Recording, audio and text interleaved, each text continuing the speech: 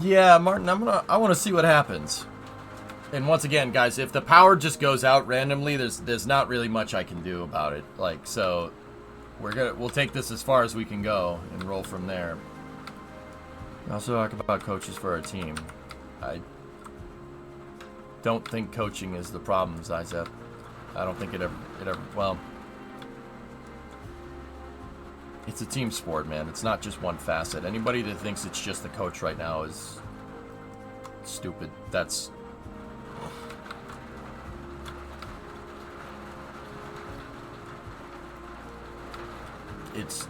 Football's a team sport, dude.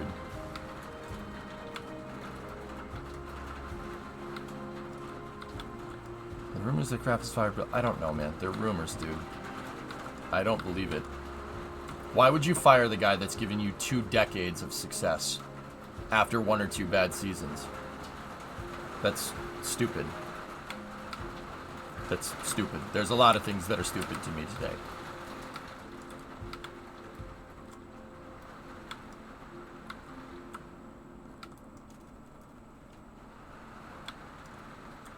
It's a team sport, Ewok.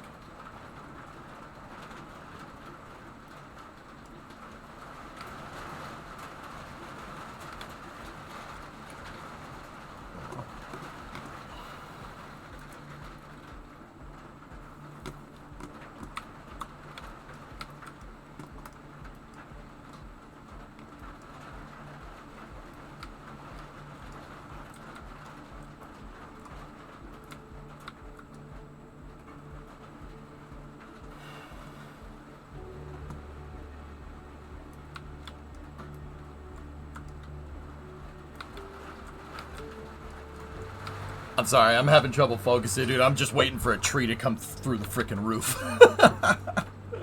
Mom's a big city. Gonna cry? Not race with us in GTA, maybe?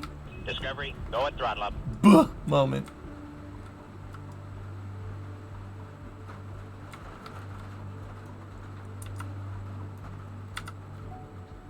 I just want to kind of ride this out. See what I mean? Check that out. Look at what so the patch that came out last week, look at that. We started hemorrhaging population like crazy. 6,300 an hour. I've dropped down 6,000 since the patch came out because it's been 1 hour in game because the simulation is so ridiculously slow.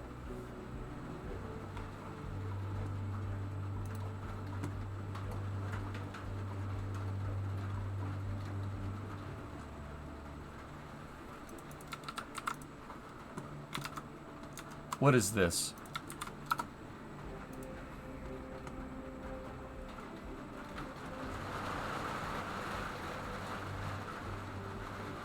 Discovery, go at throttle up. Let's just not look at that ever again. Well, Kenka, thanks for the 2-monther.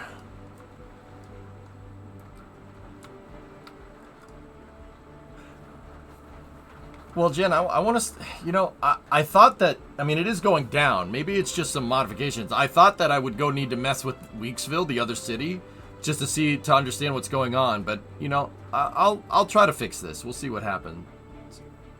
Hope they have good gimbals. Yeah. Discovery, go at throttle up. Hey, Bob. Merry Subiversary. Oh, no. The Pops. What'd someone think of the Pops? Industry-wise, do you live and die by the resource deposits, or do you place farms and such on non-fertile land? Depends on what resource it is.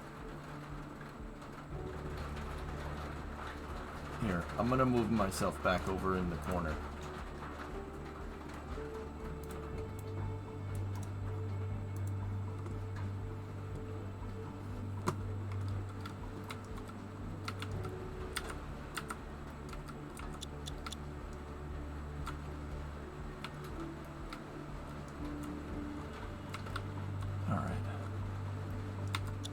The problem-solving parts of large cities you build are often most informative and entertaining. Yeah. Cool.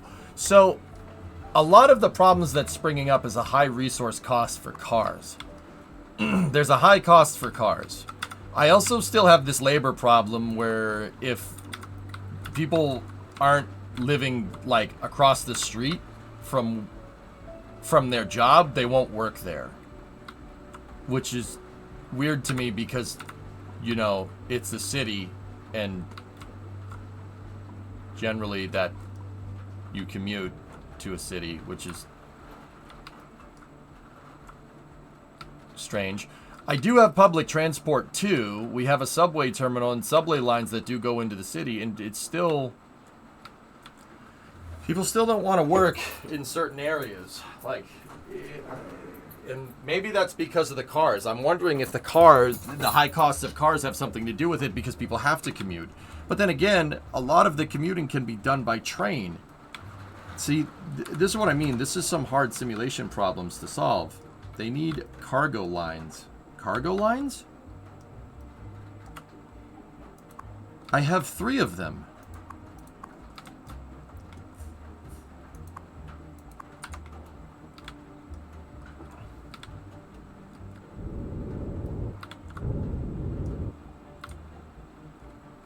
Just allow people to work from home.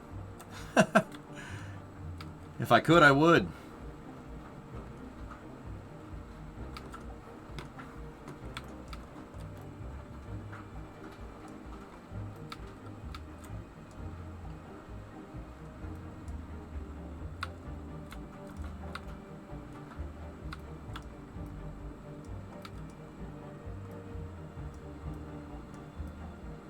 Fortunately, it's hard to do factory work from home. There's no policy in-game that allows me to do something like that.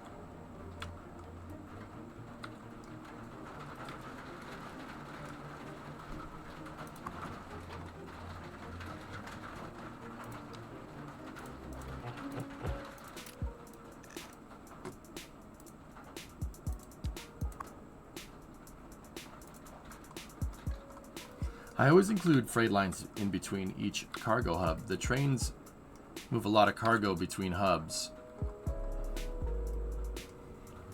Okay.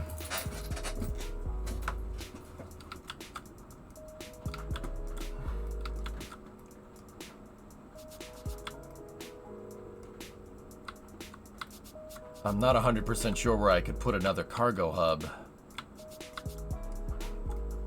Because the reality of the situation is that I clogged up everything with residential trying to solve the labor problem. I still have nutso unemployment, but I noticed that the unemployment, and we learned this in Weaksville. This is kind of the reason why I wanted to go and mess with that city, just a small city real quick.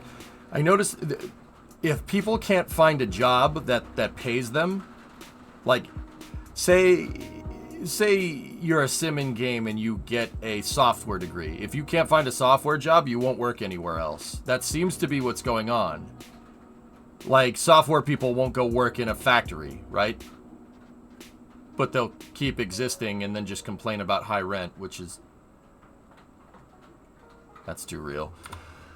Okay, but then again, that's just a theory. I don't know if that's the problem. Like, because, you know, we have to kind of look, like, okay, this house is pissed because there's high rent.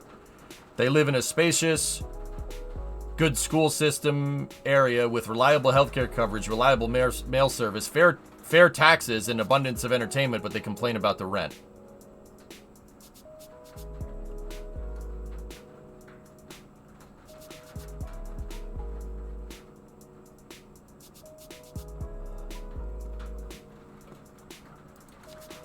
I don't understand.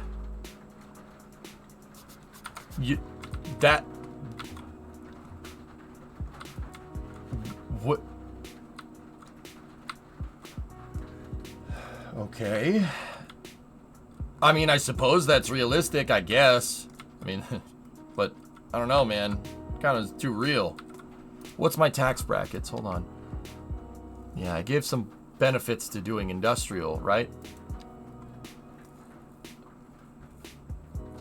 Yeah, Clangbang, I'm kind of with you on that one, yet I have a labor shortage, right? There's lack of labor, right? And I have I'm floating 11% unemployment. There's plenty of jobs, but it's very clear from Weaksville that you got to give these people the right jobs or else they don't work. And then complain about high rent in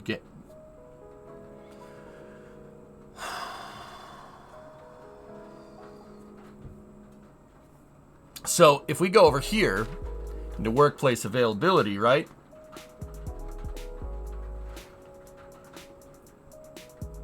I mean, it's a theory, Clang. I'm not 100% sure. So now the next question that's coming is, okay, if that's the case, if they don't want to work in the job that's not, like, if they won't take an open position in any job, we got to figure out what jobs they want. What jobs do they want? I have a bustling commercial sector.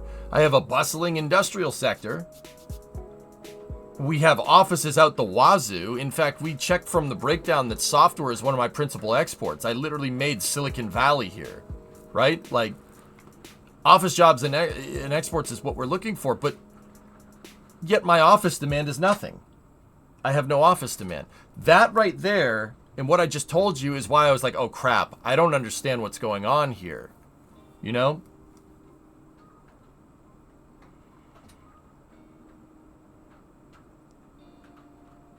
Will you continue the last new map? Maybe, Butterfly, if I want to learn about how the economics in game work a little bit better, that's what Weaksville is for. Weaksville serves as kind of a prototype city, or a testing city, to figure out how we fix these macro problems. That it's a small city to figure out how to fix macro problems here. Maybe ditch industry benefits and switch more to office benefits and demand. What do you mean benefits? You have 30,000 jobs open for well-educated people.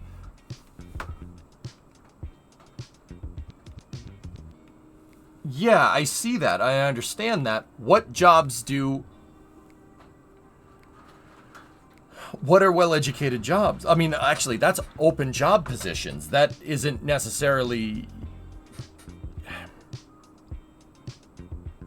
So that represents open jobs. So that clearly, the well-educated people in my city clearly have a place to work, right? The educated people clearly have a place. The educated is much closer. Open job positions as opposed to here. There's not much of a There's not much of a difference between these two numbers here, right? There's not much of a difference between the uneducated stuff, right? And then if you go into unemployment, or if you go... I can't see unemployment break down by education, even though it breaks down your workplace availability by education. When you go into population, or at least percentage of unemployed, it doesn't break it down. It doesn't break it down by education level, so I don't really know what my city needs. Looking at this here, and once again, guys, I'm not trying to explain it. I'm trying to talk myself through this because I don't really understand it. This tells me that I need well-educated jobs. Well, what are well-educated jobs? Wouldn't that be offices? Offices? Maybe high-end commercial? Maybe. It's clearly not high-end industry because I have high-end industry over here and no one wants to work there. Which tells me that if the job is too far away, people also won't want to work there at all. Is there an education breakdown? Yeah, there is. It's right here.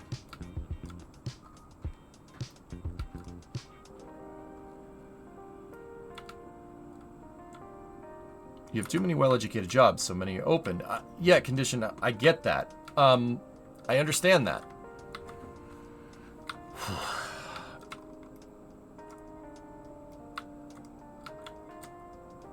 I have trains and subway going to that area already, Sneaky. So accessibility of that is clearly not the problem here.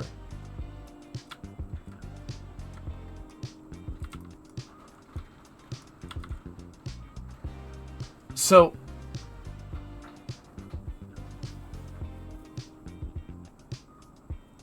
are they unemployed until there are lesser educated jobs open? Yeah, Pyro, but even jobs that are close to people's houses that need, you know...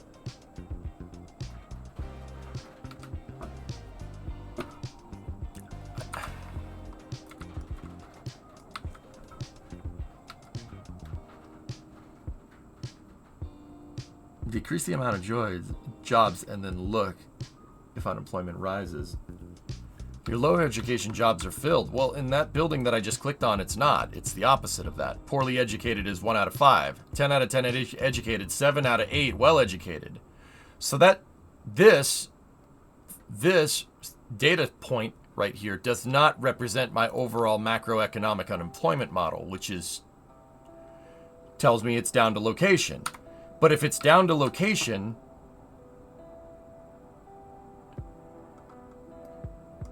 that means if the job is just too far away, people just won't work there, and they'll choose not to work. They won't take available employment that's close to them, which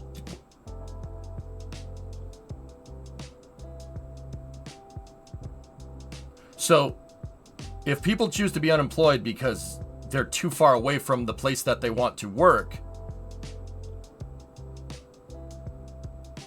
and they won't take a job that is below their education level that is close, what the hell do I do here? Say these, like, okay, good, let me give you an example. Say all these people here that are, there's people here that are unemployed, right? In Kings. All these people are unemployed. They want to work in an industrial job. But they don't want to work at those industrial jobs because it's too far away, right? Okay, fair. If I zoned industrial jobs here, right, it would just pollute. There would be air pollution everywhere, and no one would want to live there because they would complain about the air pollution all day. And then they would move out. In which case, we're back to this original scenario where the industry needs to be far away. Your industry needs to be far away and away from stuff so it doesn't pollute. But people want to live near it. But people don't want to live near it if it's downwind.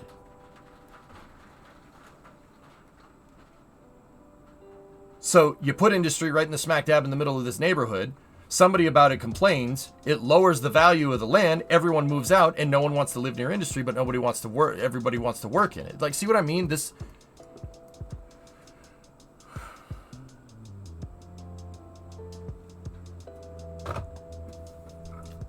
Finkel is Einhorn.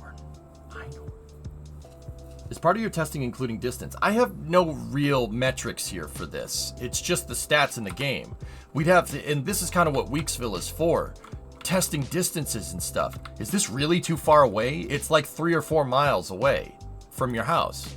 It's not like you have a 20 freaking mile commute. How long is a road here? They're 3.8 kilometers away from the center of the industrial area. There's no way it takes less than like 30 minutes. That should be opportune commute time, even factoring into account length here, or distance traveled. I mean, just because it's a straight line that's 4 kilometers away doesn't mean it's going to take, if you were going 40 kilometers an hour, that doesn't mean it's going to take,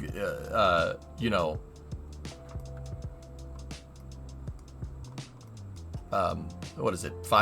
I'm sorry, my brain just stopped. But the point is that straight line distance doesn't necessarily correlate to overall distance because of road length. How much are they taking into account that damn road length? Can we look at your public transportation? Public transportation is one of the most successful and busiest public transportation networks I've ever built in any city, right? A fifth of my population uses the subway, which is absurd. That's really, really good.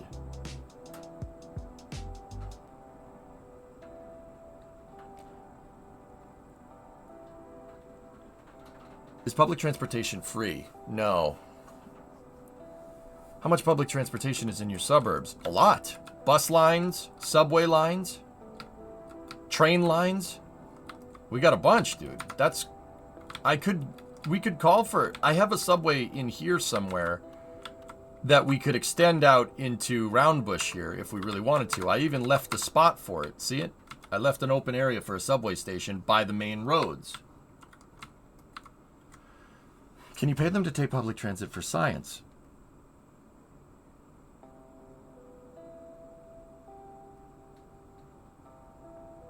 Try including costs in your testing because that was stressed and pre-release. No, I understand that, Klingbang. Yeah, I get that part.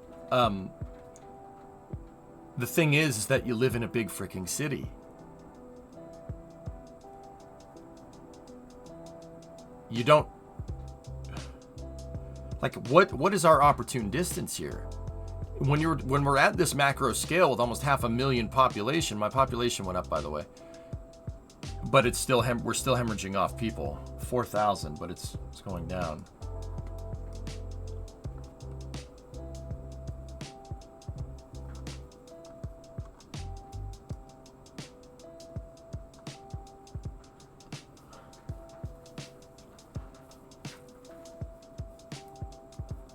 So, I guess I'm kind of rambling at this point. I guess what I'm asking here is that based off of this information, we need more well-educated jobs. What are well-educated jobs?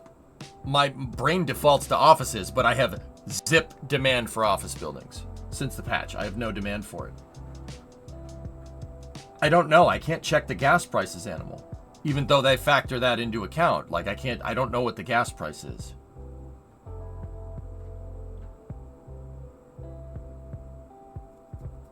You need more well-educated people. There are 30,000 jobs open. No, yeah, that's right. What if you lower office taxes? We could do that to induce demand, but I don't think that's solving the problem necessarily. Are the office buildings in the wrong place then? Well, yeah, but... I mean, I guess. It went 2,000 up, but now it's going down again. Because we have a negative... It's a net negative. We added 2,000 people, but that exodus is still happening. And that's probably from these houses that we just recently zoned to extend the King's District pretty much to the end of the map.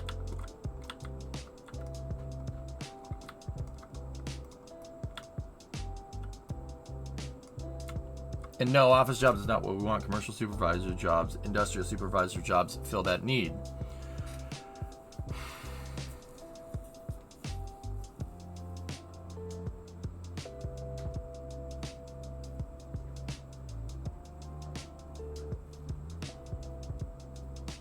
It's better, Mikolai. Yeah, it's better. After the last patch, your graphics card isn't going to get taxed as much. So the last patch is really going to be beneficial to people that don't have as good of a graphics card. In terms of simulation optimization, there's not much change.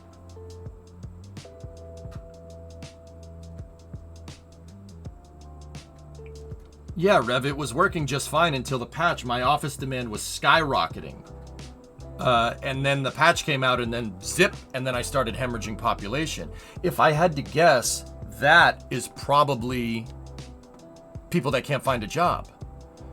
But this tells me that we have well-educated positions open, but all my educated positions are filled. Which, what does that tell you? That tells you that I need just regular jobs. So like low-density commercial, low-density offices maybe, industrial. I zone that stuff, no one wants to work there. Even in positions, even in proximity that's close to areas, no one wants to work there. It's not just my centralized industrial zone. See, like, look at Stugatz here. The industrial area in Stugatz has one entrance. Moore Street right there. All these buildings up at the front are storage facilities. There's one. That one has positions filled pretty well. But these ones that are at the back, no one wants to work back there. Because what is it, too far? What's the threshold for wanting to work somewhere? Now, let's go look at my residential parking lots. Stugatz is built with parking lots everywhere. Because I figured that, it's the suburbs, everybody's going to need all the parking lots are empty. They're all empty. But that would suggest that we have a high price on cars. No one can buy a car. So nobody's willing to go no one's willing to go the distance because car prices are too expensive.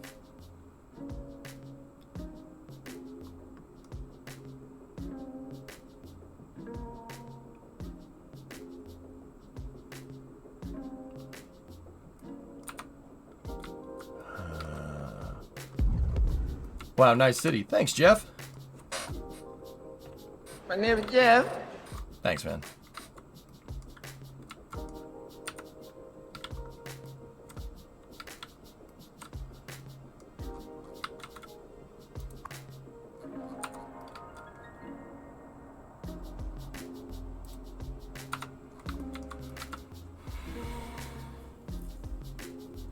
So, talking ourselves through it logically there, people can't go the distance to work because we don't have enough cars. Cars are too expensive. So that means they'd want to take public transit. That's fine. I have public transit that go to the sectors. They still don't want to take that either.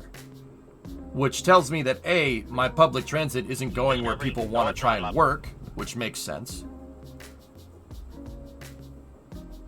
And B, If it's not going to where people want to work, that means they're trying to take a car there and they can't because the car price is too high.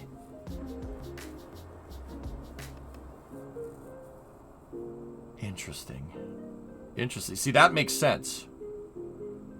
Which is really funny to me because I tried to build this in the style of New York where everything's on top of each other. And I tried to make it train and car centric, and I'm actually... The interesting thing is that I'm running into the same problems that New York City actually has. Am I thinking about that right? I don't know if I could check car prices, Eddie. If anybody knows of a way to check car prices, like, can I check what's the average cost of a vehicle in my city? It would help me with my economic analysis. How do you know the car prices are high? Well, see all these blips right here? High resource costs. The company has trouble procuring relevant resources at profitable rates. All of them are for cars. You could check taxes. I don't... That's... Discovery, go What? and throttle up. I don't know. I don't know if taxes is going to necessarily give me a unit cost on cars. I'm subsidizing car resources. So if you're in the vehicle business, I'm paying you to be in the vehicle business at this point. Right? Production tab. Okay. We have a 4,700 ton deficit.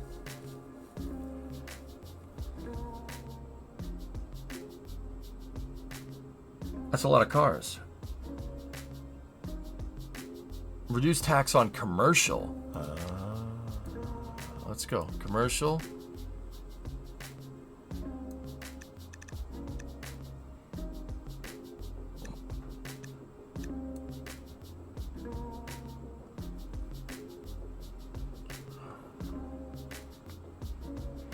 But how...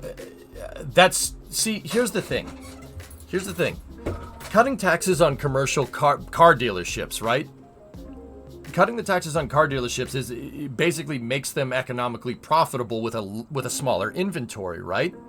That doesn't solve the car problem. That's a Band-Aid fix, right? Am I thinking about that correct? That's a Band-Aid fix. Look at the description.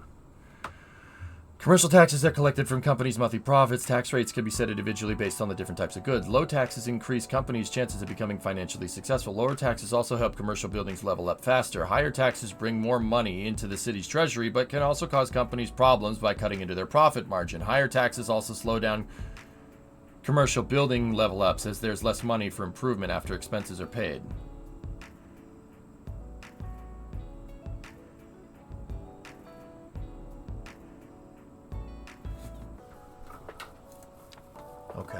Okay.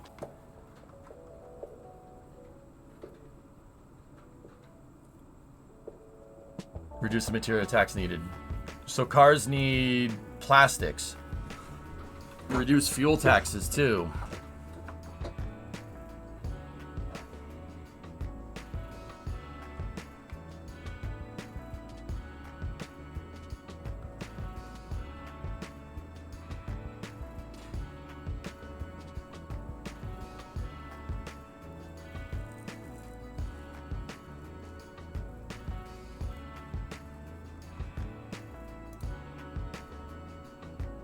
You can go to your city stats page and filter the graphs to vehicles to see the cost, okay?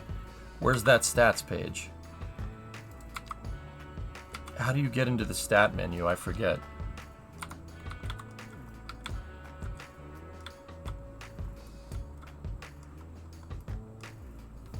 I have an automotive facility, but no one wants to freaking work at it. No one wants to work at it, even though I have a bus line going directly to it. Behind my head. Oh, okay.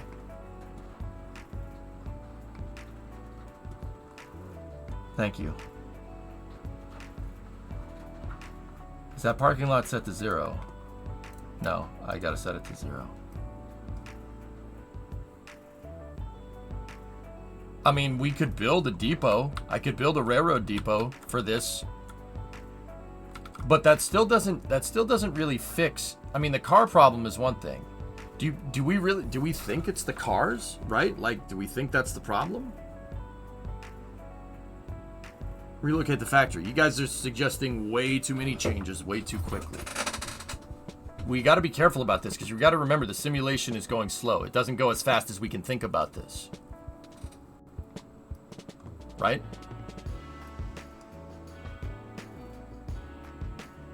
He's just throwing out ideas because he assumes they won't work correctly. What? What are you talking about?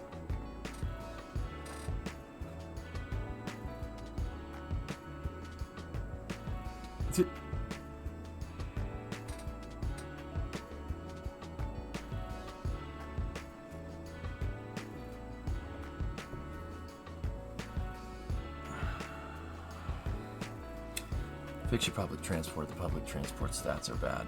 Okay.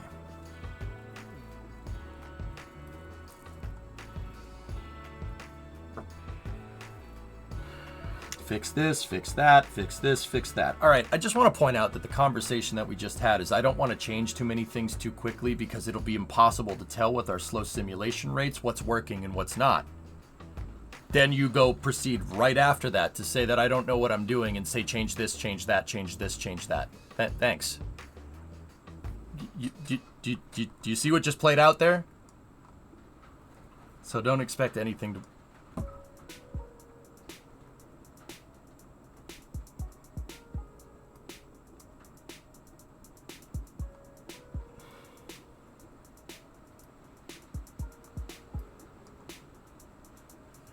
I'm not sure, oh snap.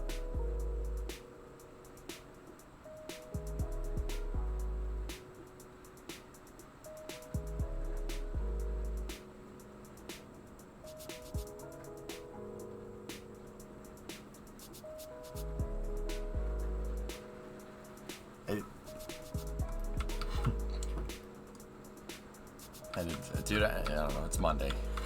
It's Monday, and it shows.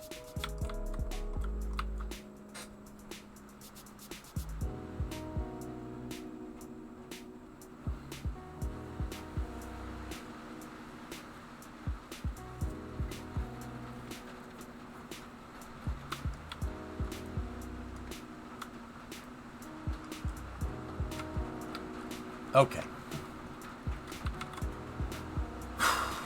How do we see the,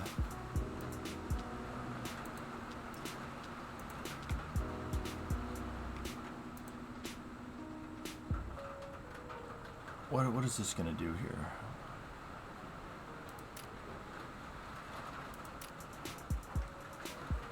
This calls for a fluffer nut, but no, it's... Guys, I want to point out that I understand what you're saying. I get it. It makes sense. But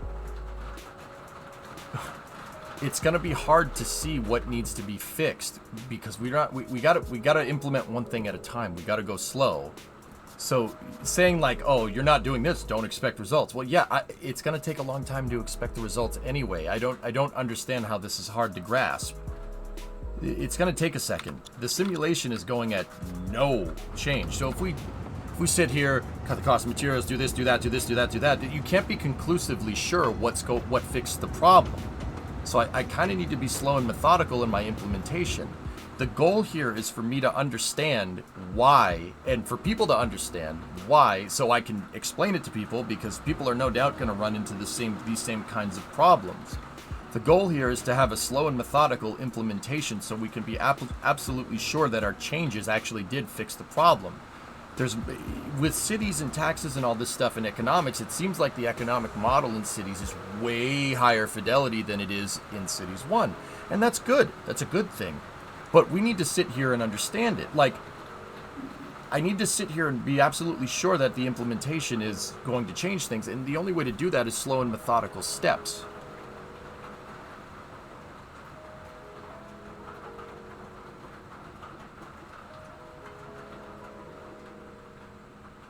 Have you built any research buildings? Yeah, Bell, we got a good deal of them down on the map.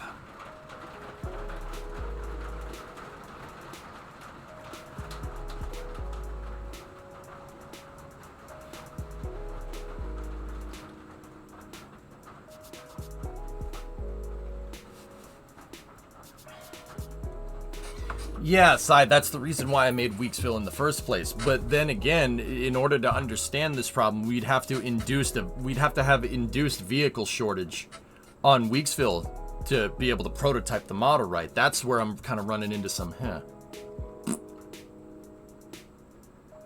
like the use of fidelity. Thank you. I'm trying, man.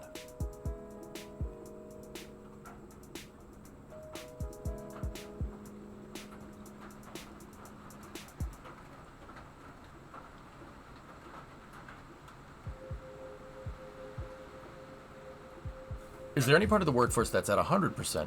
Well, that was my first thought. Check to see what position is, where the people who, like, I can't see what education demographic is unemployed here. That's my problem. We have a 12.2% unemployment rate, yet we have labor shortages everywhere. So that means I'm not zoning the right type of thing. But, once again, we also just floated the idea that it could be people can't get to where they need to go. Public transit. That makes sense. But I have a feeling that, see, it can't be that simple. Because even in places where I have very, very, very good public transit, people still don't want to work there. I wrote, against my better judgment, I reweeded a subway line out here. Go and throttle up. There's a subway line that goes under Eagle Point here to 2 subway stations, right? And people still don't want to work there. See what I'm saying? I don't think it's necessarily just public transport. I swear if my power goes out. But over here, see that? This, let's just take this company right here. Efficiency is at 111%, but they're taking a 35% hit because they don't have enough employees. That tells me right there that I need more educated, we need more industry. And that does correlate my RCI demand down there, right? But if we go into our overall economic model here, look at workplace availability, this would suggest otherwise.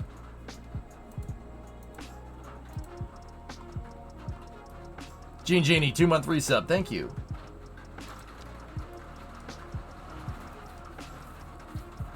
Yeah, I mean, all right.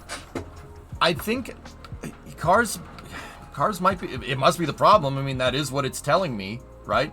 So that's probably a good place to start. I needed to kind of make sure. I like talking through the problems, guys, so you can see the process, right? I don't just like going in and, shooting from the hip, right? So, cars. We need more cars. What's going to fix that problem? So import and export is the first one. We need more cars to be able to get into the city. So that would suggest that I need more cargo harbors or just cargo terminals. That's fine. We can do that.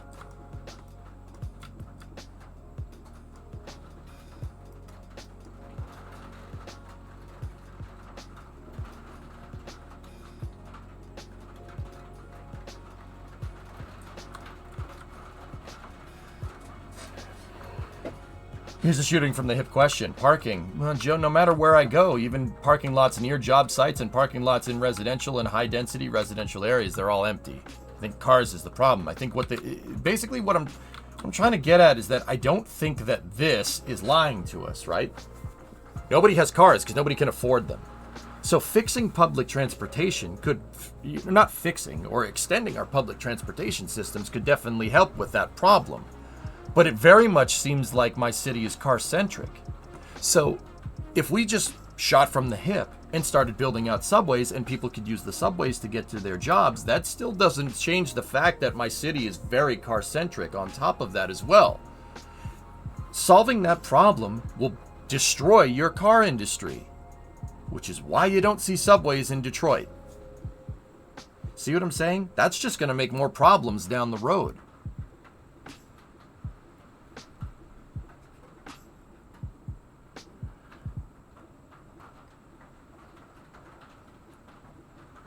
It's interesting. We implemented a Northeast-style city, and it has Northeast-style problems. That's very, very weird. I don't know if that's just coincidence. Until proven otherwise, I think I'm just writing it off as coincidence, but it is interesting.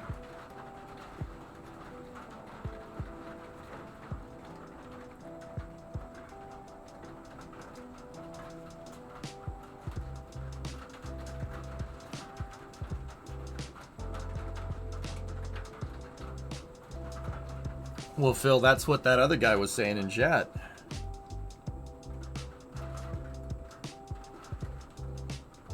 Yeah, Nathan, we have 60-mile-an-hour wind gusts up here, dude.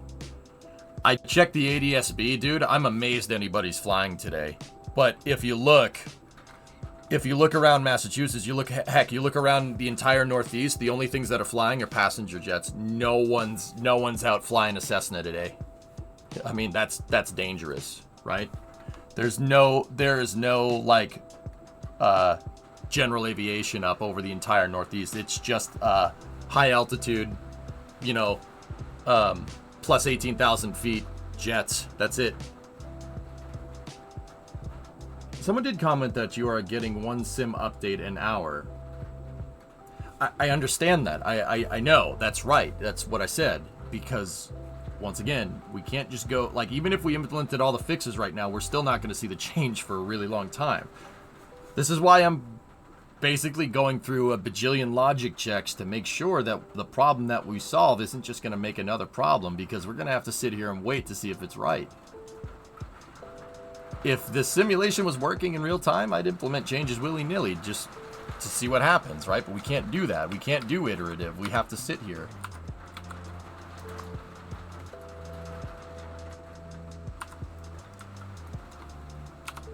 And I want to make sure that people can go back and we can conclusively prove what's going on.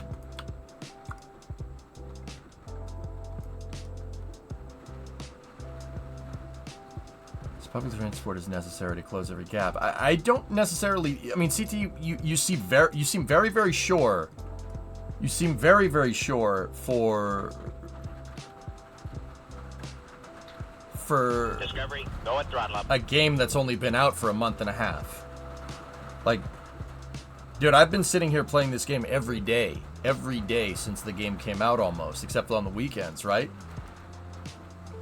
And I'm still not 100% sure that that's going to fix stuff. I don't understand how you can be so sure about this. Like, the certainty that you're speaking with, there's no... I'm skeptical of it. Not to say that you're wrong, you're probably right, but it's just the game hasn't really been out for that long. We haven't had that much time to prototype and test on this model, right? So speaking with such certainty is kind of turning me off to what you're saying, you know? Like, I'm not saying you're wrong. Like, don't take it to heart. It's not personally attacking you. I'm very hesitant to believe such conclusions. Like, conclusiveness, like, because the game hasn't been out for that long, dude. My city's admittedly smaller, but I face the issues you're facing and I fix them. Yeah, no, I get that part, but have you tried it 3 or 4 times on 3 different cities? How do you know you fixed it? That's what I mean. And if you did you make another problem later? See what I'm saying? I want to be sure, right?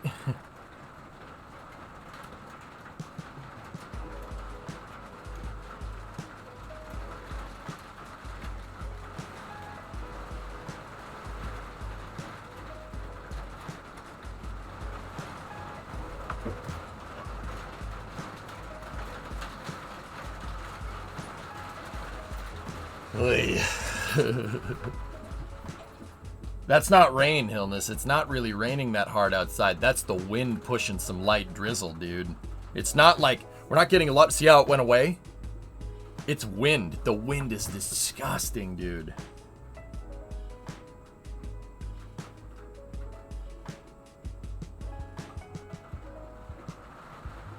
Maybe you maxed out thinking the game doesn't know what to do.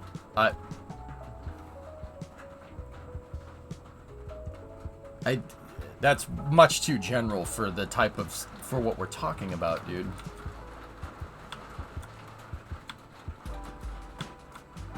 Alright. Alright. Let's go.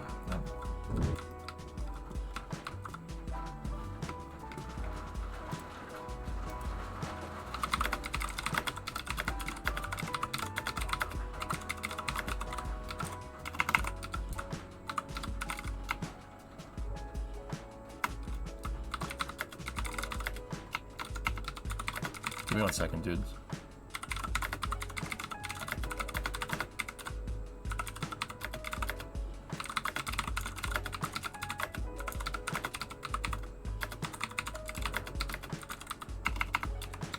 Cool. Hey, Slow, what's going on? No, I'm not typing any words. I just needed to send a message out, dude. I've been trying to get good at answering messages right away because at the end of the day, at the end of a work day for me, I'll end up having like 20 or 30 like emails, messages, and stuff that I need to freaking answer. And then I end up sitting here for like another 3 hours at the end of the day. I find it better to just answer them as I go. Yeah, Blitzy, it's windy.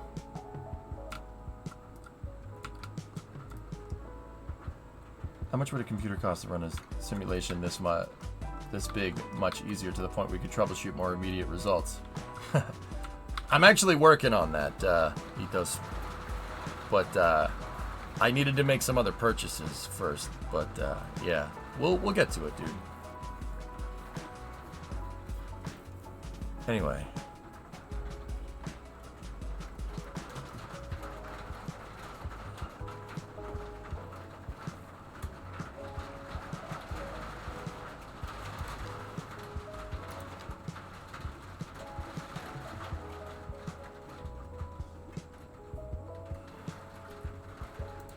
You know what? Let me look in stat and see if there's anything else here.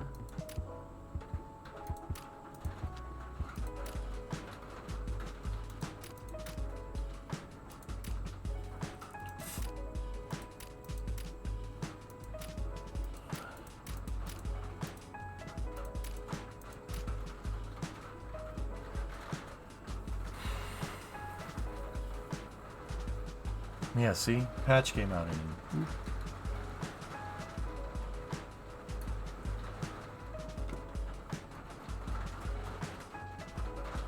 Oh, okay, yeah. Yeah, CT, that's what I'm saying. Like, dude, I'm watching what you're saying in chat and what everybody else is saying. I'm not saying that anybody is wrong here. I'm just saying we don't really have the stats to prove conclusively one way or another whether one way is right or the other. You know, like, I'd like to think that basically what I'm trying to figure out here is if the UI is lying to me, because it has in the past. But yeah, we need to see if there's enough data here to be able to figure out conclusively what we need. But my big thing keeps coming back to, okay, I have 11% unemployment. If I could see a breakdown of my unemployment, like correlative to education level and age, right? I could fix this problem in 2 seconds. We could conclusively prove what's wrong. But we're kind of shooting from the freaking hip, dude, aren't we? We're shooting from the hip because we don't have that information. And location, bingo. Yeah, are the stats lying to us or not? Now, I don't want to sit here and say that they are. I don't want to sit here and say that this is all a phantom until we conclusively prove it, right? It's like we're playing war games here, right? It's an apparition. You're fighting a machine. Shall we play a game? How about a nice game of cities? So, we kind of have to sit here and wade through it to see if it's lying to us or if it's a fake ICBM incoming, you know what I mean? Can you check district statistics? Yeah, we might be able to do that. Let's see.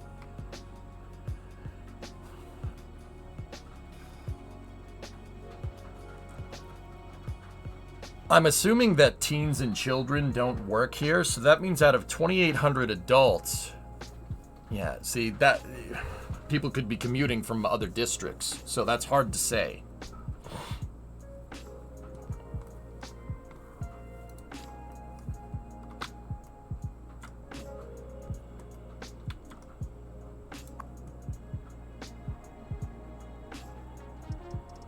Open up businesses. All right, let's take a look. That's looking for poorly educated people. That one's looking for poorly educated people.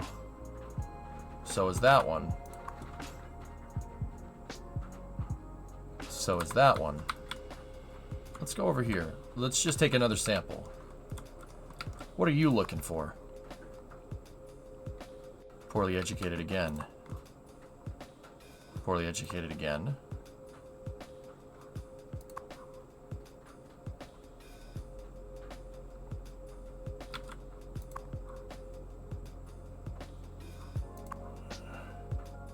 Discovery, go at Shirley throttle converted a Prime sub to Tier 1. Thank you. Are you staying the cities tomorrow or wrapping up? Kerbal comes out tomorrow, so we're gonna play KSP2 for science. And then I'll probably alternate between Kerbal and cities.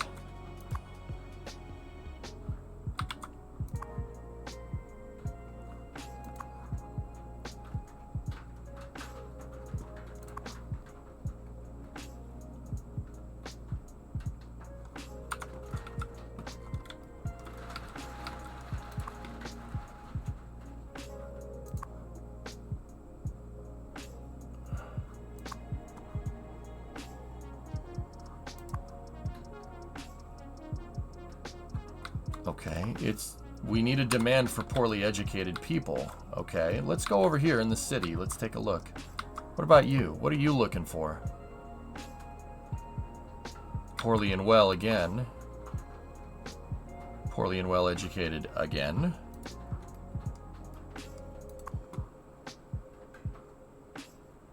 Poorly and well educated again.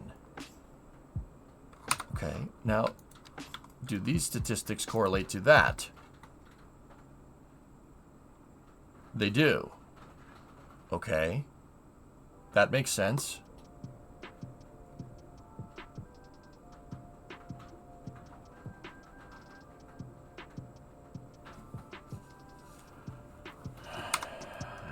Yeah, you need to roll, John. I really wish you wouldn't do this when I'm thinking about something, but it's okay.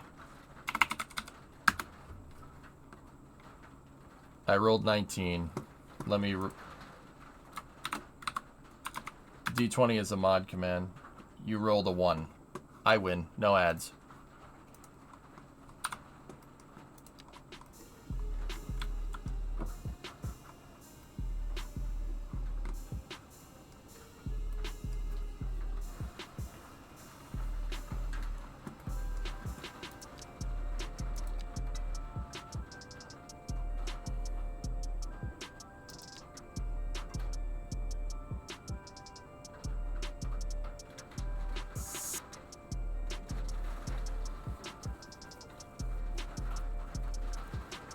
So, what produces poorly educated in this? I do believe it's the elementary school, right? The elementary school, because uneducated would be no school. Elementary school would produce poorly educated. High school produces educated. College and university produce well-educated, right? We have 5 brackets here, right? So, that's no school. That's elementary school, high school, college, university, right?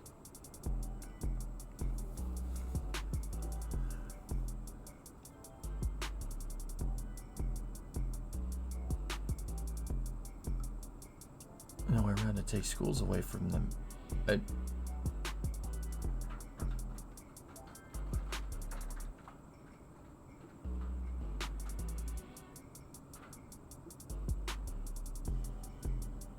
I have a couple of districts where we shouldn't have well-educated people.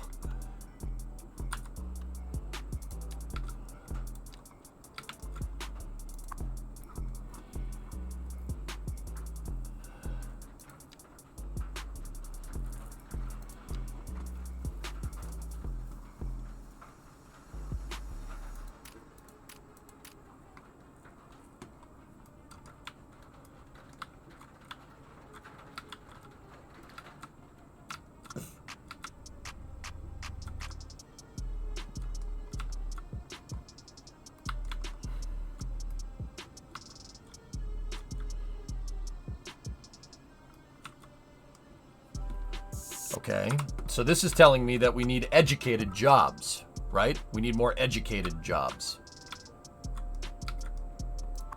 But the thing is, it seems like you got to build your demographics off of numbers like this. I need more educated jobs, but yeah.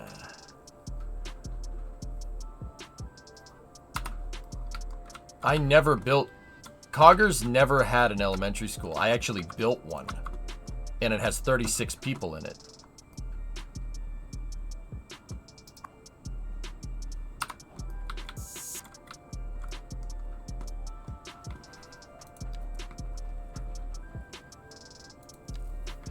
And yeah, these stats here would suggest that I need to build more elementary schools, right? Because we need more poorly educated people and not necessarily more high schools.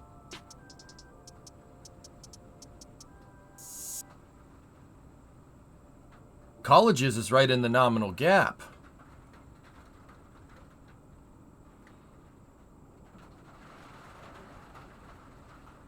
Interesting. Okay, so my next question is, right? Let's think about it now. Where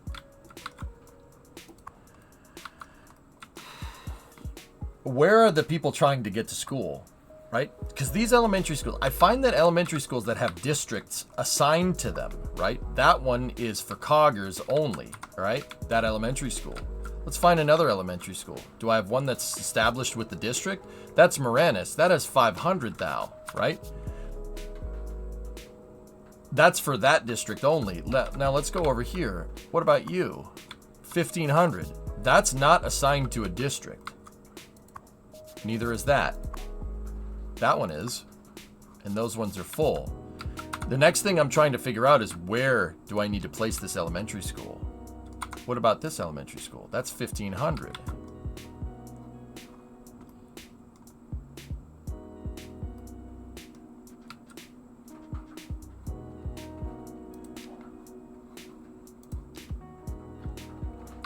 Crap. Interesting.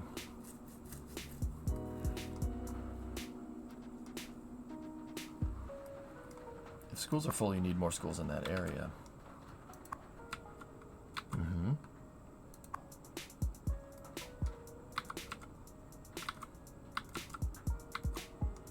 What about over here in Baloney Island? That one's assigned. That one's assigned. It's full. That one's assigned and it's also full. So is that. And the high school that's there is not.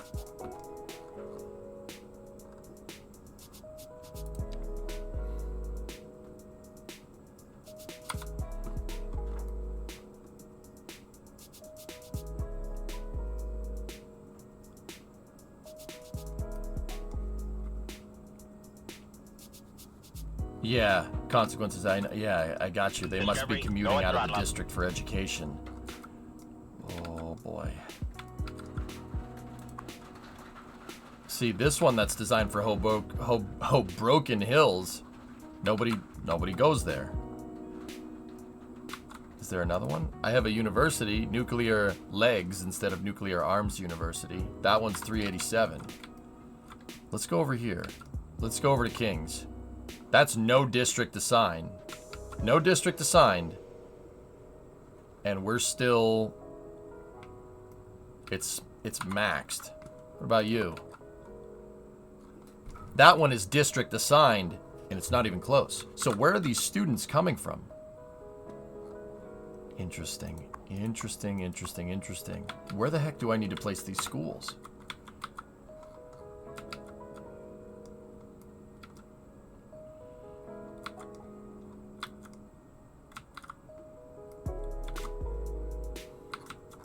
Here, let's take a sample.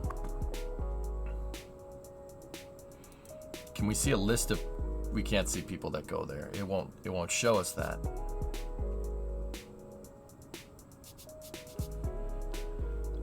What about your downtown district? That one is assigned and it's 1,500 out of 1,500. Any school over here? Let's take a look. Did I place one down? Yeah, I placed a couple. Are these district assigned? They aren't. That one is. If I assign this one to district, what happens?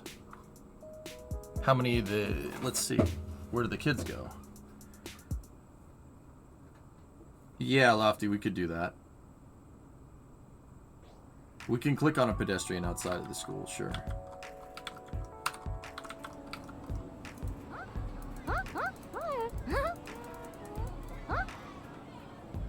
Okay, so M. Fox.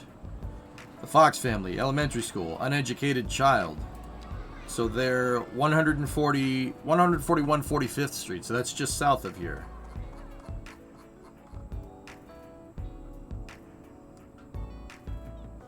That's down the street. Okay.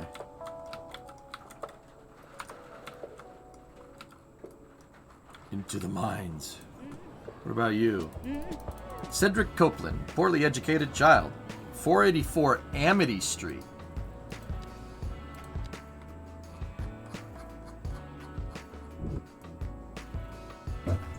So that's right there. But you're down the street from an elementary school. And that elementary school is full because it's not district assigned.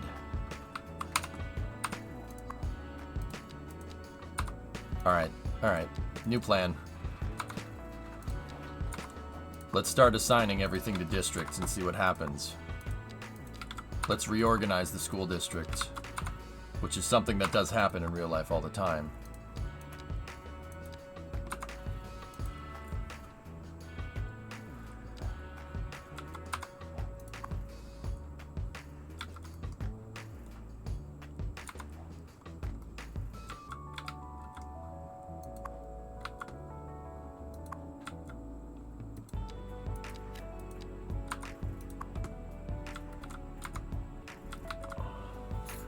Feels like a major change.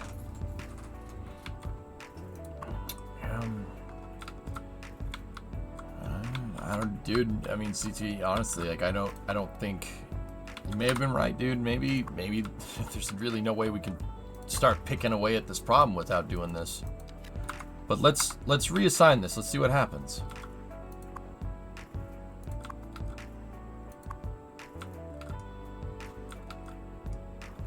Yeah, Goose, she's big. Big city.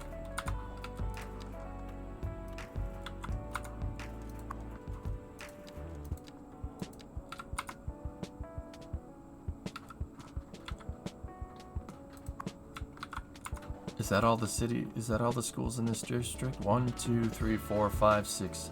Okay. You.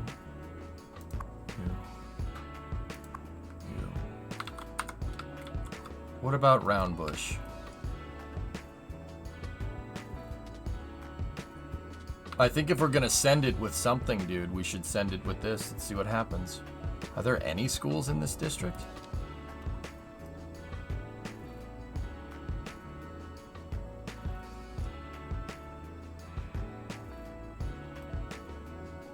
Oh boy. Oh boy. Okay.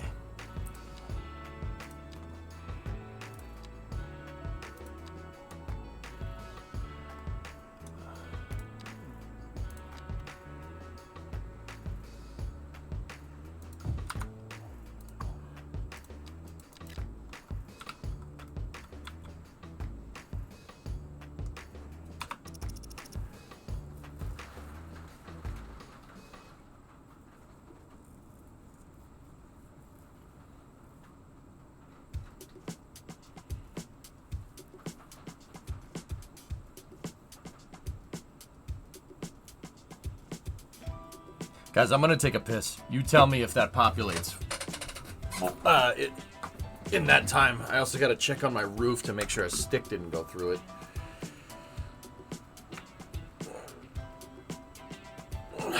I'll be right back.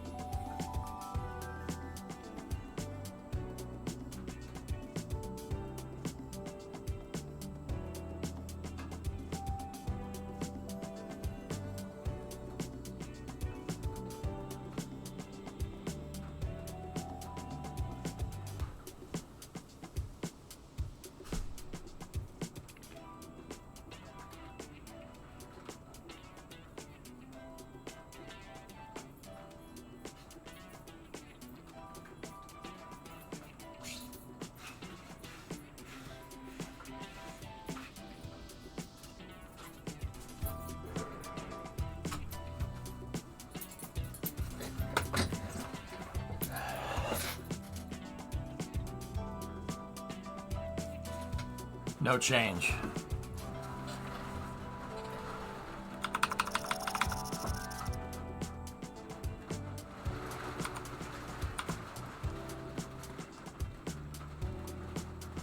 No, you can't set policy like that, Canadian.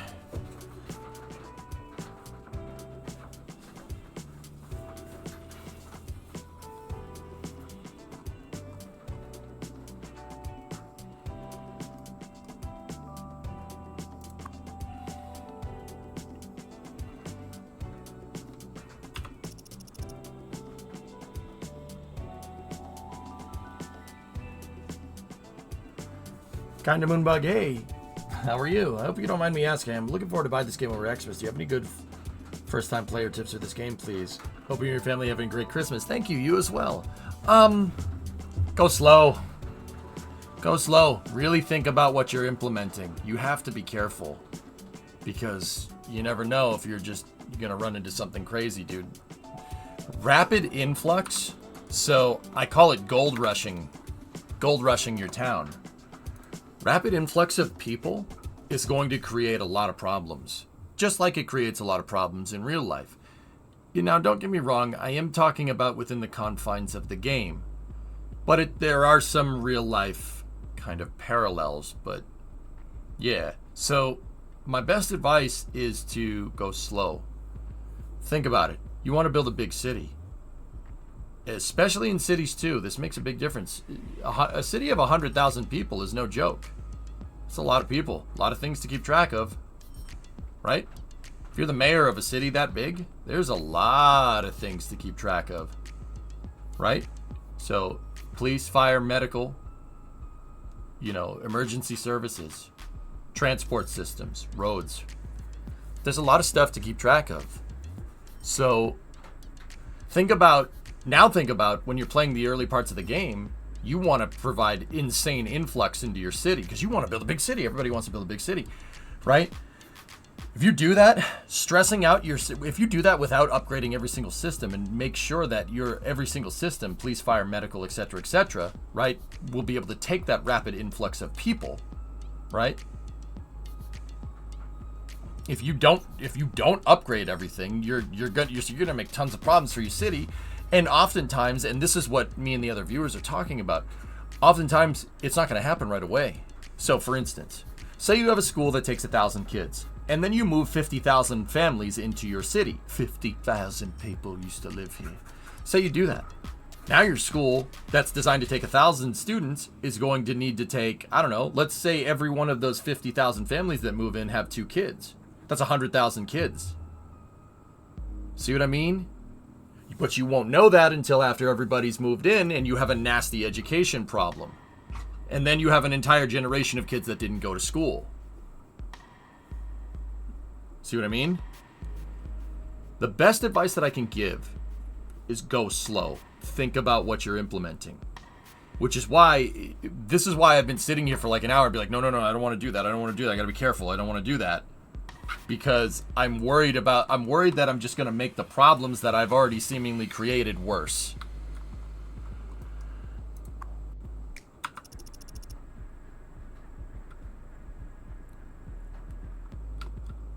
And then, see, on top of all that, you got to balance the budget, right? Say you want to move 100,000 people into your city. Why do 100,000 people want to move into your city? Right? It's tough, dude. That's my best advice. Go slow. Do not play fast. You try to play fast, you're going to run into problems like this. I made this city big on purpose. I sprawled it because that's a lot of what you see in New York City. This city is supposed to be like a northeast part of the U.S. style city with a lot of sprawl and grids like New York. Turns out I'm having similar problems. High rent. High operating costs for a vehicle. That sounds like New York to me.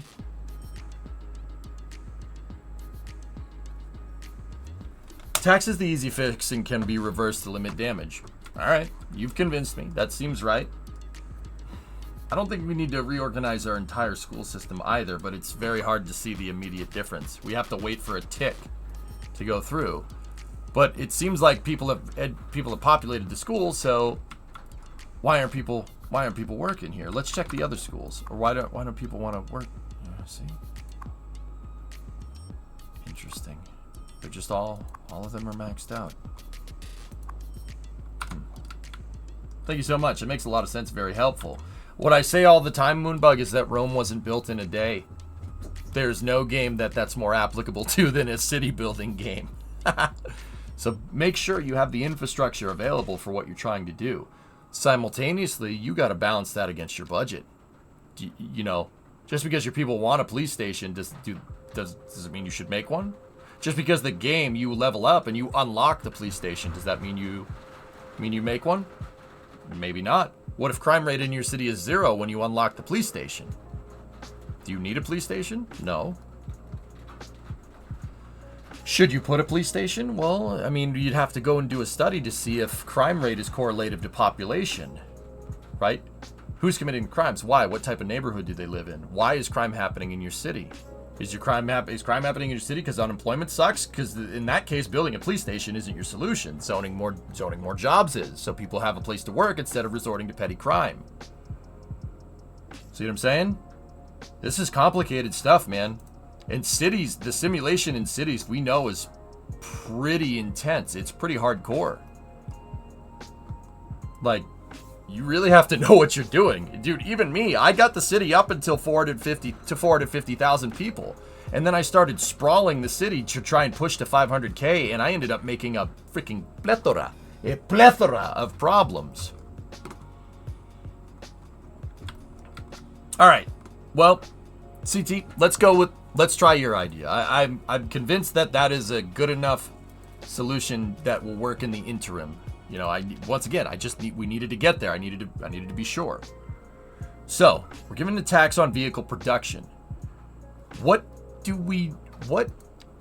the vehicles require? I'm guessing it's plastics and metal, right? So let's look.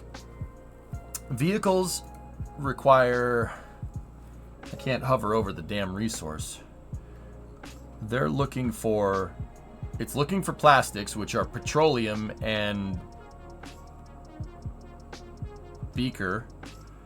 Beaker is chemical, which needs rock and oil. Do we have a surplus of rock? We do not have a surplus of rock. Do we have a surplus of oil? Yes. Okay, that's not that issue. That's not the issue. I mean, rock might be to an extent. Yeah, we don't grow much food here. That's right for a city, guys. Just because we import a lot of food doesn't necessarily mean that the city it's deficient. It's just showing what your import-export is. But see, the game highlights it as this big red thing, like, oh look, we need to, that implies like if I'm a gamer and I don't know too much about demographics and city building and like in general, that's like, oh, I need to make more food. No.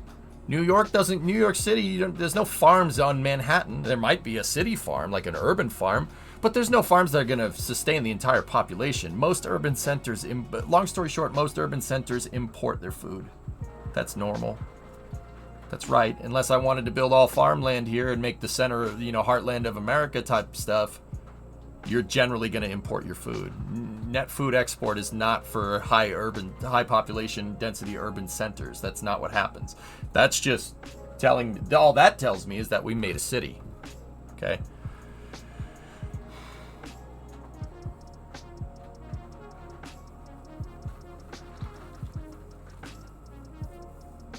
Yeah, CT. I understand. Our office rebounded.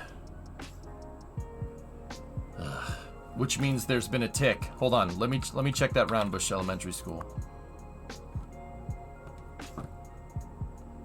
Okay. How many kids live in this area? 521. 766 children. 2,800 adults. 710 seniors.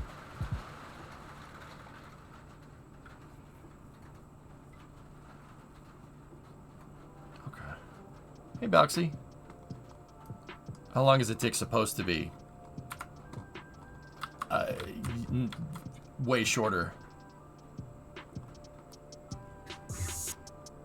I don't know if I can play that. Yeah, CT, you see why I'm like, let's be sure, because whatever we implement, we're going to be sitting here and waiting. Oh, that's the other thing, Moonbug. Sometimes sitting and doing nothing is... This is going to sound terrible.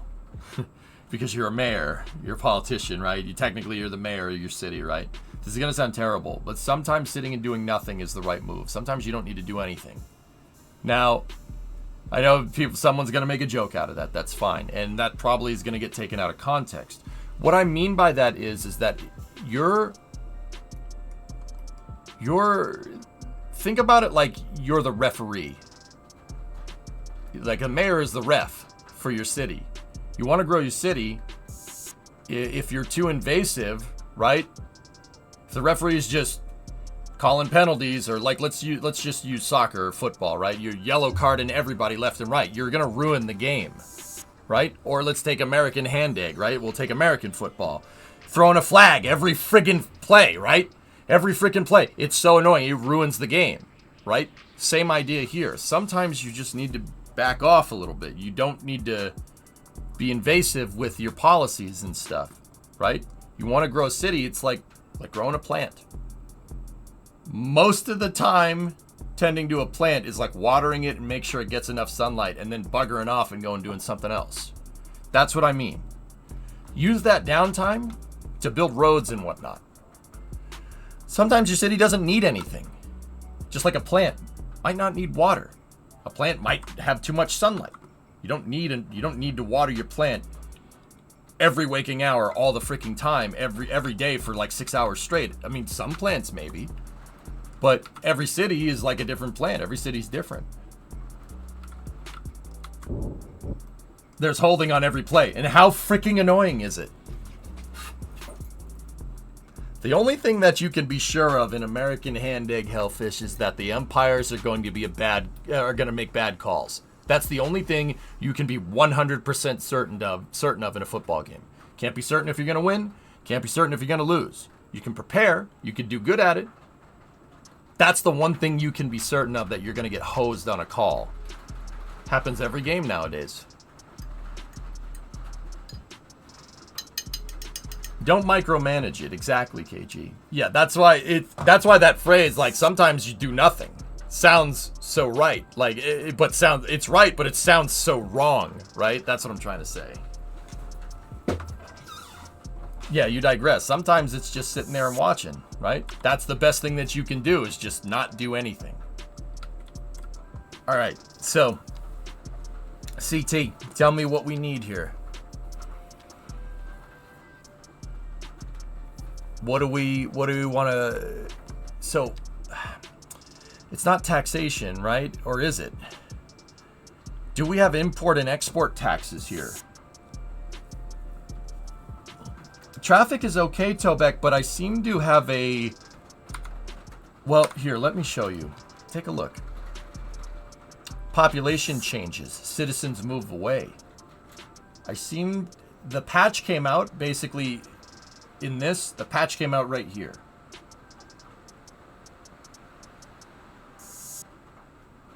Actually, it's more or less right here. See what I'm talking about?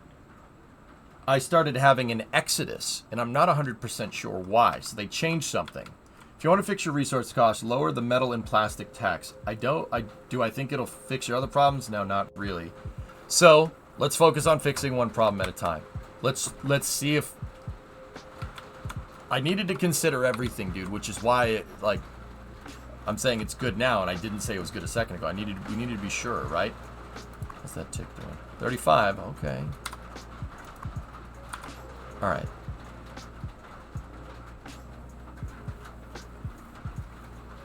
So, taxation, industrial, right? Here we go. This is I would assume this is import and export tax.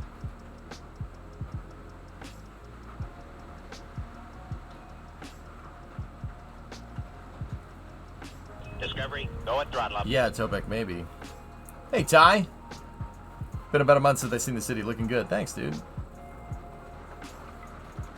Reffing is one of the few industries I don't think seniority should be the largest factor for working professional leagues. Doesn't matter the sport, ST6, does it? Baseball umpires are trash. Referees in a football game are trash. The officiator football Discovery, go at in throttle. soccer games suck. The stewards in F1 are terrible. Like, what happened? What happened? Where did we go wrong? Lower tax just means they get more money for importing. Okay. Yeah, population went up. The referee shouldn't be the main character. Yeah, bingo. Yeah, Vilk, it does. It does. Sometimes, dude, you know what's crazy, man? Sometimes they do a review. They review the play. In American football, that's what it's called, reviewing the play. Sometimes they review the play and it's blatant and they still call it wrong. Serious.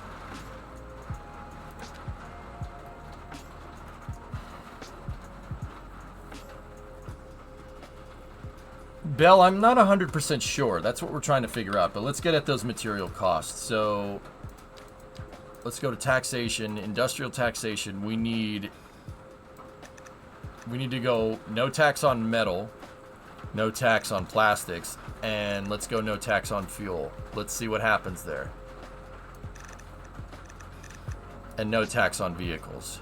Let's keep it like that. Because we have a car problem. So going tax-free on vehicles, metals, gas for said vehicles, vehicles overall, metal, plastics, which is what's needed to make the damn things, should, let's see what kind of things we have there. Let's check metals too. Metals from ore processing, which we have a deficit of. Okay.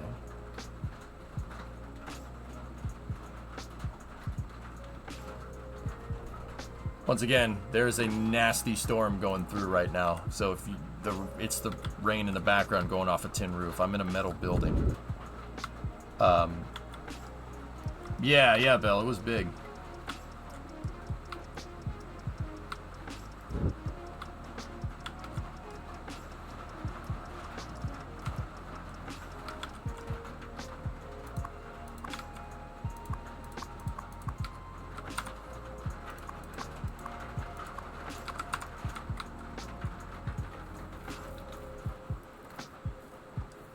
Canadian, I have 100, dude. We have 100 kph wind gusts, dude. It's crazy outside. My backyard looks like a hurricane came through. There's branches and trees and crap everywhere. It's like, I'm like super worried that because my garage is out in the woods, dude. I'm super worried a tree is gonna fall on me. But it is a metal building, so should be okay. The building's galvanized steel, so we should be fine. The trees are shielding the building from the wind, but that's what I'm worried about. What if it knocks the trees over? JFK, the sun's just coming out on Long Island. All right, so that tells me, what side of Long Island are you on? Are you in Brooklyn or are you in Montauk? Because that'll tell me how much more of this I have to endure. Because I'm up the street from you on a meteorological scale. Hey, 105 from Matt. What's up, man? You're South Nassau. Okay, so we got a little bit more of this. Got it. Brimo's Vine Kuro. Yep. Still dark and wet in Rhode Island. Winds have slowed a bit, though. All right, Jim. That's coming up to me, dude. Let me check the weather service. Hold on.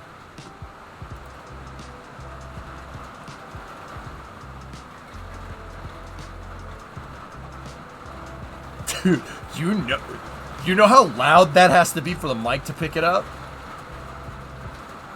Long Guy Land will always be stuck in your head.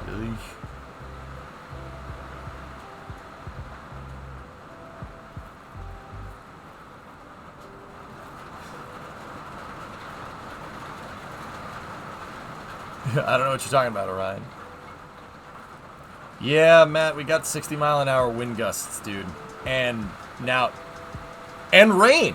I don't know if you can hear it. It's just, we got rain too. I'm worried a tree is gonna fall on me. Times Square looks clean right now. Doesn't look like it's raining. Yeah, you should be able to hear it, but that's why I put on the chill wave, dude. On a side note, let's check the land. Yeah, I can check land value. Land value should be high, dude. Oh, it's super valuable in the city. I mean, that makes sense. Land value goes up with usually with pop density.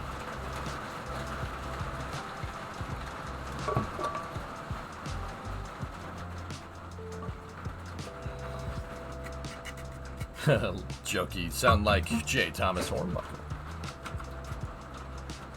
What's interesting to me is that it's giving me high land value in undeveloped areas. I'm working on it, Tulok. These new storm sounds are amazing. What's the temperature like? It's actually super freaking warm out. It's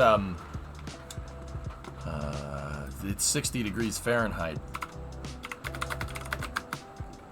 15 C. That's pretty good. That's super freaking warm for December. Is the undeveloped space part of the district? Is that affecting the land value? Ooh. Let's check. Part of the district isn't right there. Let's see if there's a slide in land value right there. Nope. Huh.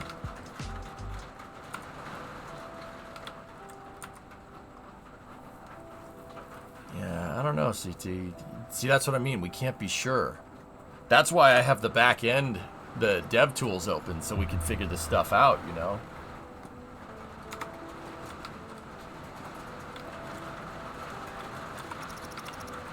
So we made the changes to taxation. Yeah, 2 ticks, that thing's gone up.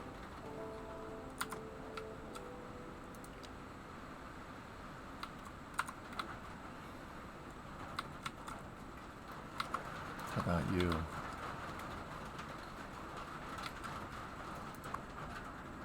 Just 22 for Hoboken Hills.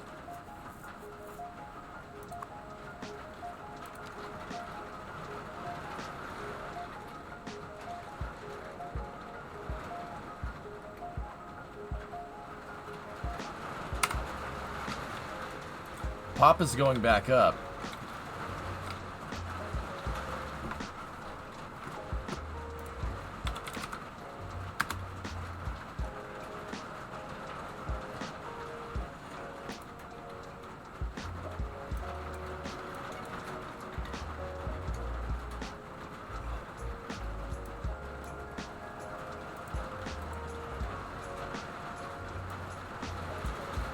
Yeah, we are getting wailed on right now, and that's not even the big storm. Ooh, Jim, we got a big mother coming. Oh.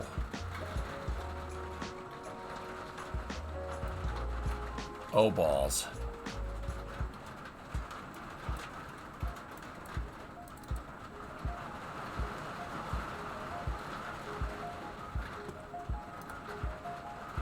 Uh-oh. So I'm right here.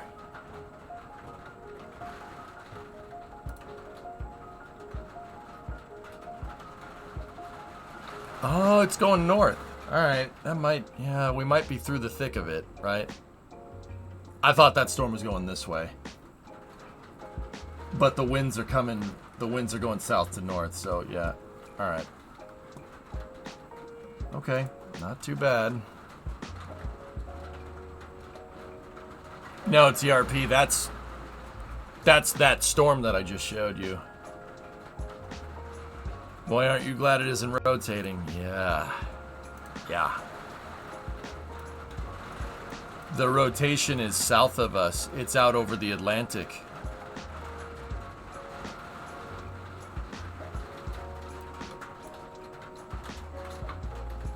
Ooh, okay. The Sawmill and Bronx River Parkway are closed for miles of flooding. Yikes.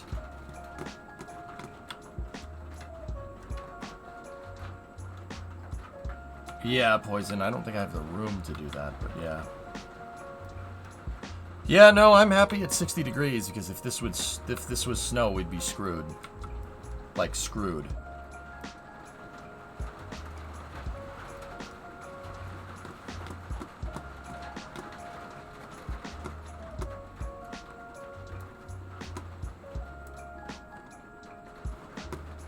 Yeah, the rain sound is chill though, right? Yeah.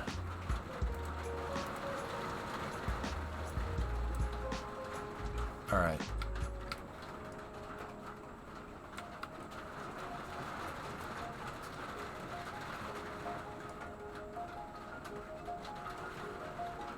Yeah.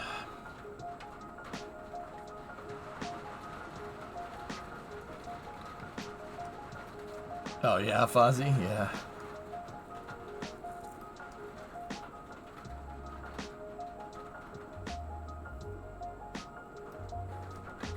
Our office rebounded.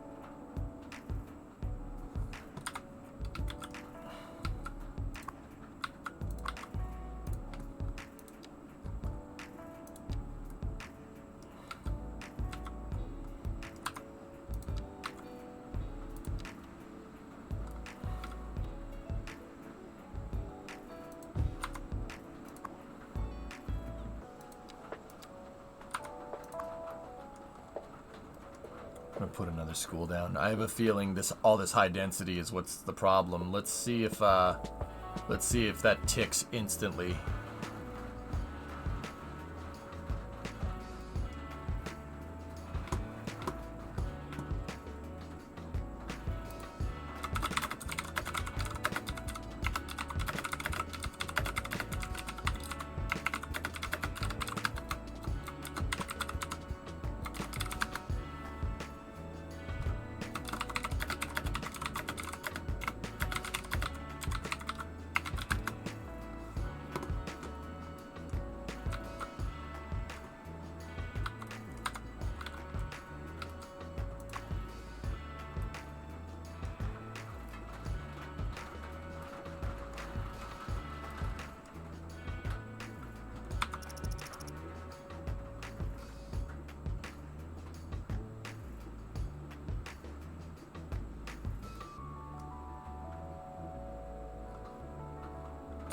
We'll check back on that school in a little bit.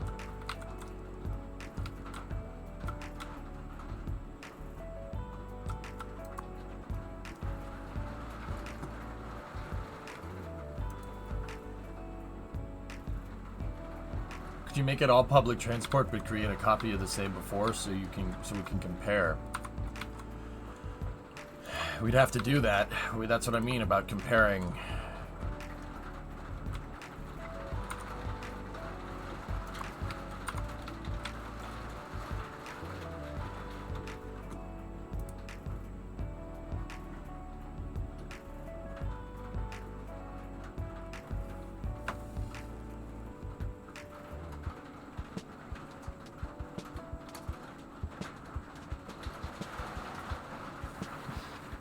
What do you think, drummer?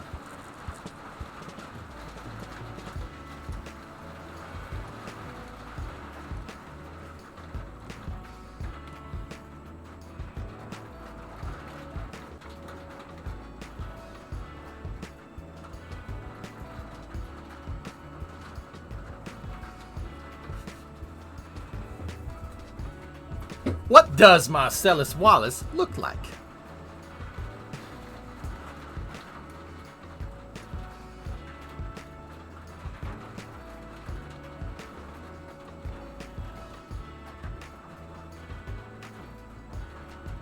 It's pouring thunder, yeah. Okay, drummer. Fire away.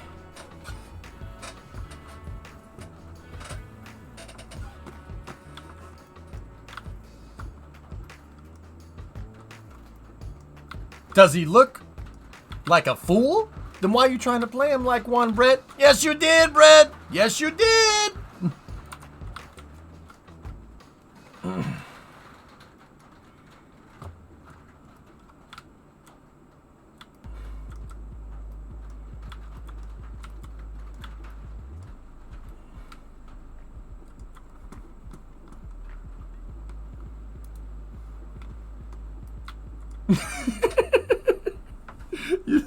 Drummer, you seeing this?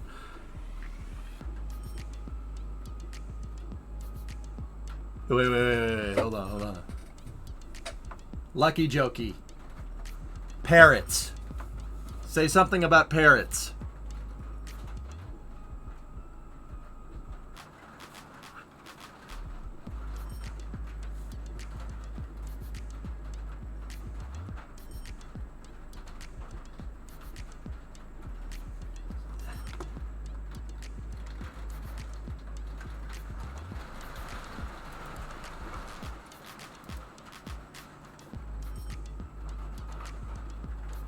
That's right, Hotbox. I want to see. It said SCUIIPP.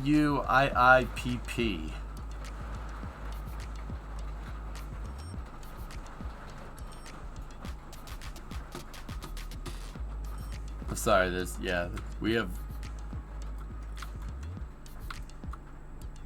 might have a, I don't know. Drummer, you denied us the fun. Drummer, unsuspicious so they can see it. We made it a thing, so unsuspicious it. See what happens. Discovery, go at throttle up. Hey, Skitson, thanks for the Prime sub.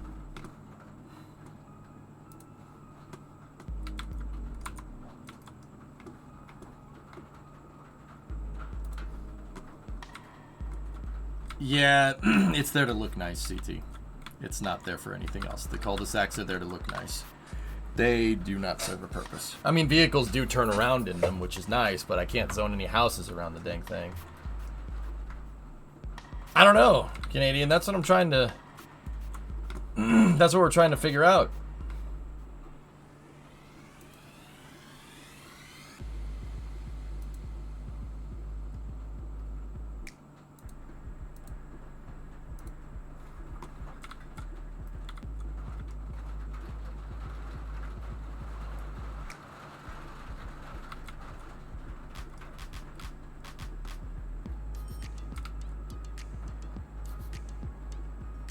Anyway. Alright.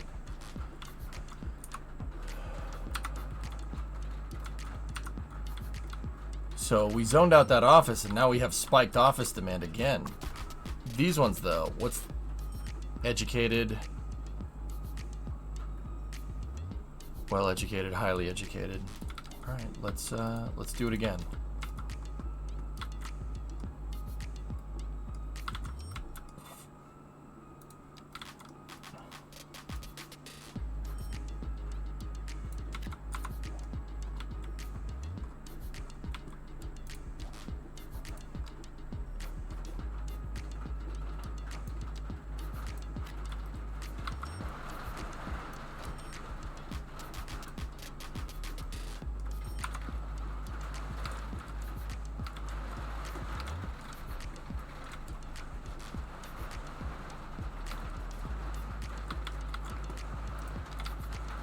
Couple of shops. Oh. Yeah.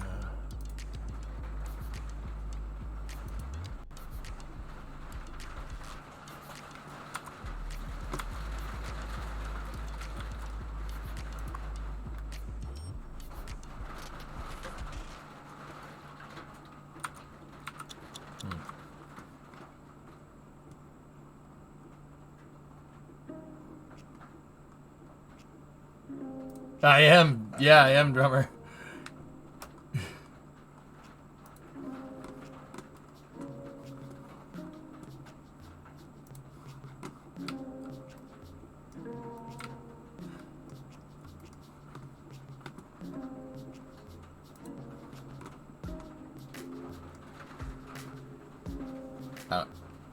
Drummer, do what you got to do. I don't know.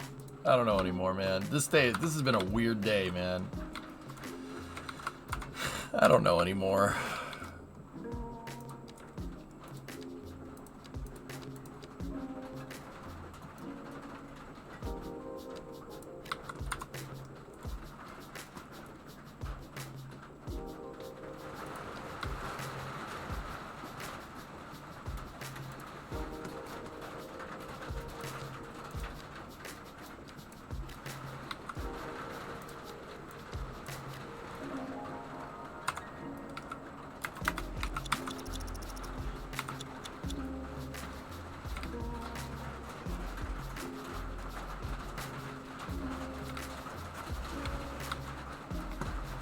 Yeah, I don't know, Shaw. See, that's what I mean, dude. Could have been gifted, but I don't know. That's what makes this so weird, dude. You've heard me talk about this, dude. It's like, wait, what is happening here?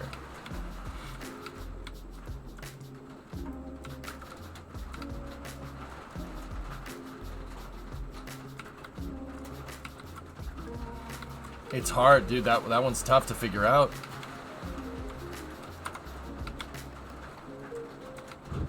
Hey, Fish. Did the patch help to speed up the simulation at all? Graphics. It optimized graphics more than anything. Just not fun to play anymore. Yeah, simulation, no. The simulation rate is tied to your processor, dude. You want better simulation, you need to get better hardware. It's the reason why is because they design games nowadays to be relevant for hardware that's 5 years down the road.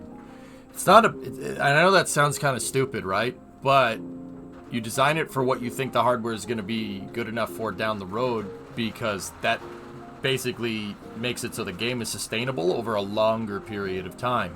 They did the same thing with Cities 1, dude. Cities 1, I remember I had a 300,000 population city and I had to stop playing it because the simulation was too low.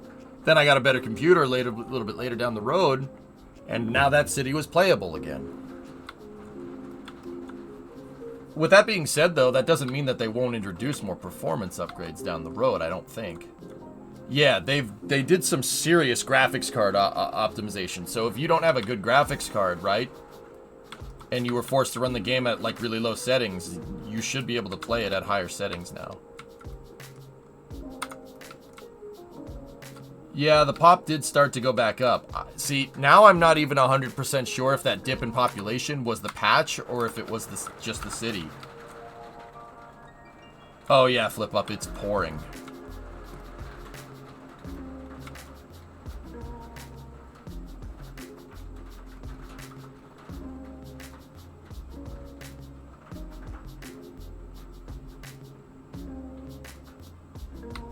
Yeah, Lex, I got you.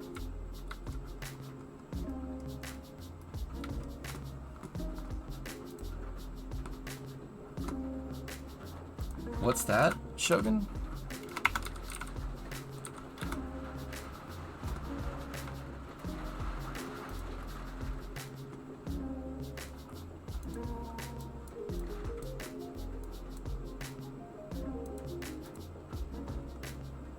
Oh yeah, I see it. Yeah.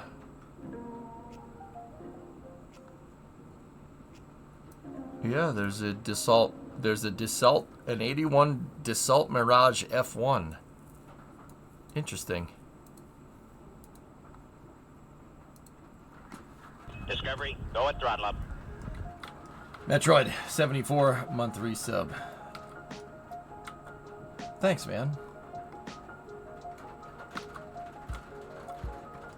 I mess around with Force Science yet? Well, it comes out tomorrow, Sane. Is this the American suburb sprawl that I hear about? Depends on where you are, Uraldo, yeah. I'm playing on a Core i7-8700K, 6-year-old processor.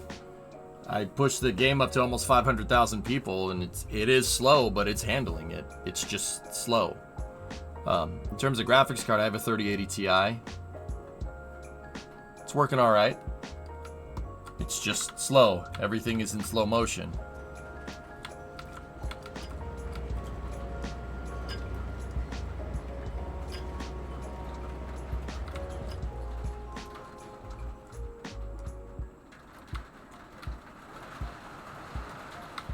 My bad, I thought it was already up and out. Tomorrow, dude. Yeah, tomorrow. And we'll be playing. I'm really interested to get my hands on Science Mode.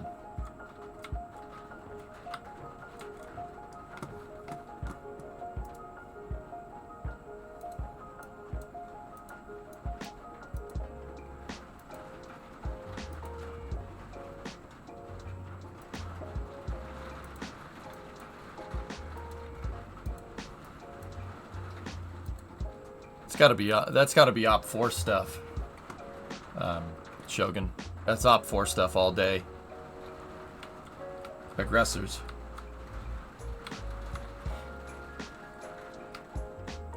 Vulcan, it is pouring, and it's been pouring since last night. My backyard is basically a swamp at this point.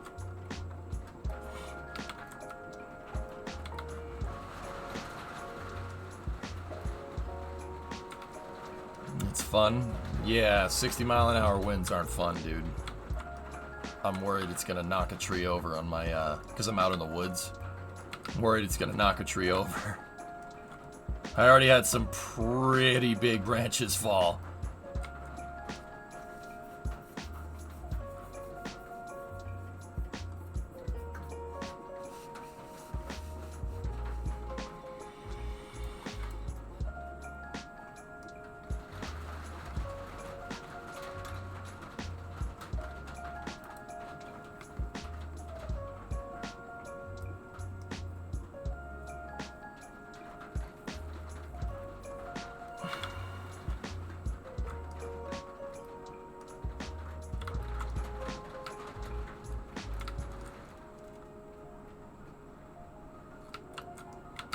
What about my car dealership? Workforce on that is going up, which is good. We still have demand for offices, so let's zone this up here. Actually, hold on. Don't zone back there. I don't want it to go up onto the highway.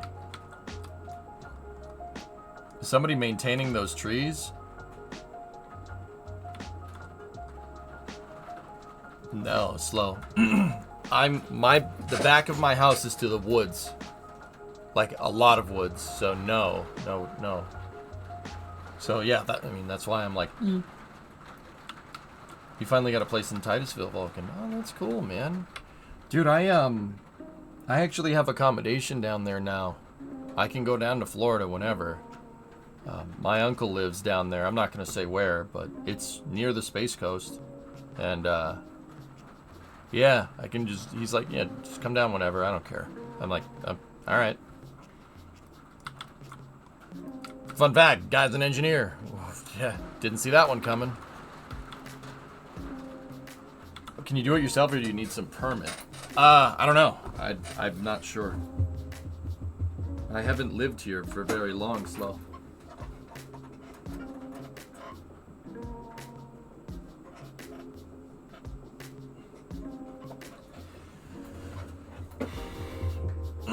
Meet up for Falcon Heavy when?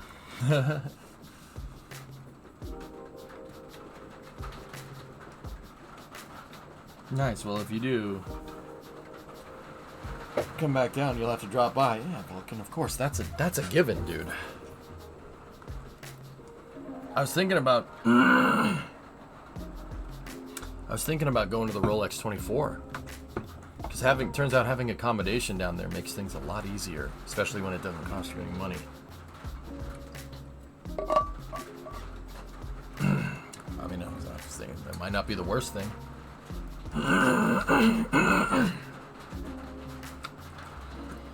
Uraldo, the skyscrapers look jammed together? That's what New York City looks like, dude.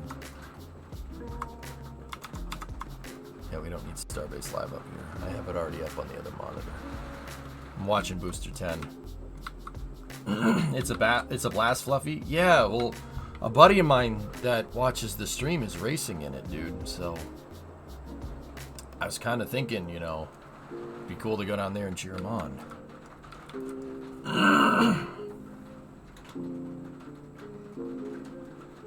Oh no, Canadian, that sucks. Is the Rolex 24 NASCAR? No. Insane. The Rolex 24 is IMSA. IMSA and American Le Mans. ALMS, IMSA, International Motorsports Association. Yeah, it's the road course at Daytona. I can show you files. Go and throttle up. These are like proper circuit racing cars. They don't race on the oval version of Daytona. They race on the Roval version, the road course oval. Which is, it's hard. That's a tough track. So, this is part of the reason why I like Central Florida so much, because you have this right there. I'm quite fond of that place. And then just north, you have that. So that's Daytona. Obviously, you see the oval that the NASCARs race on. But see the road course? Road course starts right here, goes down through here, around here, out there, and you re-enter back onto the bank. And then there's a bus stop on the back stretch, like old school Spa. And then you go back around, back into the road course. It's half road course, half oval, roval. Really, really cool race. They do a 24-hour race there, like the 24-hour Le Mans.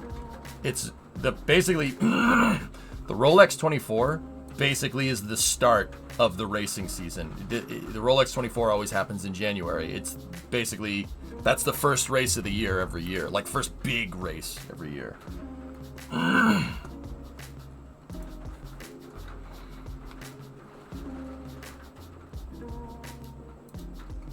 Vulcan, is that an apartment? H2O, you got to have H2O. What's up, Tessa? Our boy's in a Porsche, right? I think so, yeah. Yeah, cough drop would be a good idea right now. I don't think I have any out here. Gatorade is better. Is that in addition to Sebring, or did they take Sebring off the schedule? No, Sebring is later, and the crazy part is that Sebring is right over here. It's on the other side of Orlando. Sorry, guys. Actually, yeah, Sebring's a little ways down. There's Sebring right there. See? That's also a really good track. It doesn't look like much, right? It doesn't look like a lot, but that is one of the trickiest road courses around. The road's so bumpy. Going across the old tarmac, bumpy frickin' road. Some of these corners are extremely difficult to negotiate. Yeah, it is an old airfield. It's not an old airfield. One of the runways is still working. It's half airfield, half racetrack. It's Cletus McFarland's dream.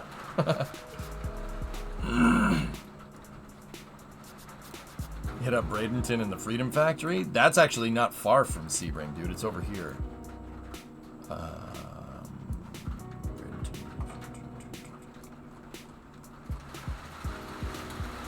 See? Pretty cool, huh? Yeah, Bradenton Speedway and Freedom Factory right there. That whole development nonsense is all up in here, which really sucks. And I believe that road is the sprawl line that they were talking about, which they ignored because politician's gonna politician. Blue was seen moving what looks like a grounds GS1 LOX tank test article around. Reason why I'm thinking is a test article is that there is a random patch of paint. They are mounting spots for big strikes in the dome.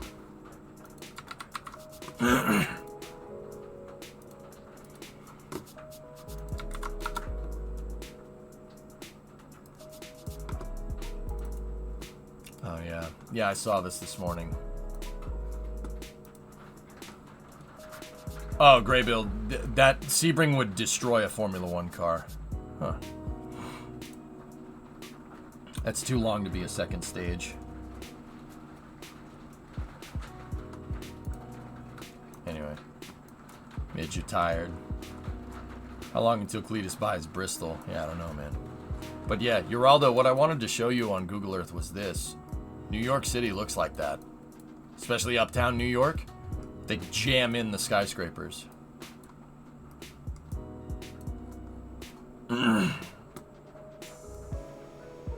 Actually, yeah, that's it's called uptown, but technically, I mean, midtown's like right here. But yeah, see what I mean? You gotta stay up though. Midge, I believe in you. Anyway, I let the simulation going on the city to see if it helps alleviate our problems. Let's try zoning more residential.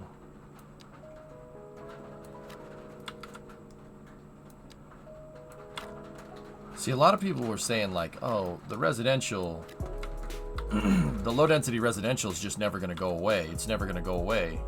I don't think that's the case here, but we'll find out. 494 on the dot. 496 was the highest that I got up to, guys. We'll see what happens. But we got to solve this cars problem. We don't have enough cars. I need more vehicles. So maybe out here we make an import-export terminal for trains, like a train depot.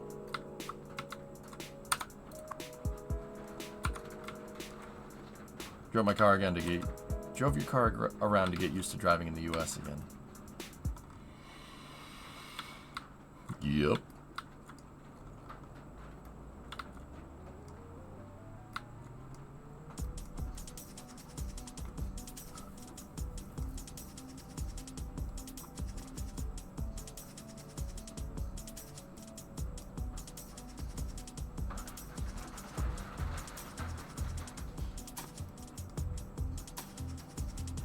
Yeah, Lofty, population density is definitely a thing in this game. You got to be very careful with that.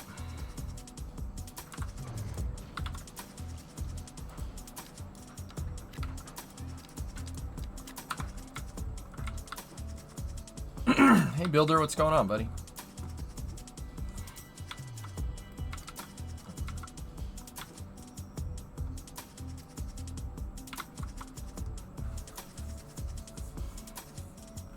Yeah, Emery, it's coming. It's coming, buddy. Seen any aliens lately, dude?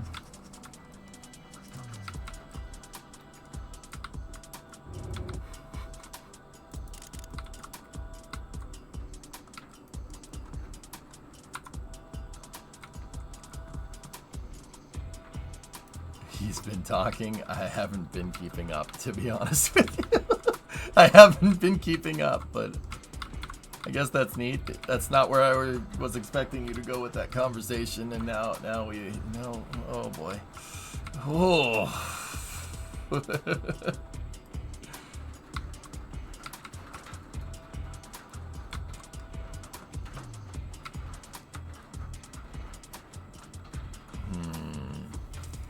So, can we see our import rates? CT, you still here, buddy? Can we see? Well, yeah, of course I can see import rates. It's right here. Sorry, I'm thinking about this too much. 5,100.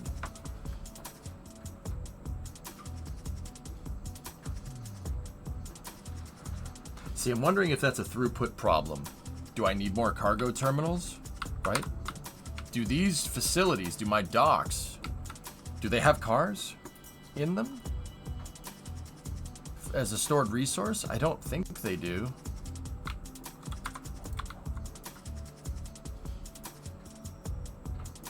No? What about you? So where do my imported vehicles come from? None of these have cars, right? None of these have vehicles as a commodity. The amount of apparel that you need. Yeah.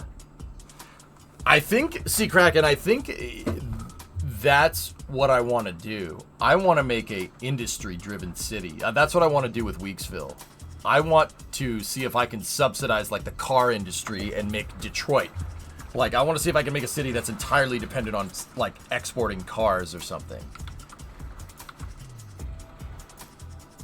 The trains are what bring cars in.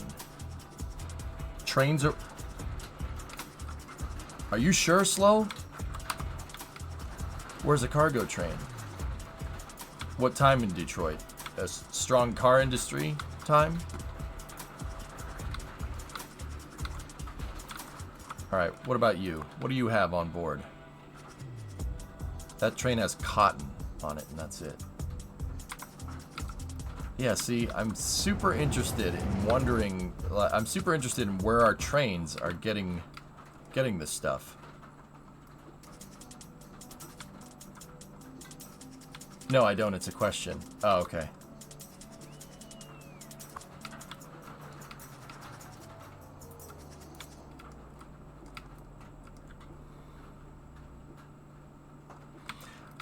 Well, GLaDOS, I have the... I'm building cars, right?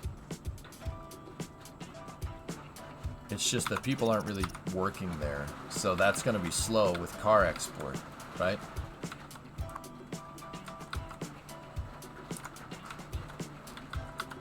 Actually, a depot right here is not the worst idea.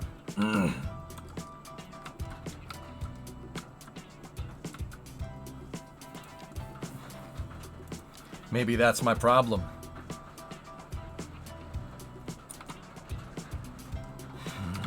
Okay, how are we gonna make this depot and where?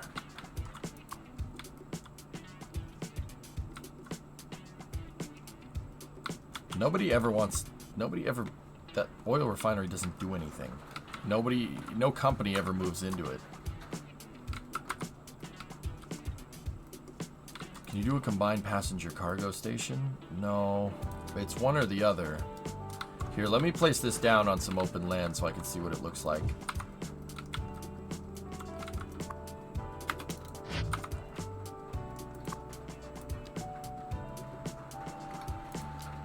So we have storage buildings and one import-export line, and it has no through traffic. The cargo terminal can't have through. The train line doesn't go to the other side, so you... Okay.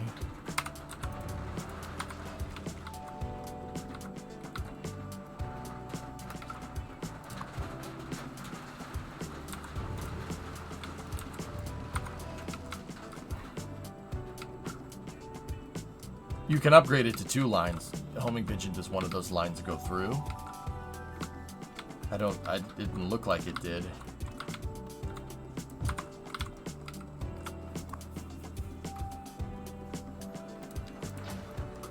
Nope. Yes, Bauxy. Yeah, KSP tomorrow. Yep. The oil refinery is broken, so is the dairy farm. Hard, is that confirmed by the developers, dude? Because if that's the case, I'll just put my depot right here.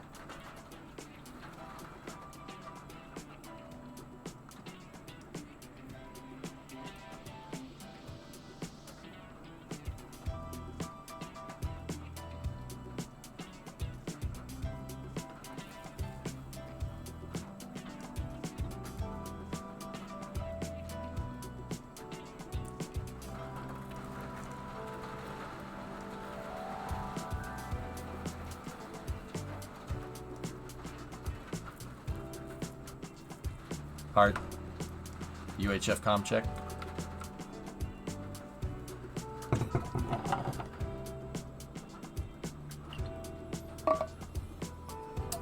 We're wondering, Juniper.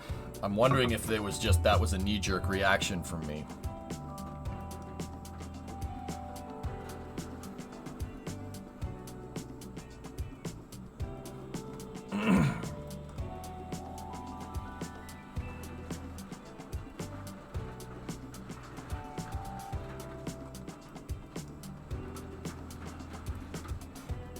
The operational stuff that SpaceX has right now doesn't have enough Delta V to get there.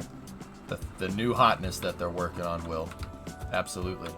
Long story short, you need a pretty damn big rocket to get to the moon.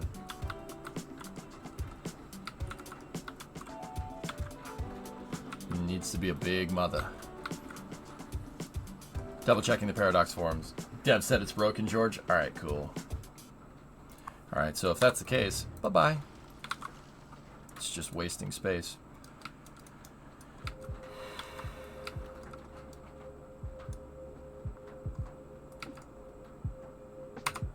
Alright, so I have a feeling that placing this down is going to make a lot of traffic. That seems to be the case with anything that's import-export in this game.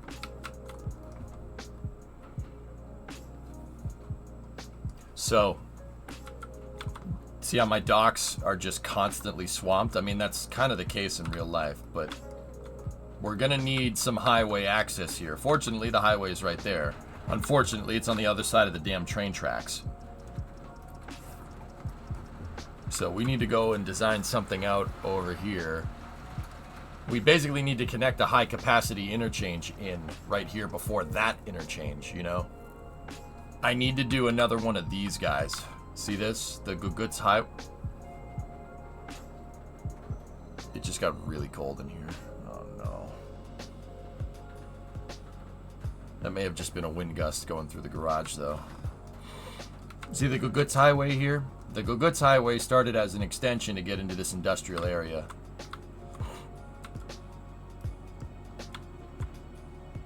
The Gugut's.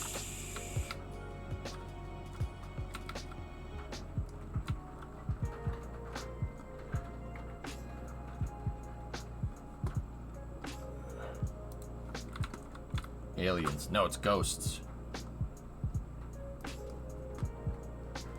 Alright. So...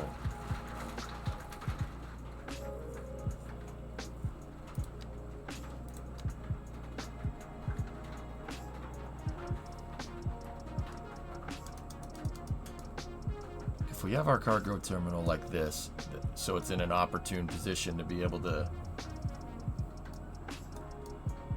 Actually, putting it this way would probably be better. Like that. Coming off the Y, are the railroad, or coming off the bridge right here, are the railroad tracks flat?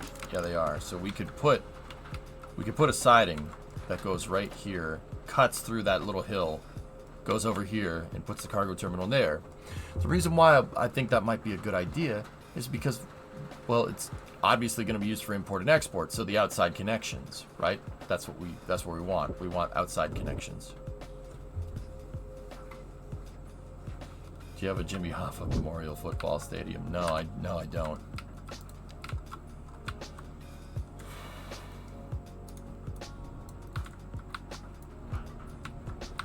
All right, so let's redevelop this land.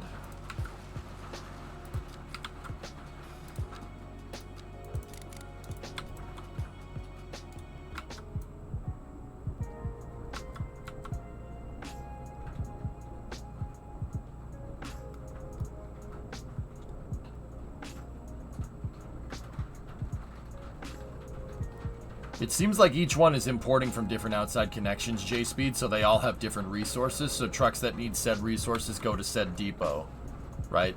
But none of those things had vehicle import-export, which is very curious to me now. I don't see any stored resources for vehicles here. Now, that could mean two things. Gut reaction that none of these have vehicles in them, right? Is that they don't import vehicles. But... He said, but. Doesn't import vehicles. Either that, or it does import vehicles and they immediately get cleaned out because the demand is so high. Which, I mean, either way says that we need to build another one. Not necessarily a dock, because we have 3 docks. I think building a cargo terminal would probably be a better idea. Oh yeah, Tars, it's pretty nasty, man.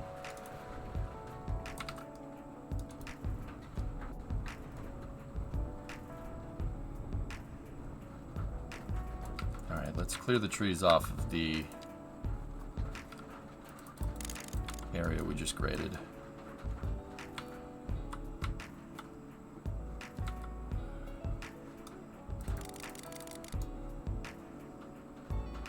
Whoever, I decided to give this city another shot, just to see.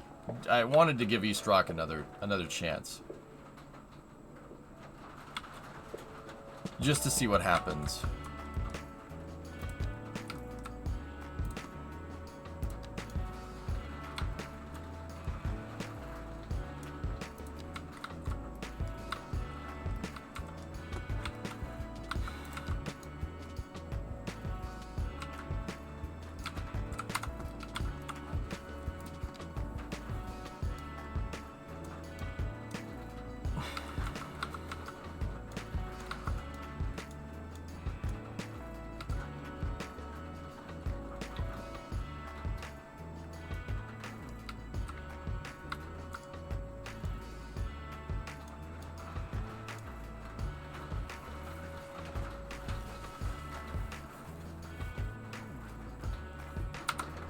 You have a bigger space where the highway and the train tracks separate just beside.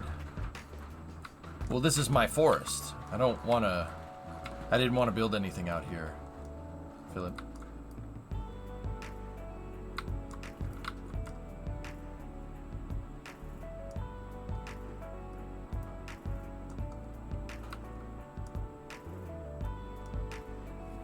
See, what I'm worried about with building this out right here is, so if a train is coming from this direction, right, and it's going down in here, it could drive right into the depot and then drive right out, right? You just basically drive the train in, all the stuff gets taken off, it backs out, goes back to where it's going, right?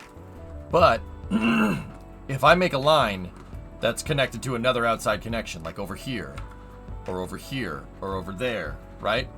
A train is gonna, if the train is coming down the tracks this way, it's gonna need to stop on the rails and then back in. So we'd need a siding here. I don't think a siding that goes across the bridge is gonna look good.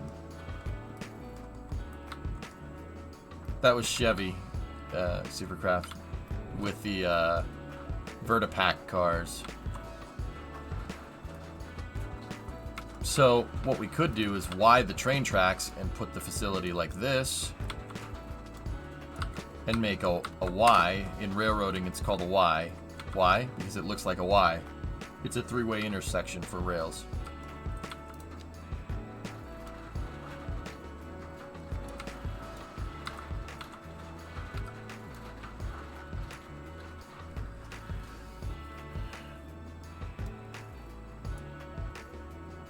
Yeah, Bell, but if we put 2 tracks for import-export, that would be a really complicated looking Y. And the whole point, I'm trying to go for at least a semi-realistic motif here, you know what I mean?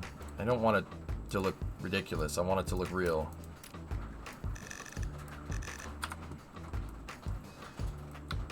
Yeah.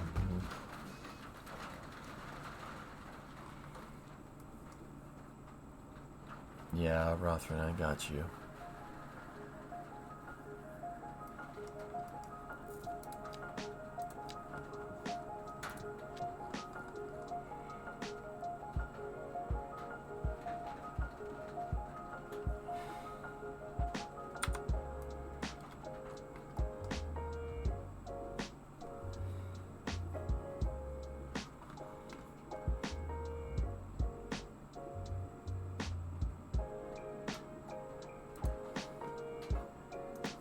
Yeah, Aqualex, yeah, that'd be cool if you could attach cargo docks to industrial buildings and just have the train line go directly to it. It'd be more realistic. Like have a train depot attachment for the automotive dealership that puts like a train line right here.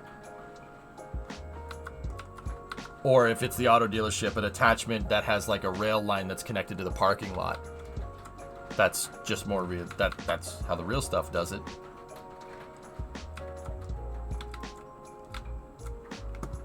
If you feel like it, here's what I'd love to see.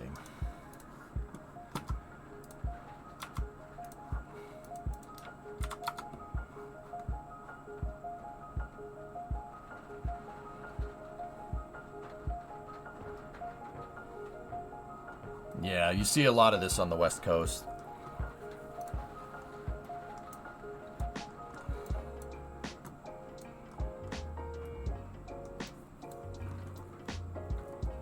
Yeah, the tracks that go right through. There's tons of that going on the West Coast.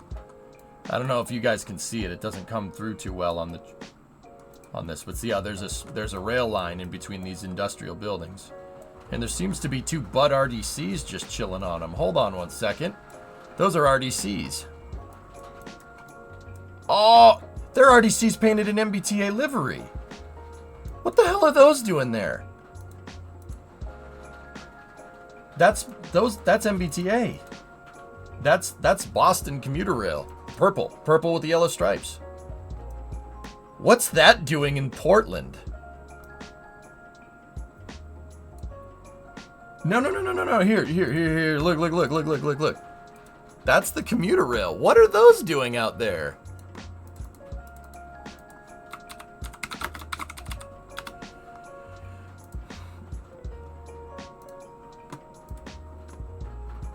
Give me 1 second.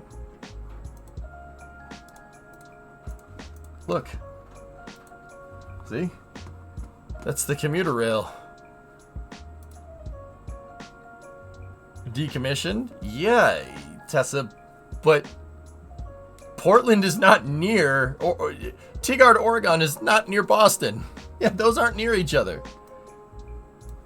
What the heck is this doing on this line? There's a caboose over there, too. There's got to be like a railroad museum here. Hey, nice. Climate control, what are you guys up to?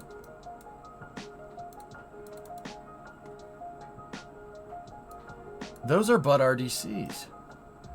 What the heck are they doing out there? Now I'm wondering. The only people that would be holding on to RDCs like this are like railroad museums, dude. They don't use those anymore. So here's the thing. That RDC is a locomotive. It's a locomotive with passenger cars, with a passenger car built on top of it. That thing can move a train. So they just look like regular passenger cars. It's not. It's what's called an RDC, and they were super popular in the Northeast. See that? That's an engine. That's a train locomotive.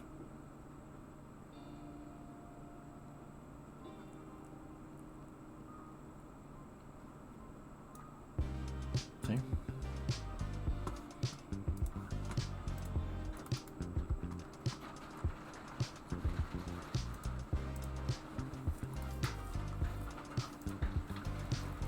Interesting.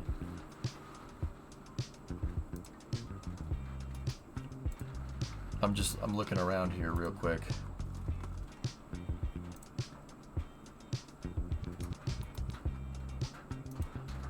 Yeah, see, they even sold them to the Aussies. Interesting. Hold on, let's.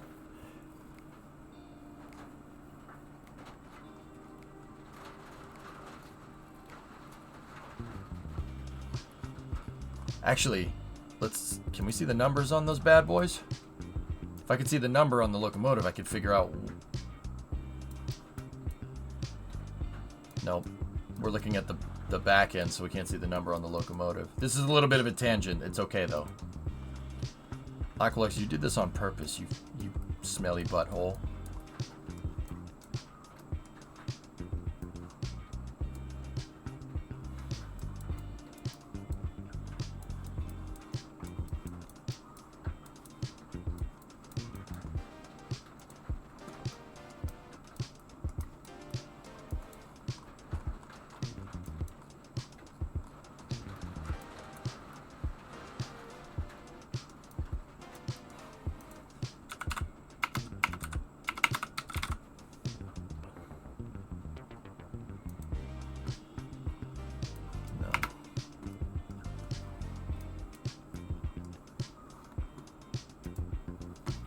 Nice, Nova. That's a good one.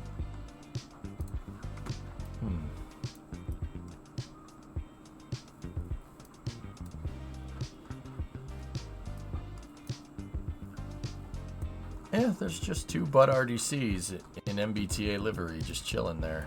That's interesting.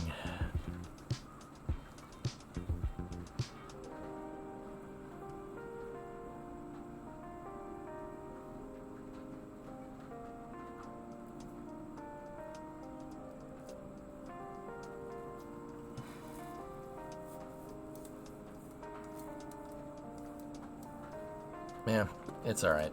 Let's get back to Train Depot. Idaho Northern Pacific. That would have been my guess, dude.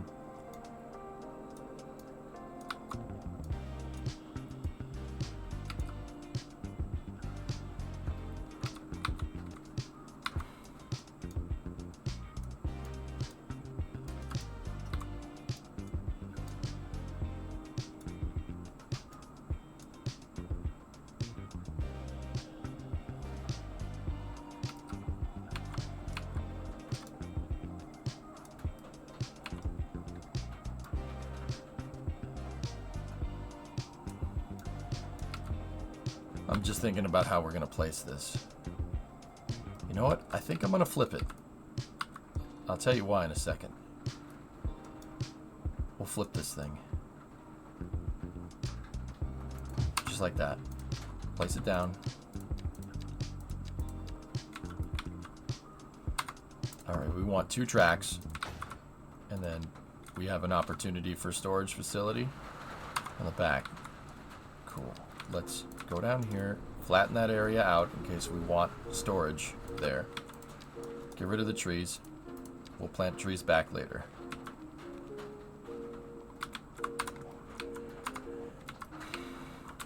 Get rid of the road there.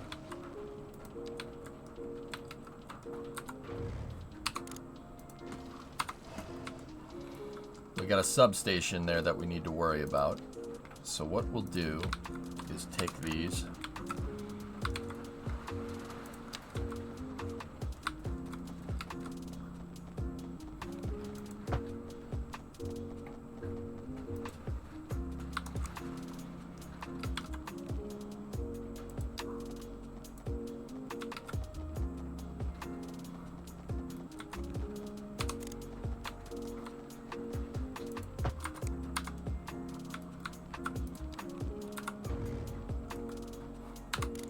Get rid of that.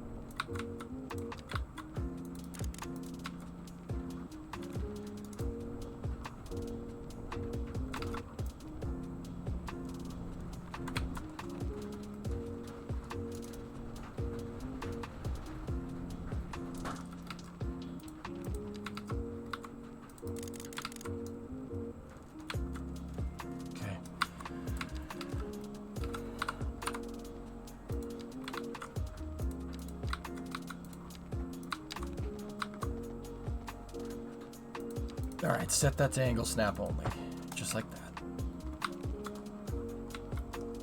Alright, so I decided to build it this way. The reason why I decided to do that is so I could give us a siding here. We could make the tracks 4 wide here, so any freight train, no matter what direction it's coming from, if it's coming from this way, it'll just get onto the tracks. If it's coming from this way, it'll get onto the other tracks that are right here, right? And then it'll just go in, no problem. If something is coming from this way, it'll get onto our siding, stop, and then back up as long as it's not on the main throughput. I think that's a better solution. So that's what we're gonna do.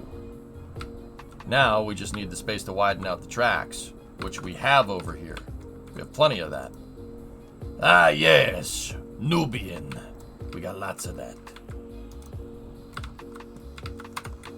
So in the meantime, I'll just zap that thing off for a moment. And I still honestly think we're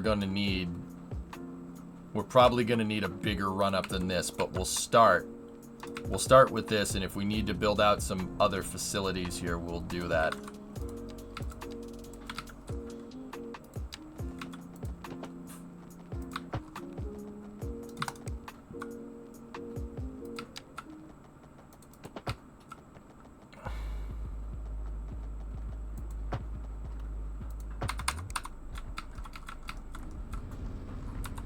I hate that. I hate it a lot. It looks terrible.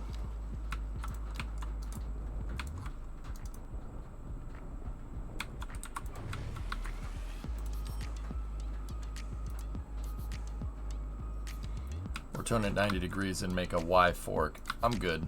I'm good with this way. I've decided on this way. Well, at this point, let's see. We'll see if it's right, if it was the right decision. We'll let it ride. You guys know what I'm talking about. Let it ride.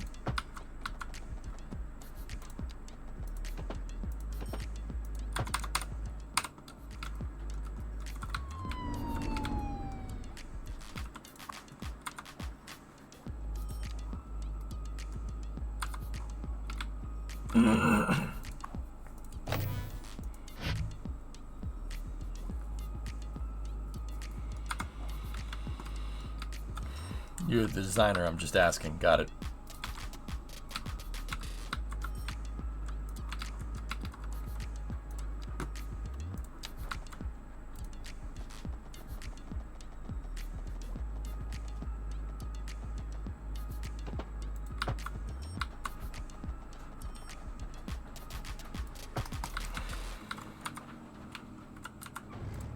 Don't do that up just yet.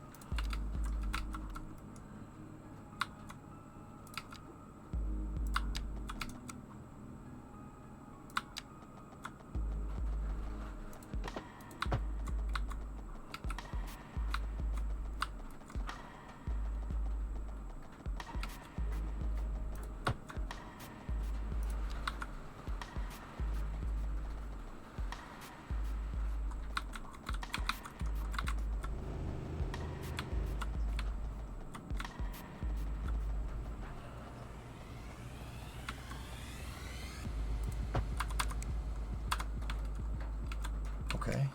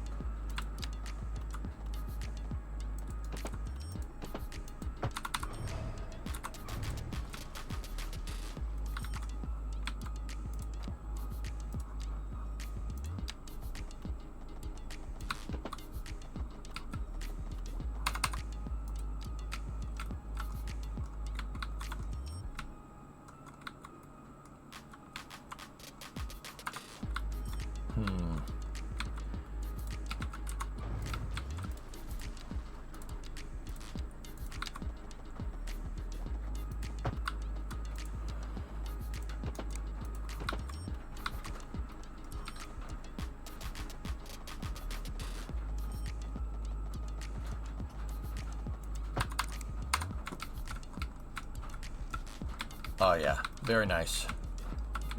Cool. Now just go over here, connect the siding in, and make it not look stupid. There we go.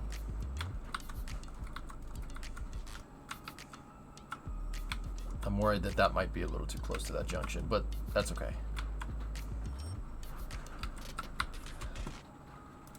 All right, so now go here like this, and then we want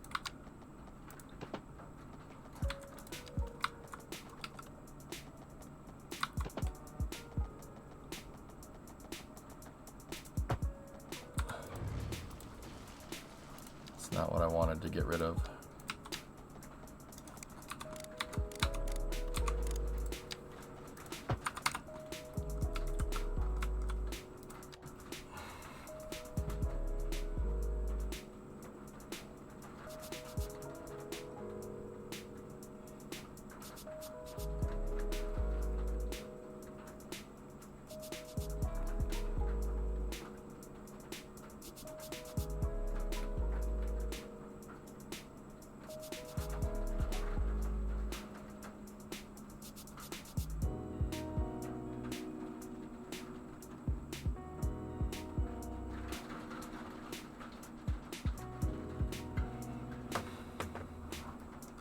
Sorry, I needed to shoot a message off.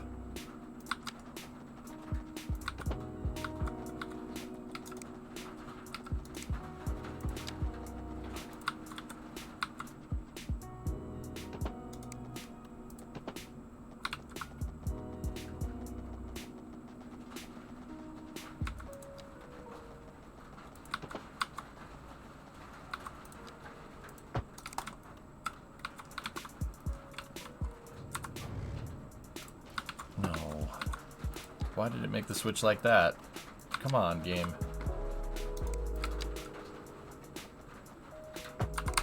There we go. Much better. Just realized that if the time for Thursday's Falcon launch holds, it will be 5 minutes past the anniversary of the launch of Apollo 8. Nice.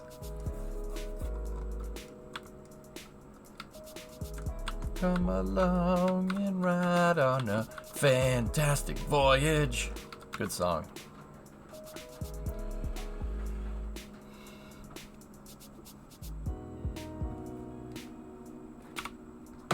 Saving. You remember Apollo 8? Remember the time that I wanted to have pudding and they wouldn't let us?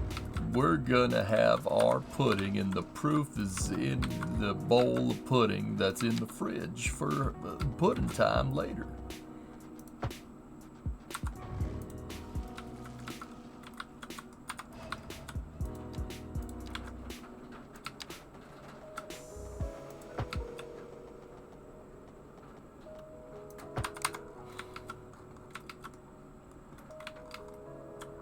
I found that if you run a path under a 22.5 feet under a subway stop right under the stairs, you can make it so they can easily use the subway system from across the street. Interesting.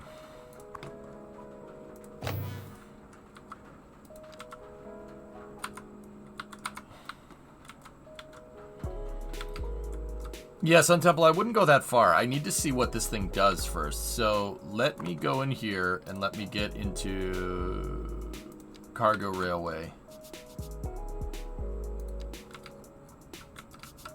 And let's just set an outside connection to over here, to Milton.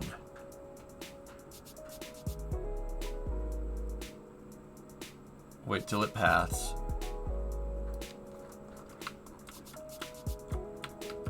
Was that Coolio? No.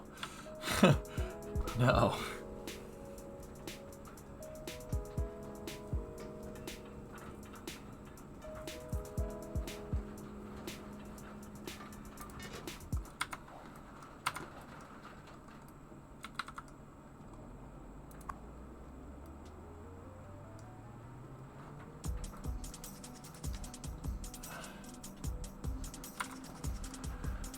All right.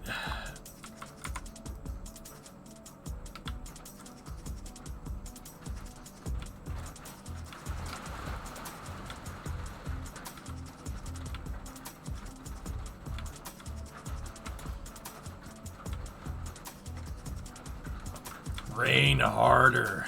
It's ridiculous, man.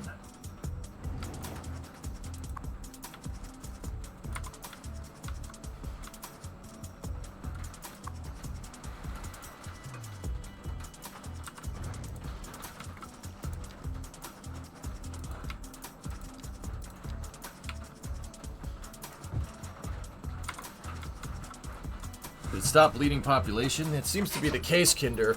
I'm not 100% sure if the patch is what did it or not. The simulation is going so slow, it's really hard for me to say. Does anyone ride this?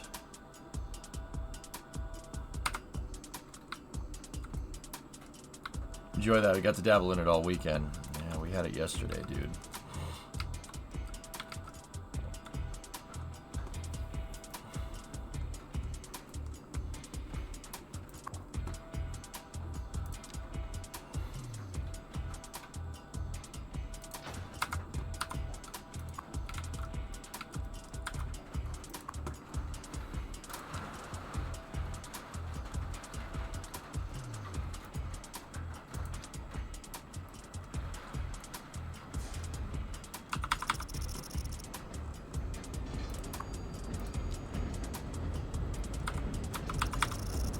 Alright, well, it's going to take some time for the train to get down there, so we'll just let it do its thing.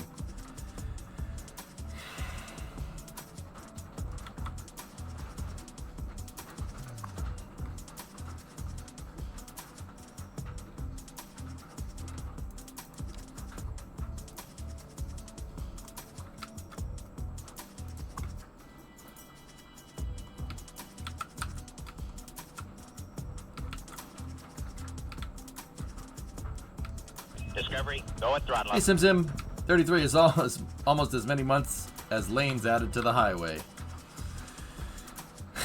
Yeah. Yep.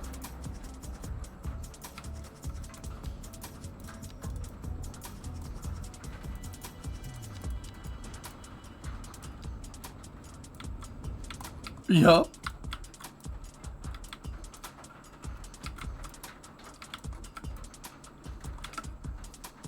Just one more lane, bro. Just one more lane.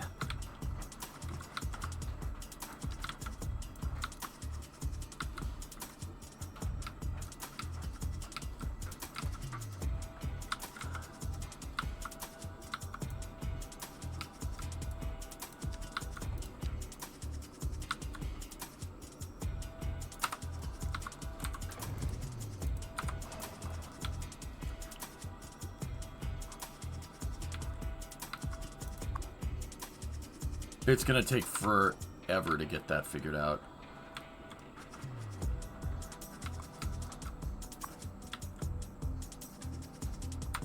Or just let it do its thing.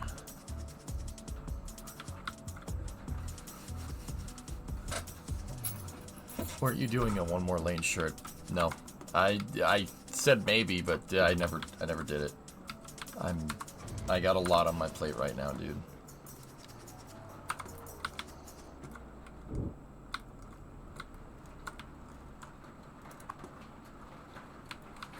I could, but it's too late for the holidays, John. Oh, good. What's up, man?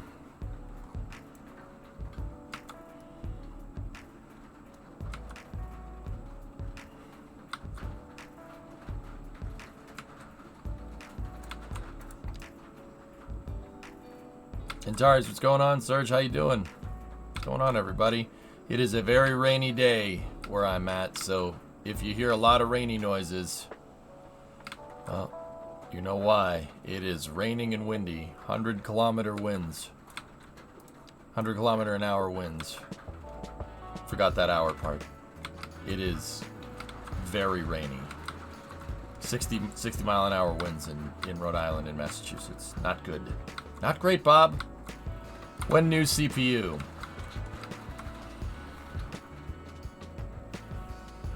Discovery, go and throttle up.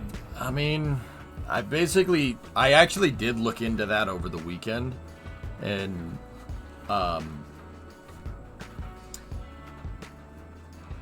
so long story short, when it comes down to it, I could build another computer, but that's just what I'd have to do. I'd have to build another computer. I'd take the graphics card out of my current computer, and that's pretty much it. Graphics card and the hard drives. That's all. Because, and actually probably the RAM too. But then again, I mean, guys, the long story short, my computer needs a new processor if I want cities to go any faster.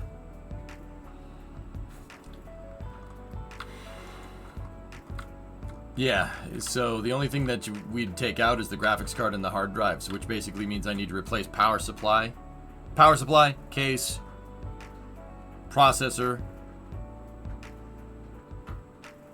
Yeah, gotta build a new computer, basically. And I don't like leaving computers in pieces either, so the computer that I'm currently using, I would put new hard drives in it, right? Put a new hard drive in that thing, and give it one of my older graphics cards.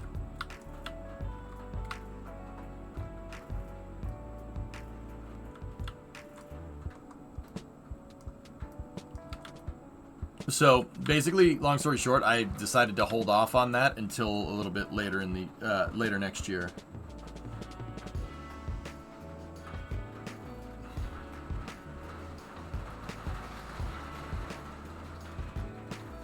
Yeah, I'm gonna hold off until a little ways after the holidays, dudes.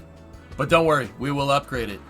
There will be a time where you will be able to see this in real time, which would be really cool. When watching VODs, is it financially better for you if we watch on YouTube or Twitch? Probably Twitch, Kinder. But YouTube, the YouTube VOD channel is monetized, so yeah, that's pretty good. Hey, but you can say you're using what you paid for. Yeah, Bell, we definitely got our use out of this processor.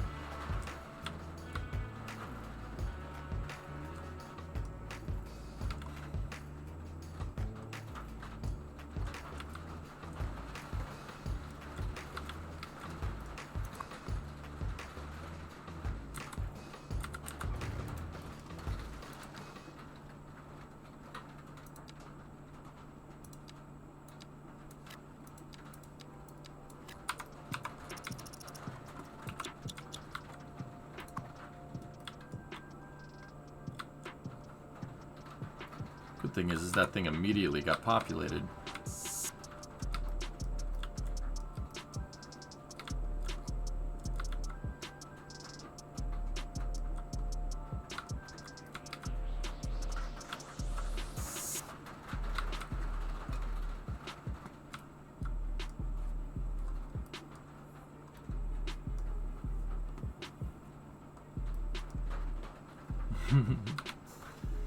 Yep.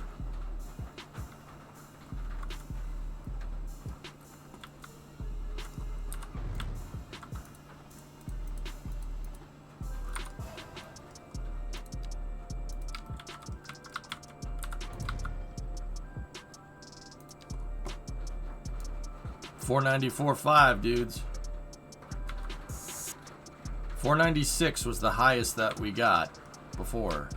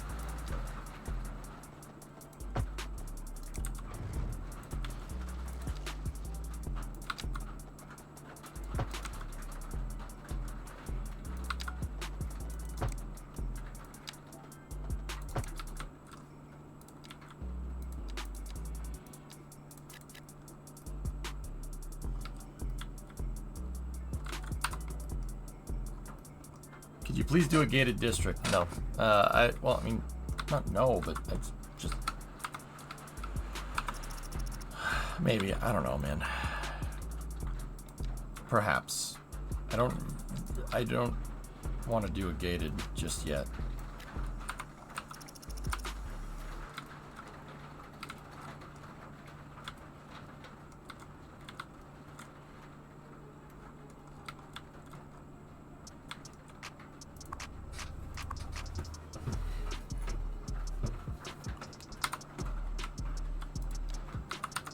Let's go check those schools again. 131.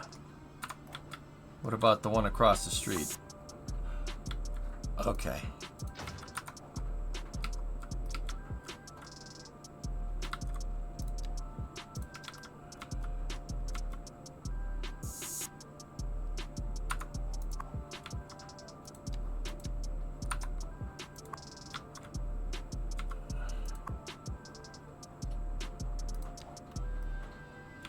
Whoa.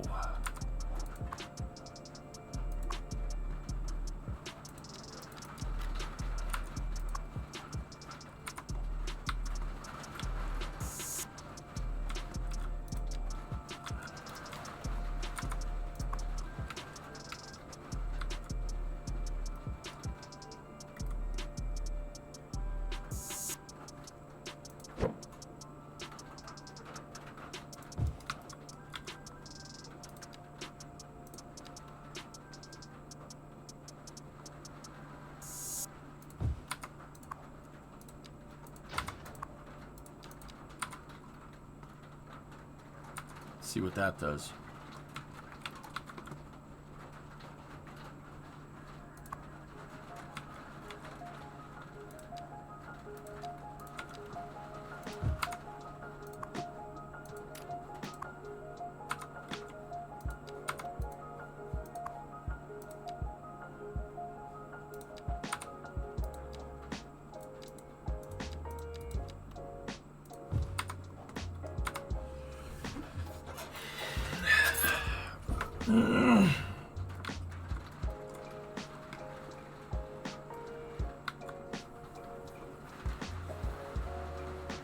Oh, there you go. See what Drummer said about that. Yeah.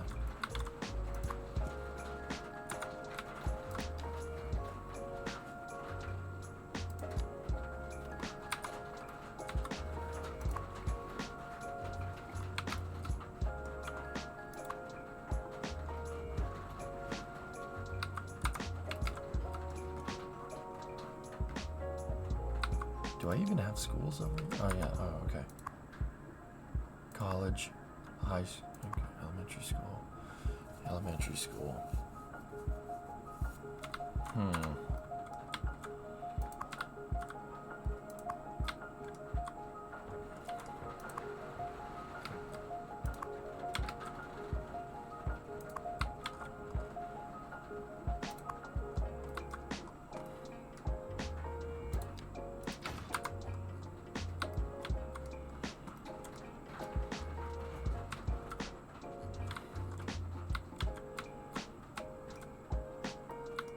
KSP tomorrow? Jawohl.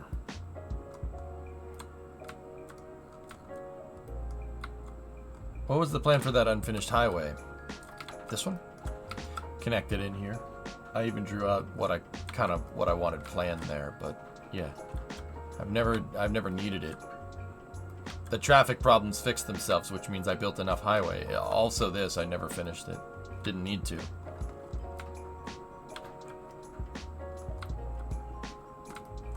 Thanks, Return. Return to Monkey. Thanks, man.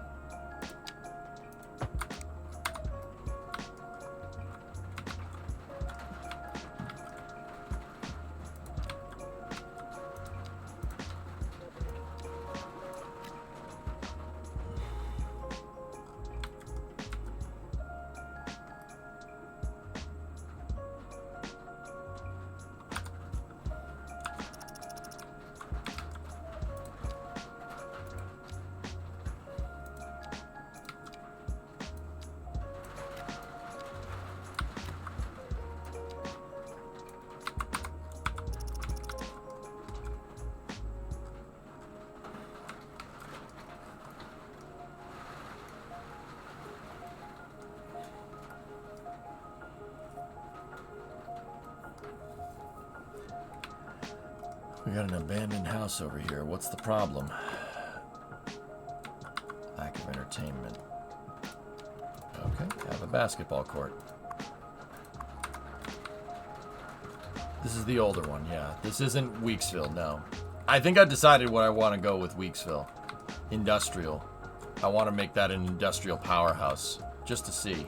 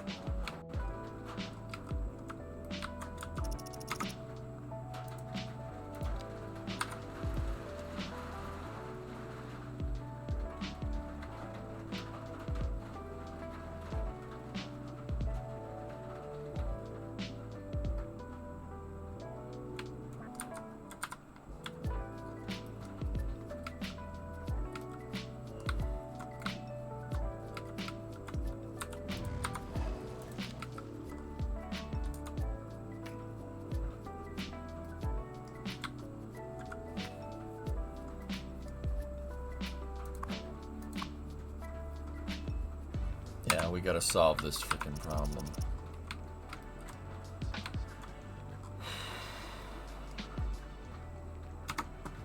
I wonder if there's anything we could tweak with the simulation here.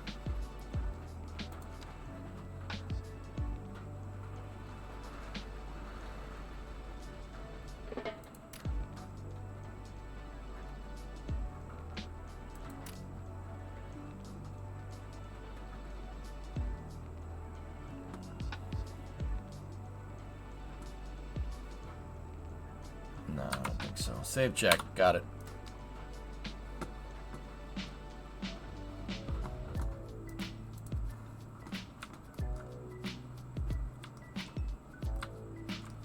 I won't tweak too much with the population, then I lost 50,000. Then you lost 50,000? Yeah.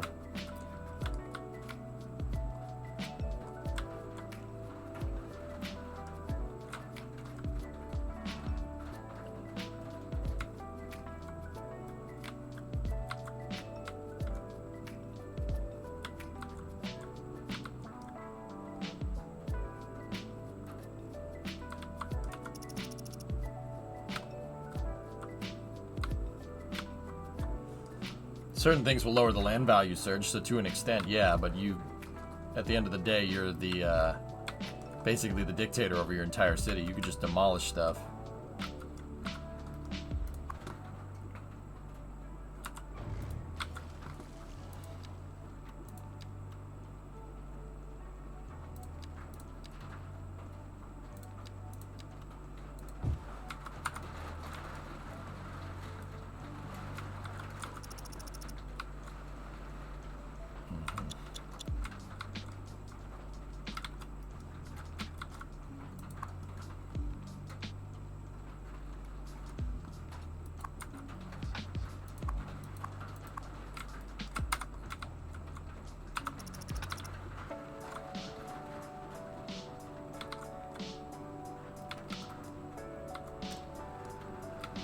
Oh.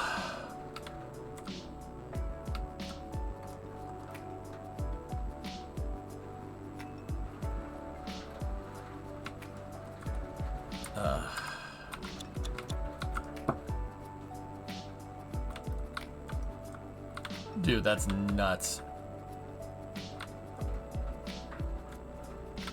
494.8.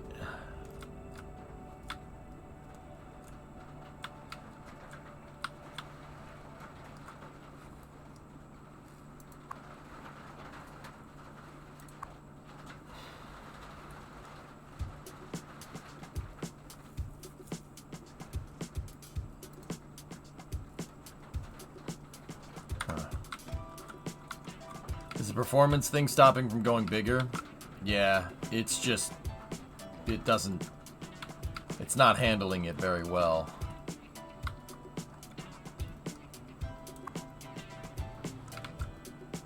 That was the,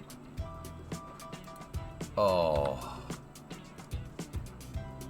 Guys, like not a half hour ago, about 20 minutes ago, I clicked on that train and it was right here.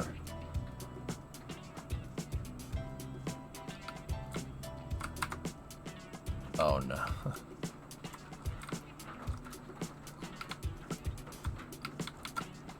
Has the orange train that started at that rail depot gotten to the cargo terminal?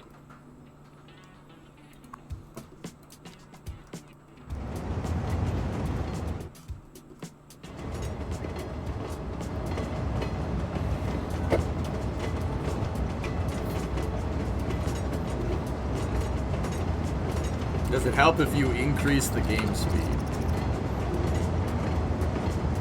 No. Maybe I've had too much coffee, yeah, right?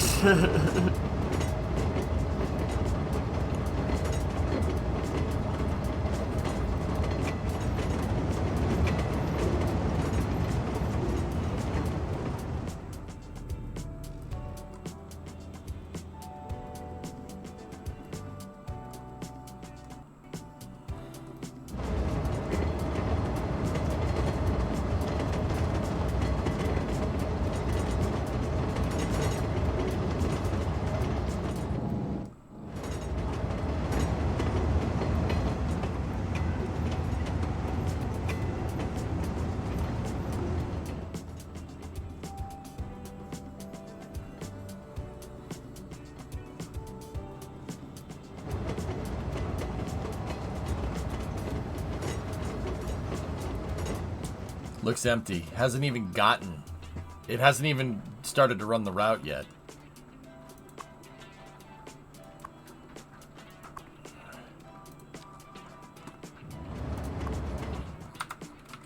You know what? Where is another cargo train? I need to select them. Where's another one? Do these things even carry cars? I don't know. You. What do you have on there? It has food.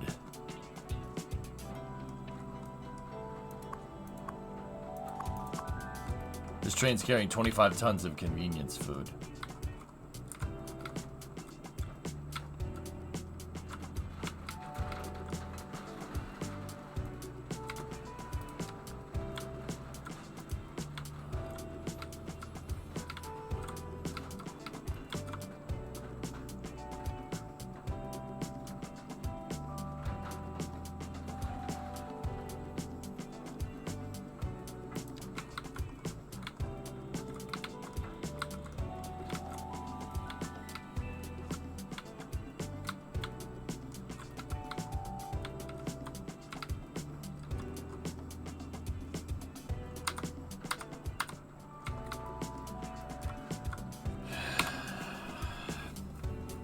Sharing your save anywhere? I got a 950X. No, I'm not.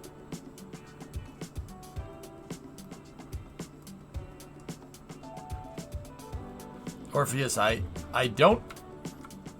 I'm starting to think the reason why people aren't commuting to work is because I don't have enough cars. The price of owning a car is too high in my city.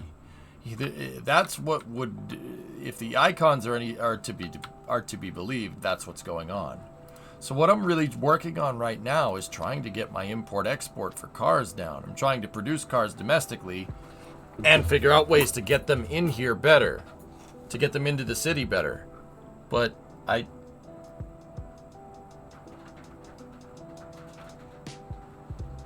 it's gonna take hours to figure out if that change has done anything. This is kind of where I'm at.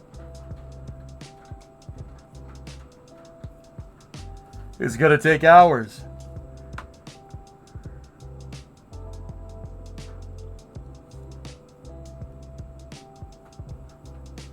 How does one manage an entire city?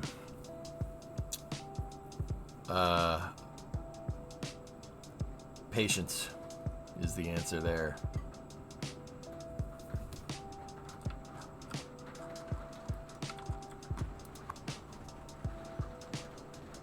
Discovery, go and throttle up. It's too slow, guys. I don't know. Do you guys want to sit and wait around for this simulation, or should we go play Weaksville? Should we play the other city? No problem, Morph.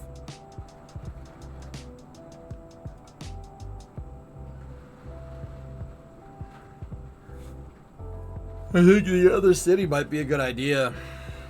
You know what we should do? Hold on. What does it take to make that automotive plant? Just out of curiosity. Vehicle factory. Yeah, hang on. What's the requisite?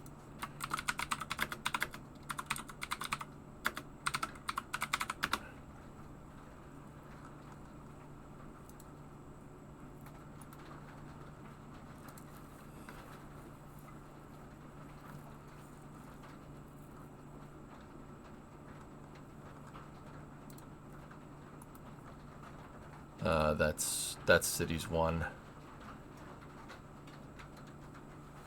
Balls. There's no way to know.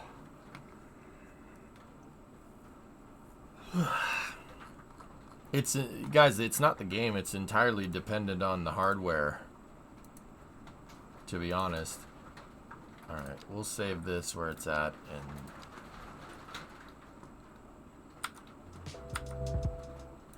load up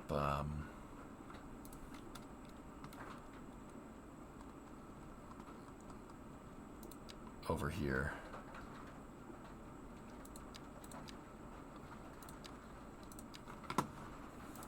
The big city isn't cutting it. Let's switch over to the smaller one.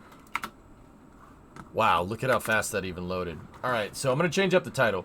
With this city, dudes, what I want to go is trying to make an industry-based city.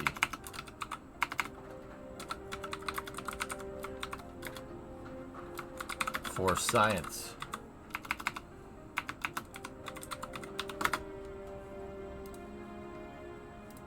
Alright, so let's go over here and let's go to production. Actually, the first thing I need to see is if we go into industrial signature buildings, the vehicle factory, we need to put down 10 oil drilling hub areas.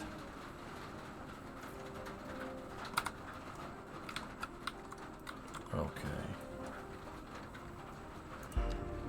Where's our natural resources?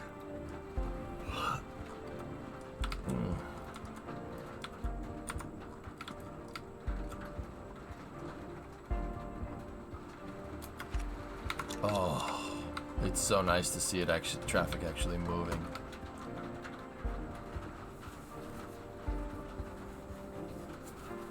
There's one big thing you're missing, the middle step on your transit, buses and trams. There's probably some friction to commuting because it's taking people a long time to get to and from the actual railway stations and steps. Look into shortening paths for pedestrians. Aqualex, I don't think that's correct in that regard for that city. But even if it is, even if I'm incorrect, it's going to take forever to figure it out because the simulation is just so slow. It's my computer. My computer can't go any faster. So even if that is the right explanation, I'm not sure it is, but even if it is, that doesn't matter. All right. Anyway, let's get back down into this other city here. So we have our real estate development things going on here. Have we tried downloading more dedicated WAM?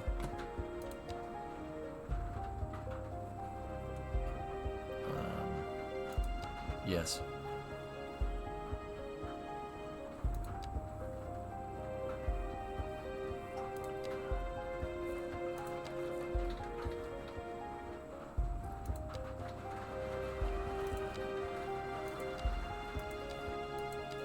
All right, so I want to do a more industry-based city here.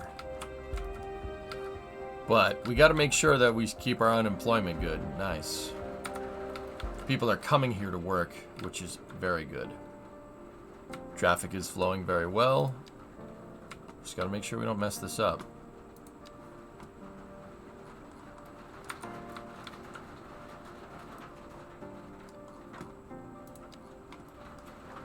We have an oil deposit down right here. However, Pontarac, here, check this out. What we could do. Oh, we don't have oil unlocked yet. We need Big Town. Okay, so let's get our exports up. What do we need to export? What do we need more of?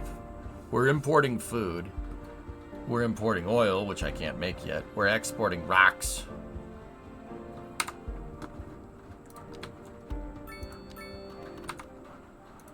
All right, let's go back over here. We got some farmland down here.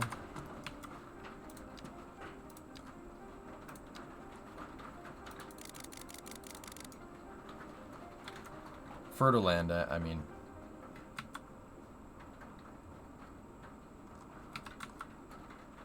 All right, so we're going back into this city. Because it's not as crazy slow as the other city. We can really see what changes we have and how they adapt to the city, right? So, Morningwood Peak. I didn't come up with that name. Chat did, by the way. So, yeah, that's right. I threw you under the bus, chat. Deal with it.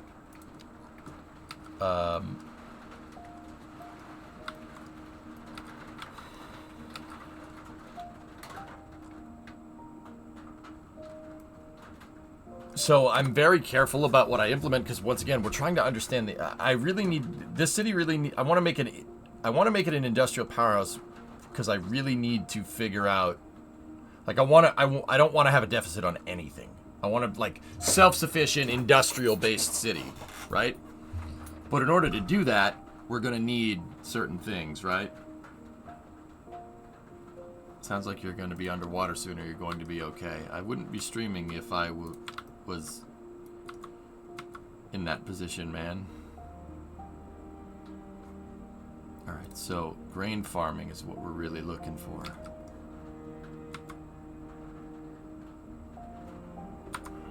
The rain is ending soon. Good.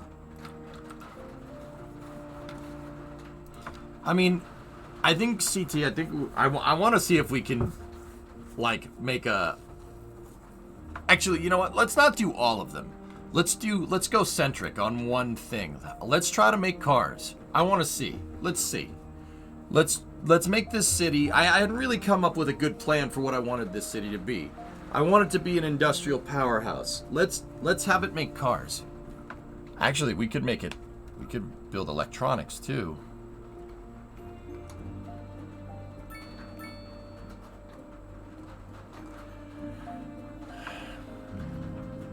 Yeah, we could...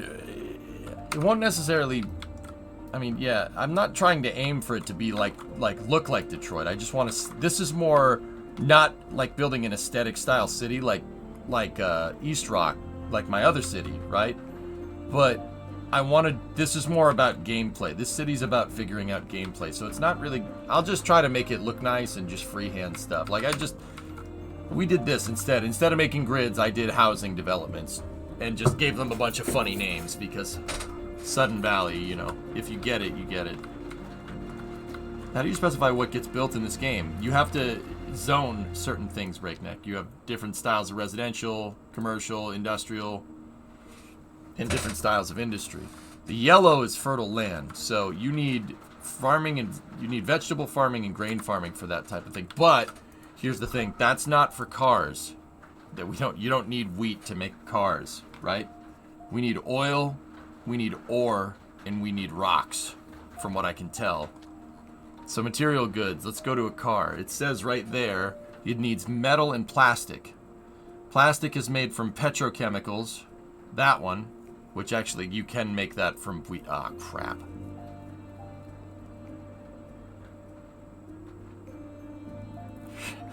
I mean, you can make ethanol, I guess. Okay, yes, I mean, inadvertently it does. And then we need metals. Metals comes from ore processing. So, cyan, the cyan-colored resource on the map, like the blue one, that's ore. We're gonna need to have some ore mines. The closest one is up on that hill.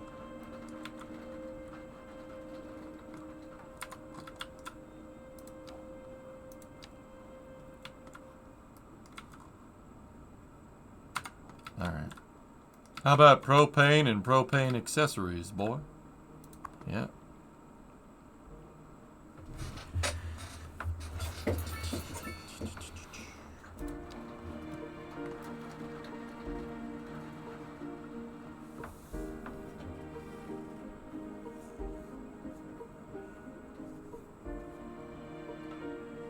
That's weird. Not gonna question that one.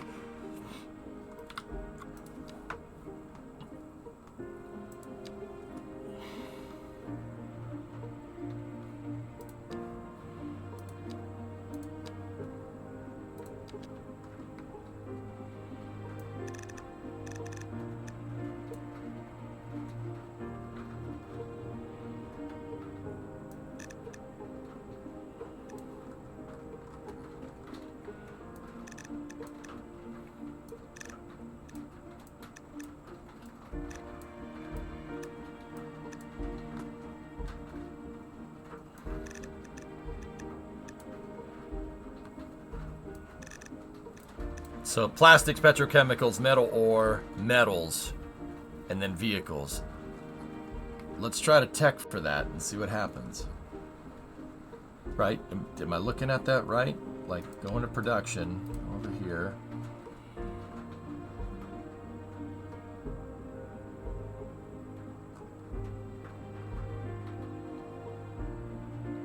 We need metal. Or is that steel? No, it's just metal. Metal comes from ore, and then we need plastics, which come from chemicals, which come from rock and oil. Okay. Okay. We got the rock stuff figured out. We need ore and we need oil. Hey, Taylor.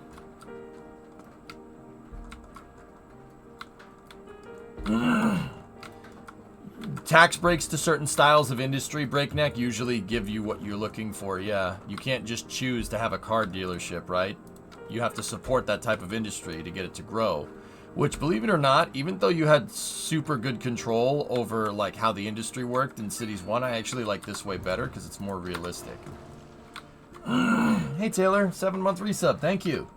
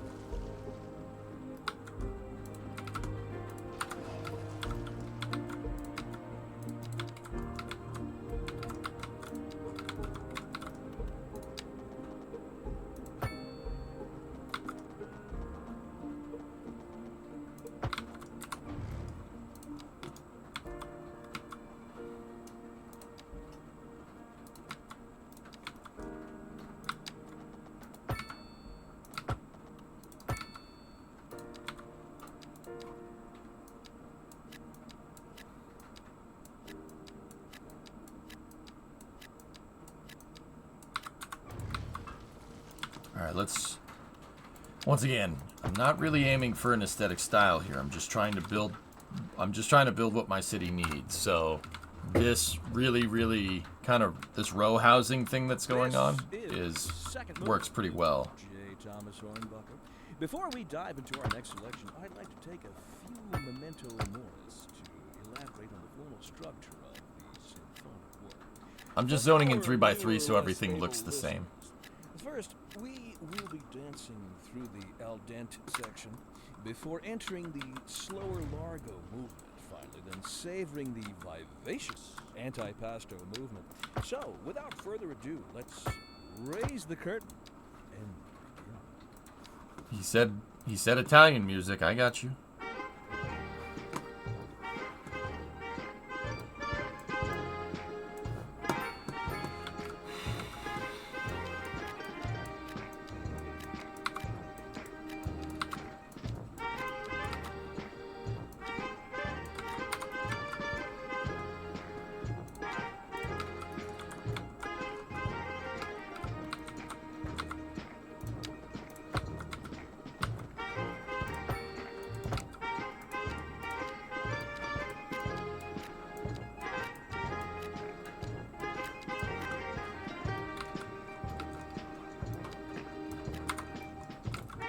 Jeez.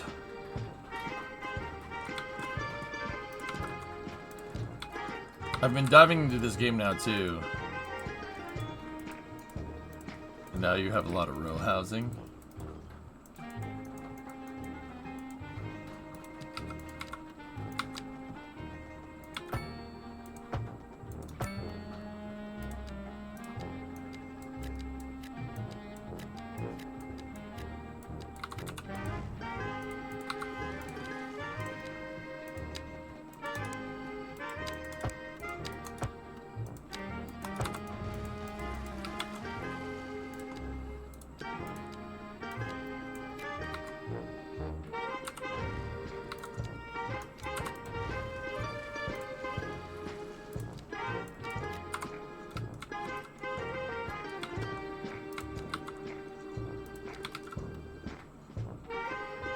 Alright, let's... Yeah, like that.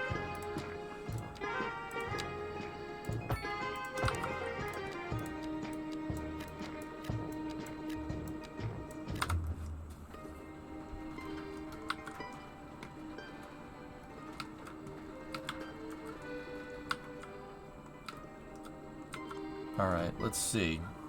Did that actually is gonna... I'm wondering if that screws with our unemployment. We'll see. But I noticed that we have a deficit on areas here. That's 228 out of 238.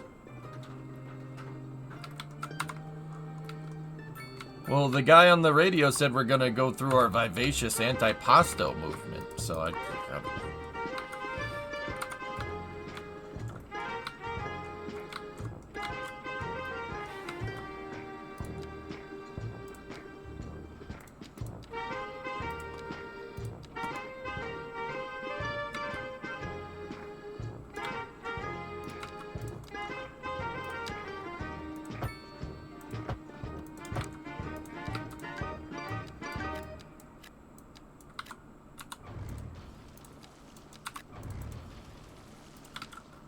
housing shortage is driving up prices in the area. That's right, Clinton. But apparently that's not all good news. We're joined today by an expert guest, Professor Nutbutter. Professor Nutbutter. Welcome, Professor. So a housing shortage is bad for people trying to move here, right? Humans are programmed to decide structures which are entirely apart from the actual rewards enjoyed. For example, consider capital. One final question, Professor. Is the housing shortage going to make me richer? By certain metrics, perhaps yes, in the short term. I like the sound of that. But what we are discussing is the study of a statistical abstraction and its effect on the human. Thank you, Professor. It is a question of priority. Industry in the region is on the rise, and when business is doing well, that... When did this new city start? I played it once last week, dude. Yeah, Kuro, you have to if you dude, there's too many people talking in chat. It's very, very difficult for me to keep up. There's a lot more people in here than when we usually play Kerbal, okay? So if you ask a question and I don't reply, you got to tag me.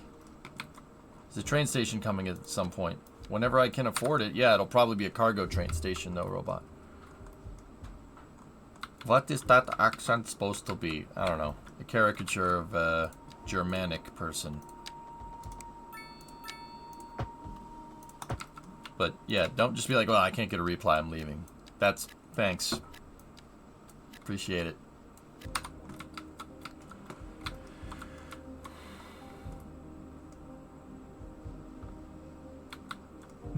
Thanks, paper.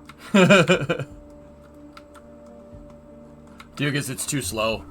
The new city's too slow, dudes. It's just too slow. We can't implement any changes. It took a train 30 minutes to go a kilometer in game. I gotta wait until they do some optimizations or I get better hardware.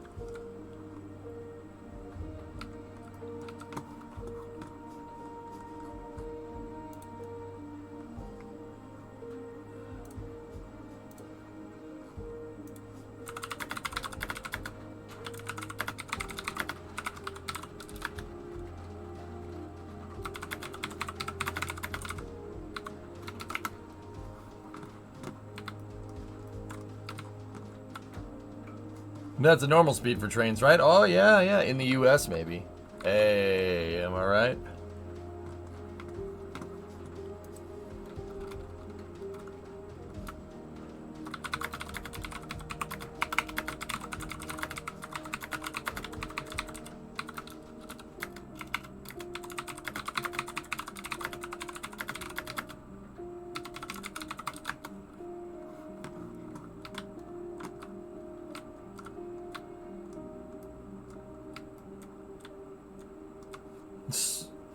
Slow train clip. Yeah, dude. Unbelievable. Alright, so what's our unemployment at? Let's check it. 0.6.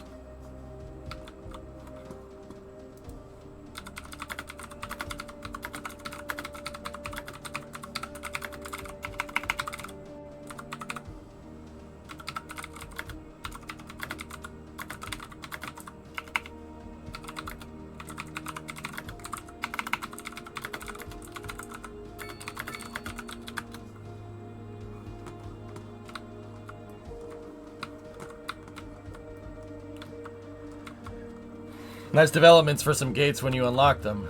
Yeah. What's your plans for this city? Industry, Taylor. I want to... Based off of what I saw in East Rock, I've decided what I want Weaksville to do. I want to see if we can just focus on, like, singular manufacturing. Meaning, I want to see if we can make cars. I want to see how that whole economic model works. Like, what happens when I decide to just make a city that's just producing cars? I know it just popped into your head. Detroit. Yeah. I don't want to make it necessarily look like Detroit. This is more of a test of the economic model in the game. Because in order to do that, I think I could figure out what I need to do to fix East Rock. But the East Rock simulation is so ridiculously slow, it's impossible to see any changes in it. It bogs my computer down so hard. Once we got past like 490 population, everything is slowing to a crawl. My computer can't handle it. It's not the game. The game handles it just fine. But my computer can't.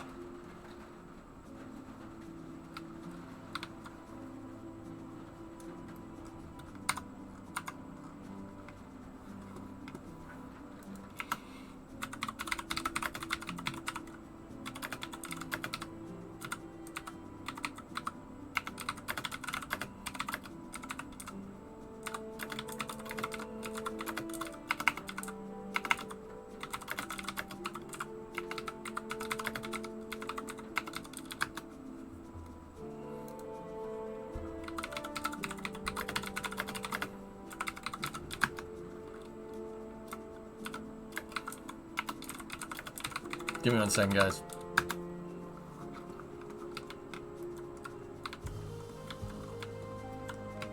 Alright, so we got a fire over there. Did I put a fire station down? Yeah, okay, yeah, cool. Can we actually... What?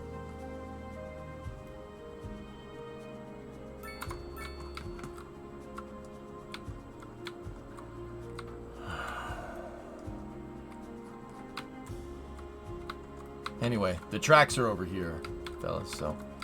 Yeah, I won't necessarily focus on farming. We need rocks, oil, and ore.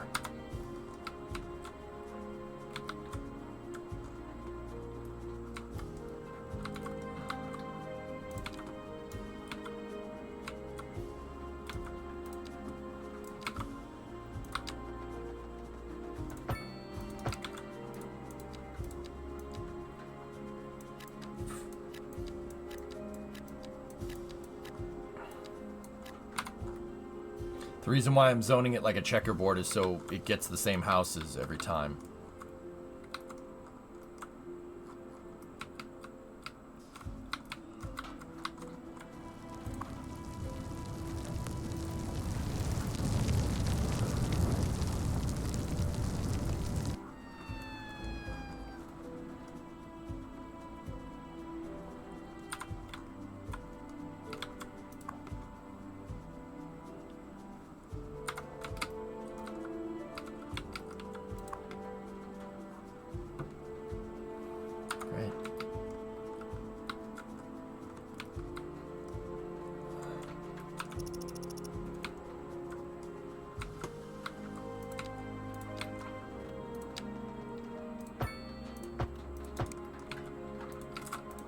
Alright, let's go.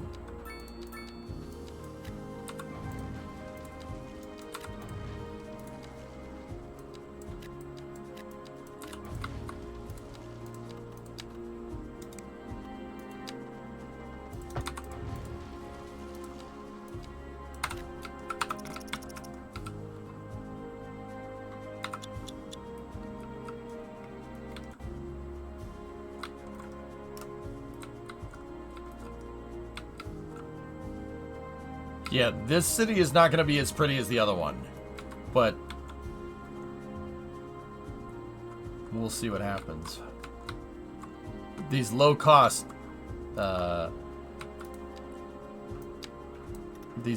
developments are actually, yeah, it's just basically a way to place the stuff down without bogging down my traffic too badly.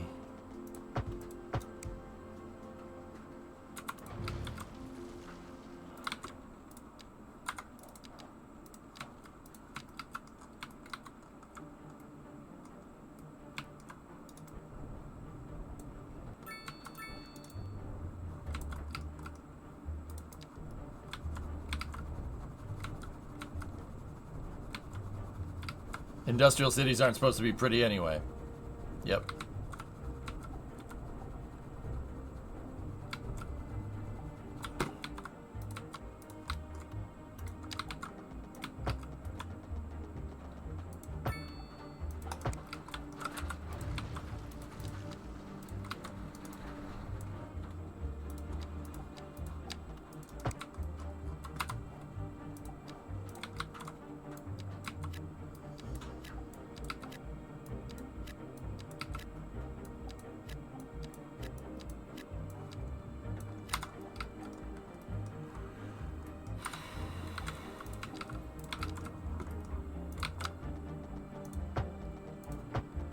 So I'm sorry, the commentary's a little bit thin on this part. I'm just trying to get us up to where we need to be.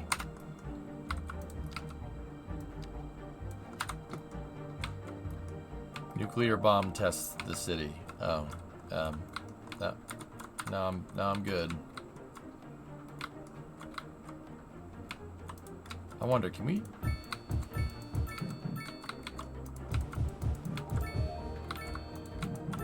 Just out of curiosity, can we choose our way up to? Yes, you absolutely can.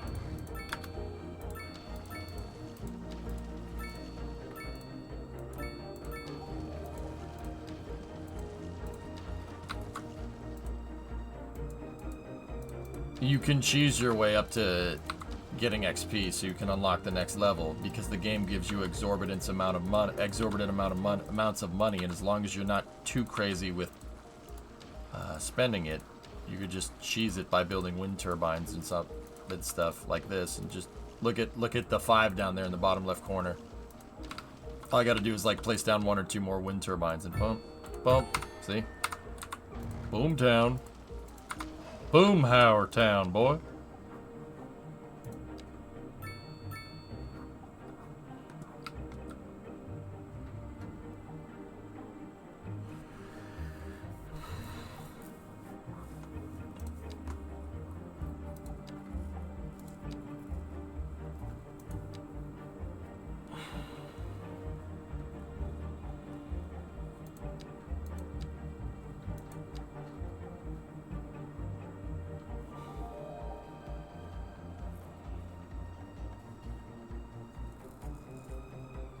Yeah, fish would not with those because it brings up the prompt, but yeah.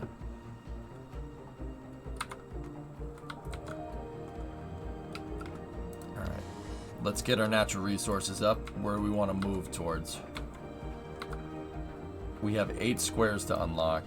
That's 9.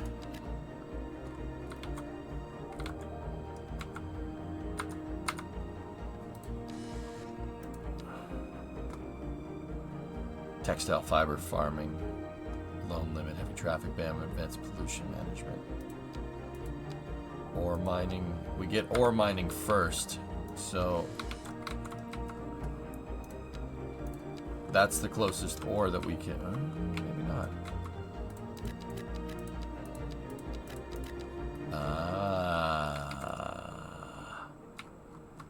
Chat, there's gold in them Nar Hills. Actually, it's rocks. A driving advisory has been issued for the immediate area due to poor road conditions. Please exercise caution if you must drive, and try to stay off the streets until conditions improve. This has been a local public service announcement. Second Moon Radio with your host, J. Thomas Hornbuckle. Tune in tomorrow for a second chance to hear the music of yesteryear.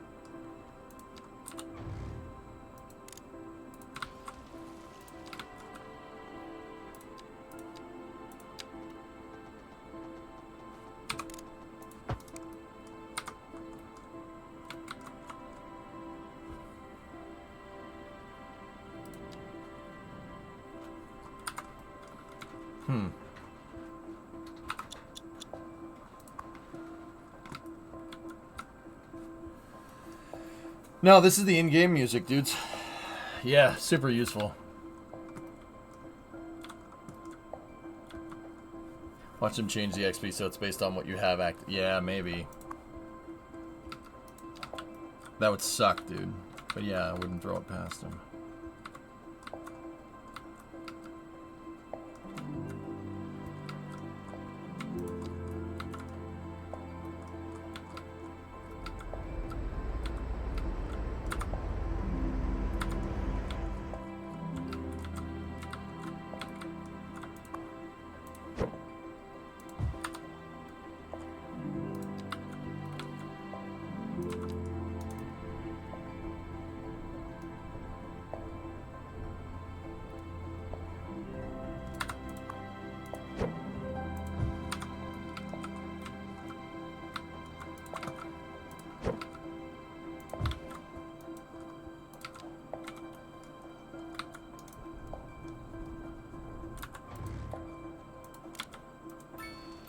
Just fixing some things real quick so This doesn't look like crap.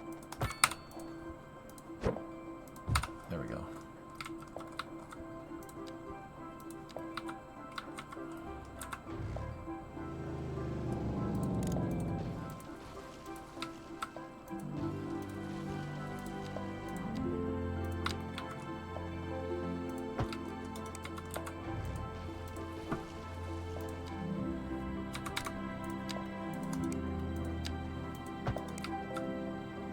Okay, now the underground lines.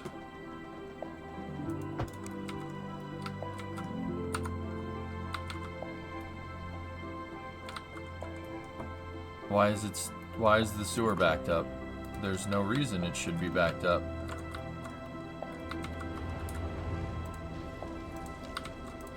Okay, so what I'm gonna do here is find the closest sewer line.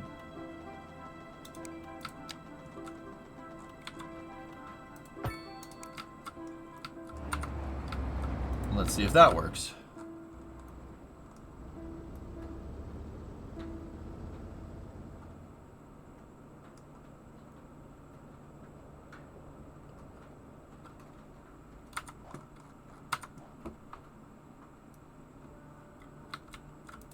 Hey Don, what's going on?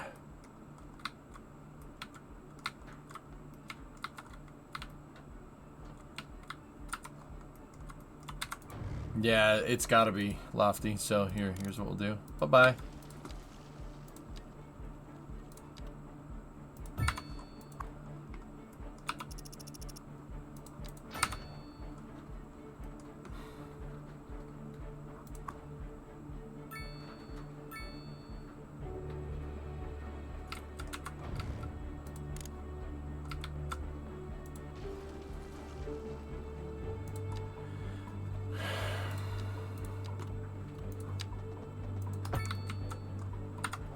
It was that upgraded pipe. The pipes that you upgrade doesn't... That's a glitch. Pretty damn sure. I'm glad he filled it up. Crapper's clogged. Merry Christmas. Was that in the budget, though? Did we have enough money to do that? The whole time... What I'm trying to do with the city is make it cash flow positive, but it's not.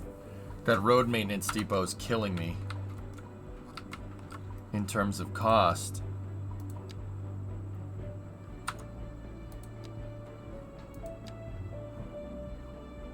Let's just turn your efficiency down. See if we can make some money back. 376. Alright, yeah, we're doing a little better.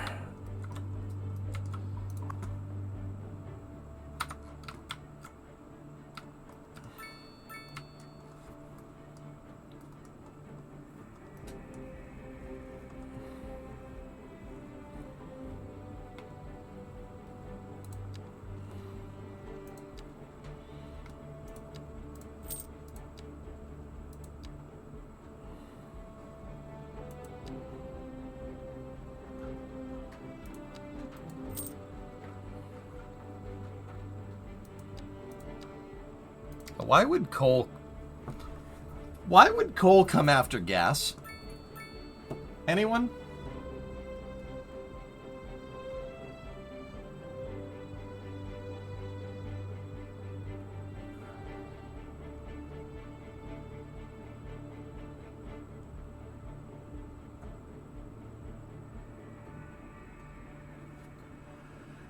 Clean burning coal it is. All right. Okay.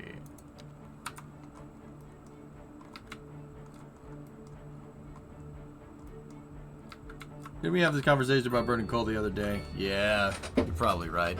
So, what I'm doing with this city, I've decided that, I mean, obviously the original plan was to keep a cash flow positive. I'm still doing that, right? I still want to do that. But what I think, what we need to get done, I want to see if we can tech for a certain industry. So, like, I want to try to make this auto production, like an industrial city that specializes in one thing. So, think, Ivis, are you familiar with Geelong? Oh, where is it? Where's Geelong? That's near, what is it, Melbourne? I'm trying to build a place like that. Or in the US, it'd be something like Detroit. Or Pittsburgh or Cleveland or something like that. In Europe, think Wolfsburg. Like Volkswagen. I'm trying to build a city. I'm basically trying to make a city that makes cars. I want to see if we can do it.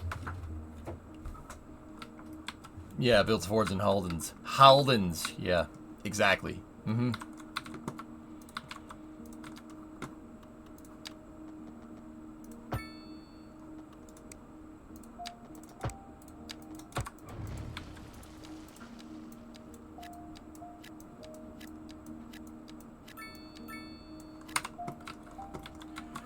What's our unemployment? 6.1% unemployment. We're going to need more industry.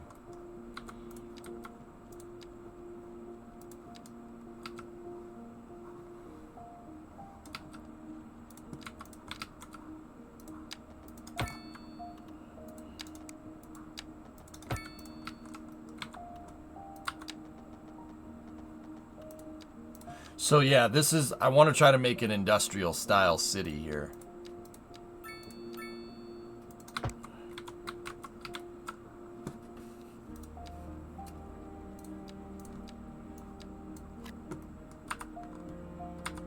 Discovery, go and throttle up. Jojo, 14 months. Will you build a test track? Maybe.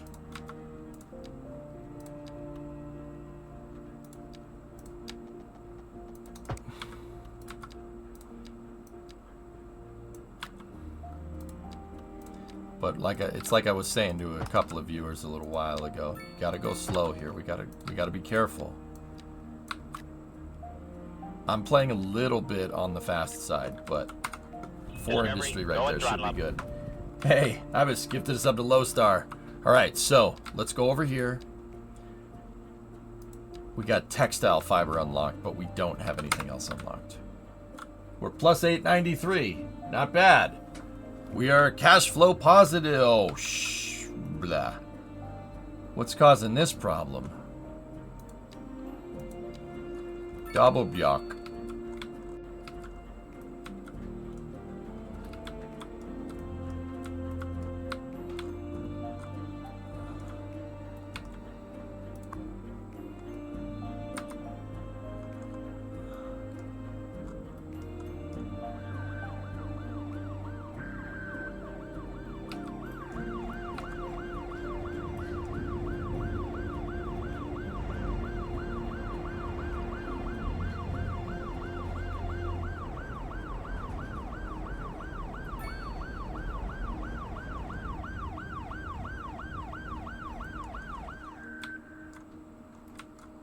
Huh. Yeah, Morton. Yeah, wouldn't that be cool? Oh, the road maintenance vehicles went through. That's why. That's why there was a jam.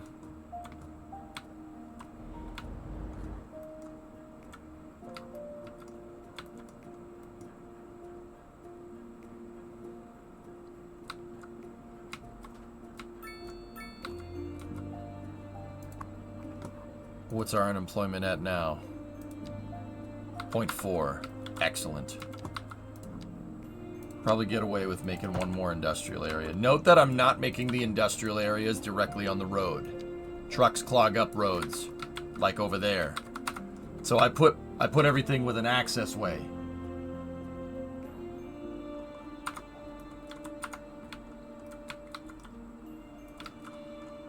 You see, trucks and stuff clog things. No good. Gotta be careful with that stuff.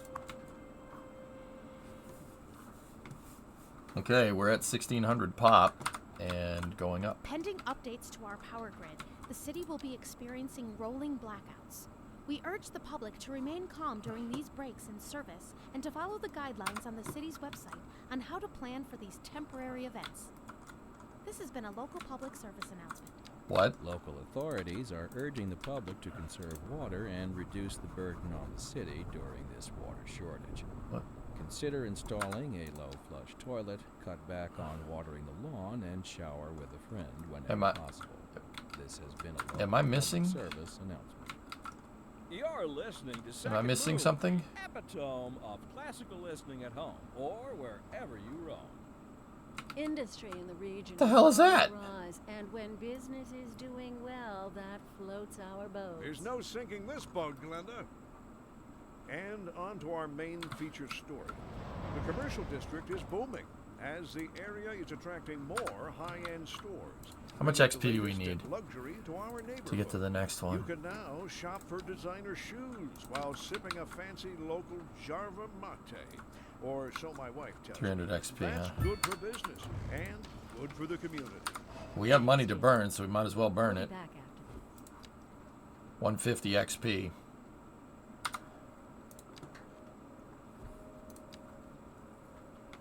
$32,100, $23,267.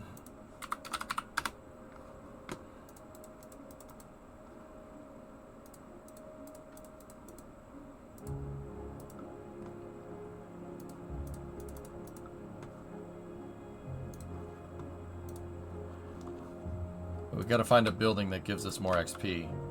We need to make 89 water towers to hit the next level. 15 at a building cost of 60 grand.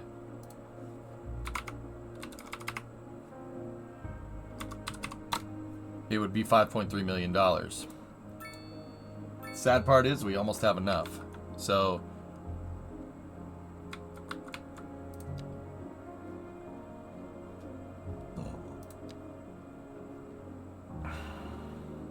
what else is easy to build? Those wind turbines is what I built last time.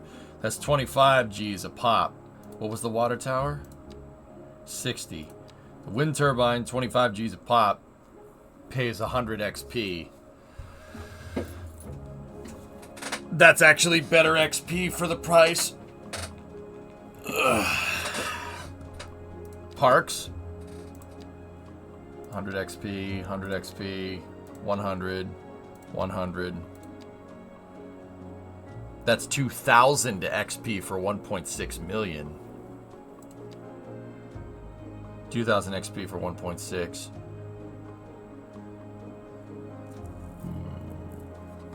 What's the cost of a roundabout?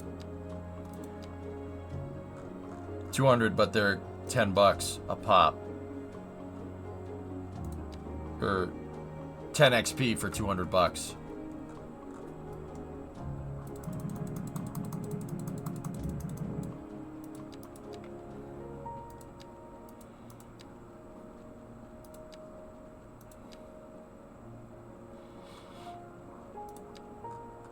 Parks give you 100 XP for 10 grand.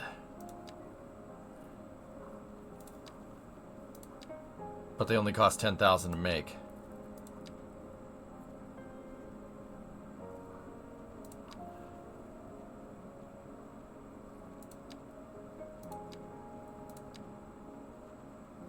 That one costs 5 grand for 100 XP. The playground. 10, 30. Yeah, this one. That's the best bang for your buck. I have the money. Look at the XP bar. Bottom left corner. Where it says 6. How to get hotels. You need high density commercial.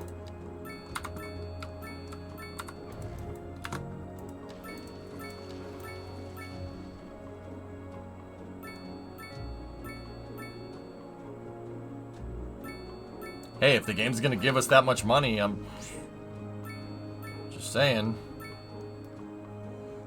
Yeah, and for what it's worth, holding down this does work.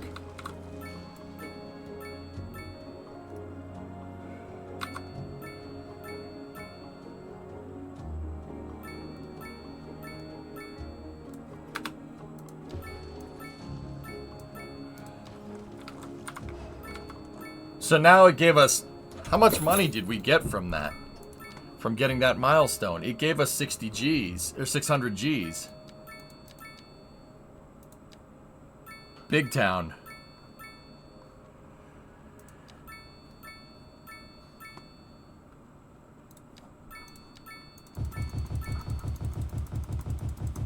choo!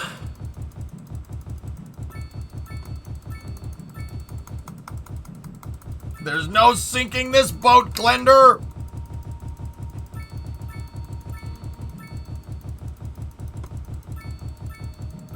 Chugga, chugga, chugga, chugga, chugga, chugga, chugga, chugga, choo choo!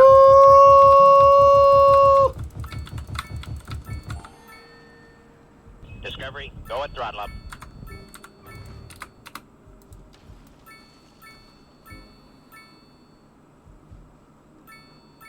Hey, if the game is going to reward you with copious amounts of money, why wouldn't I do that?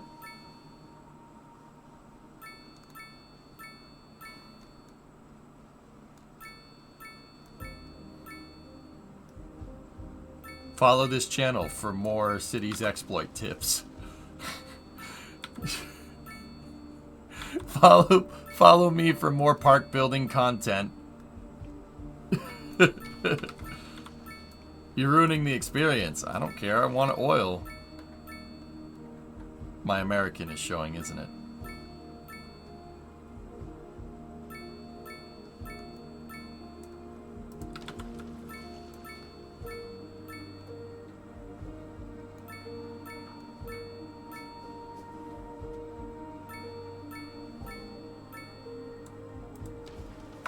I'm gaining experience in building parks. That was the most American thing you've ever stated. How much do we need to get to Great Town?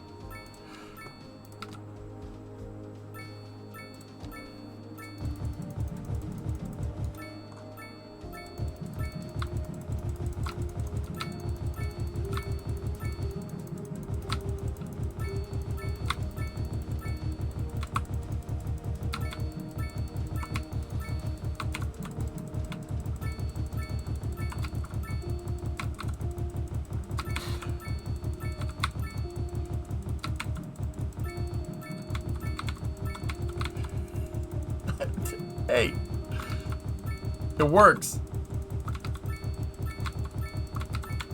I think I got my oil though. I'm pretty sure we did. Oh no, what did we figure out? Uh-oh. We figured out how to break it. It just works.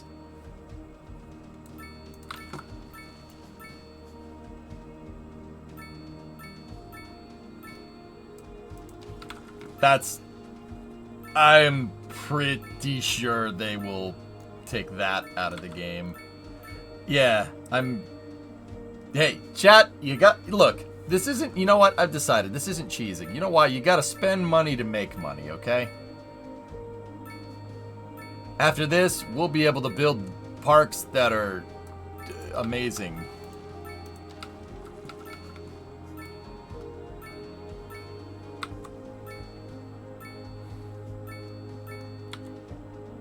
This also works for the special industry buildings. Yep. That's why I'm doing it, because I wanted to unlock the oil.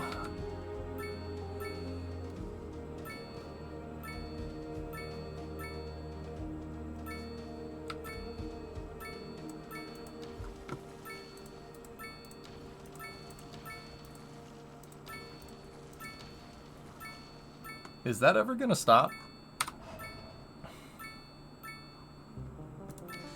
Alright, now let's buy resources. Oh my goodness.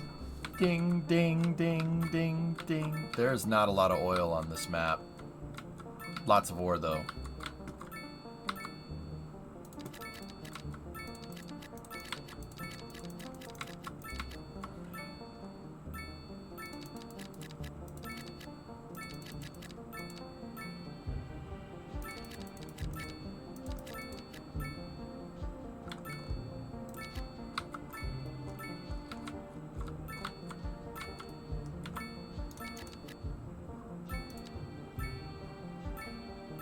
Someone's calling you. Pick up the dang phone. Look at all the text I'm getting. I'm so popular.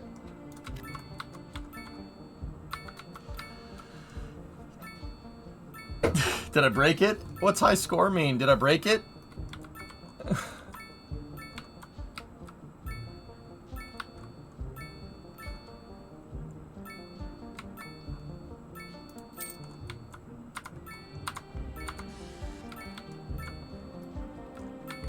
kind of experience per length of road? I don't know.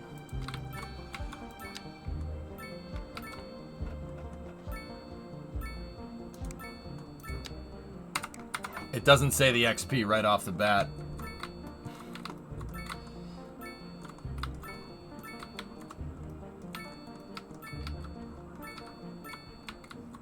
And we're still cash flow positive after all of that. After everything that we just did, we're still cash flow positive.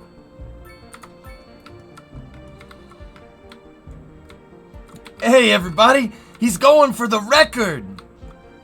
All right, so how much XP does it give us to build like a segment of road? Let's test for like a 200 meter segment, Roth. 3. Yeah, not even close.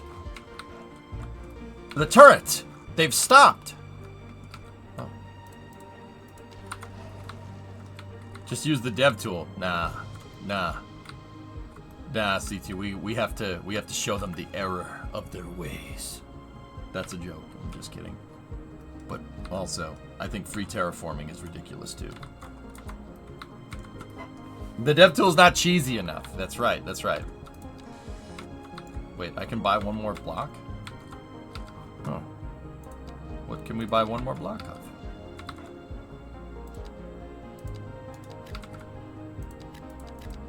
We're gonna claim all the oil. Alright, I'll buy that one just to make it a nice shape.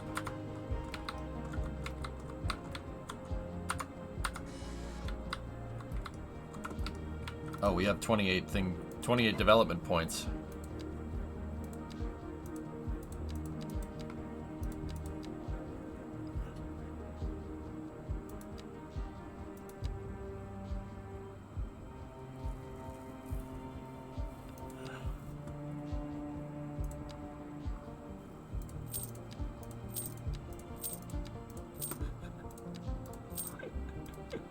It's so stupid. I can't believe it. Alright. Okay. That worked. Alright. Now, what happened to the huge city? The simulation got so slow it became impossible to figure out how to fix it. Alleviate, we gotta take a break from East Rock for a little while. Okay, where is the money? I mean ore. Here we go. There we go. The ore is in the hills. We must remove the trees. A driving advisory has been issued for the immediate area due to poor road conditions. Please exercise caution if you must drive, and try to stay off the streets until conditions improve. Your butt. This has been a local public service announcement. What? A driving advisory has been issued for the immediate area due to poor road conditions. We're mining, Please chat. Let's go. exercise caution if you must drive, and try to stay off the streets until conditions.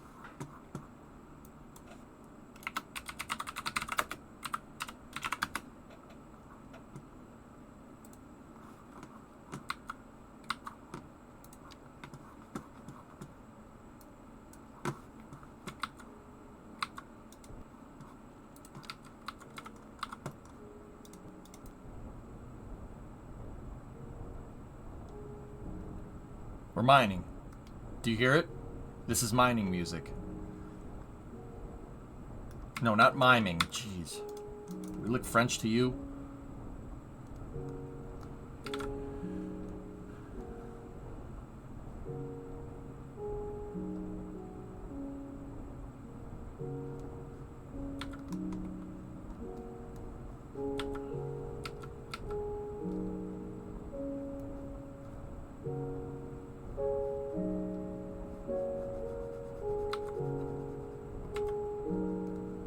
I look more German?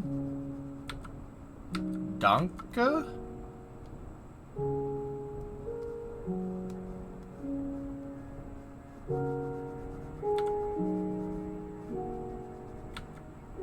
I am looking for a man by the name of El Guapo.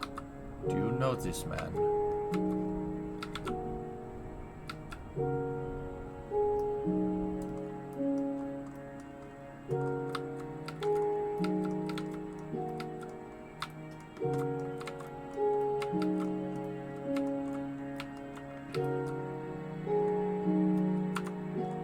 I know nothing.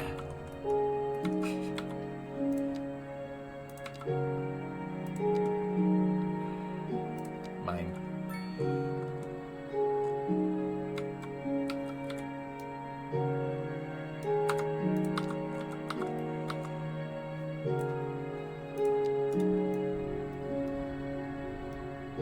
Do you hear that mining music?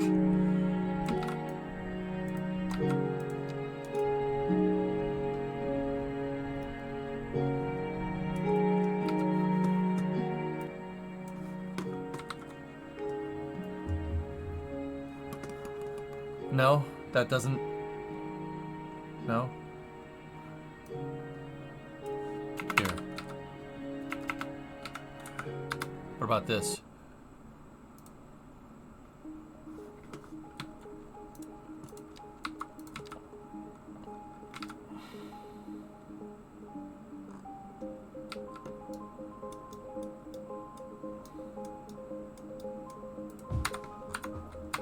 We're putting down our first mine.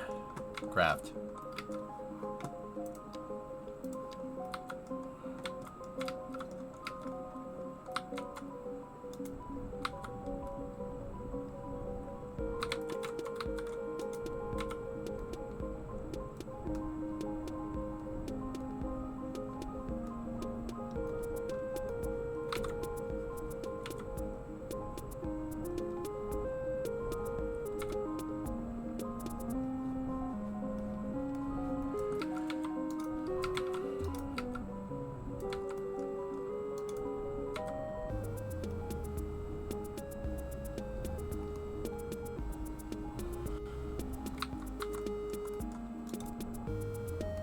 Hey, terraforming's free too. We're abusing the snot out of that as well. Why not? If we have ways of making you mine.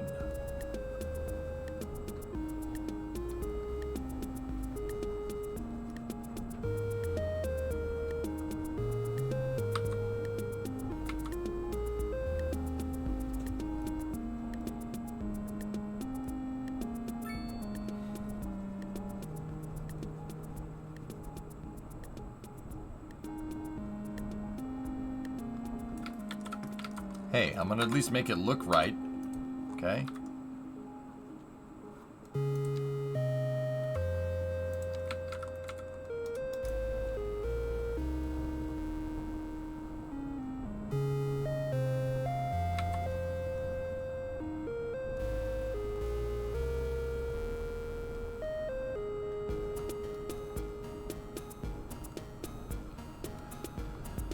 There we go.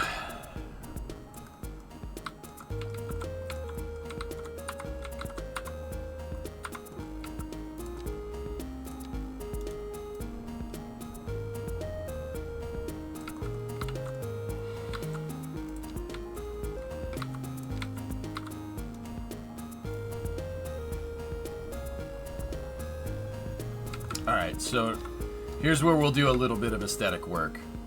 We need a road that goes out to this thing. So I will grade out a road, etc., etc.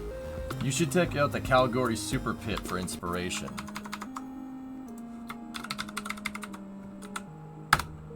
We're out in Western Australia. Okay, how big's this sucker? Oh. What are you mining here? Cobalt? That's a cobalt mine, isn't it? Blue. It's a cobalt mine.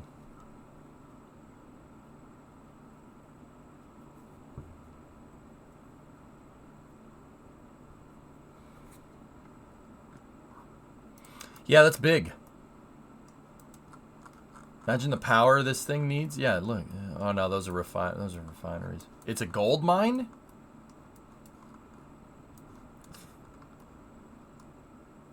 Huh. Why is it blue then? Ah, everything's upside down there. Oh, everyone knows the only blue ore is lapis lazuli. Yeah, okay.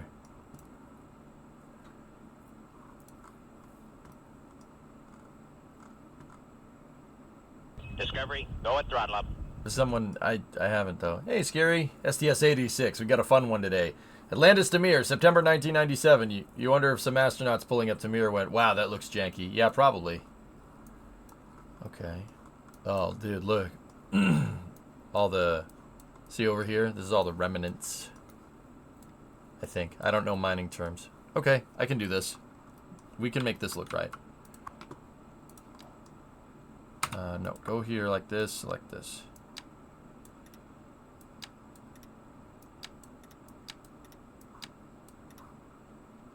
Improve. This has been a local public service announcement. You're listening to Second Moon, the station for the cultural sophisticated who doesn't fear extending their ears to the more challenging spheres of the classical genre. Let us move now from the musical page to the literary. Here we have some perfectly anguishing correspondence from the listener.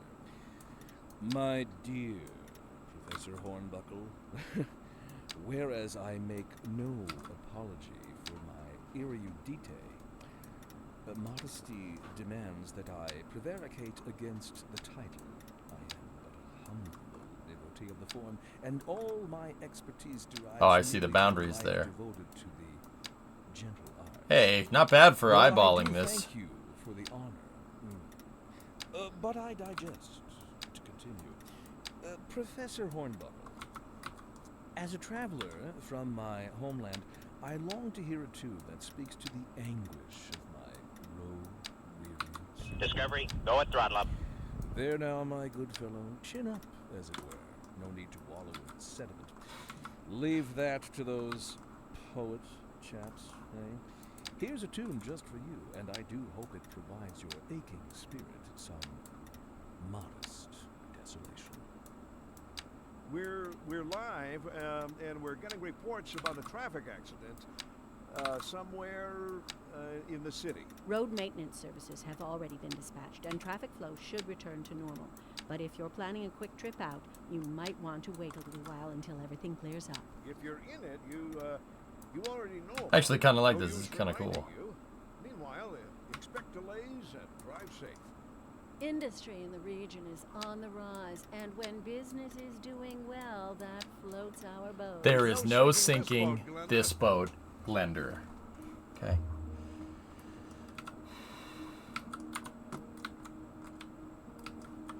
So now what we can do to make this look even cooler, because it's us. We gotta have some. It's gotta look right.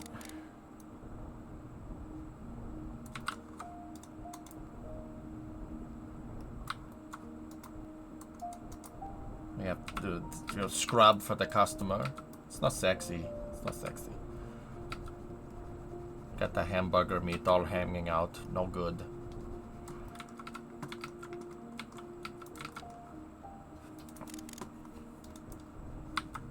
Let's make those shelves that that mine has. The Caldari mine. Wait, no, that's something different.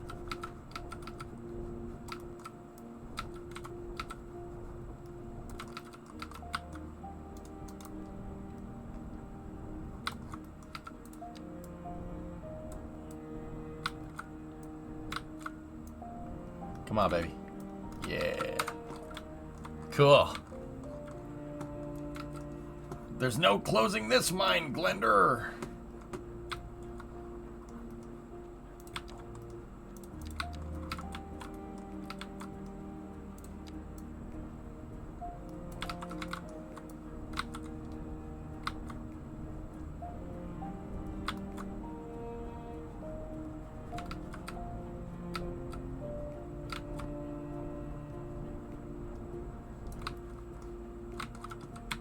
Now we just gotta smooth that edge out.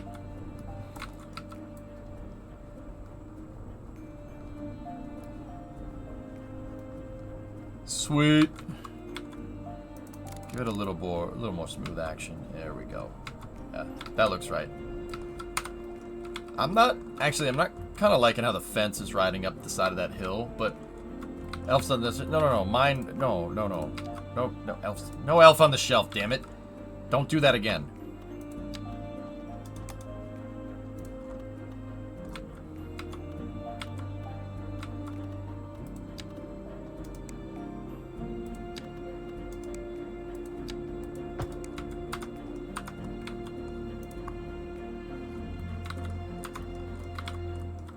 Oh, don't put that there.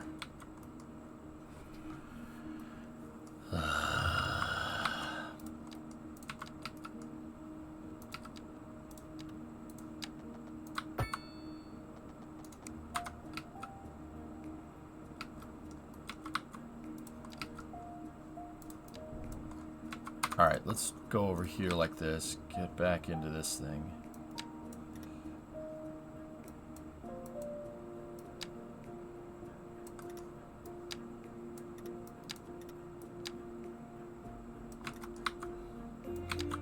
There's no closing this mine, Glender.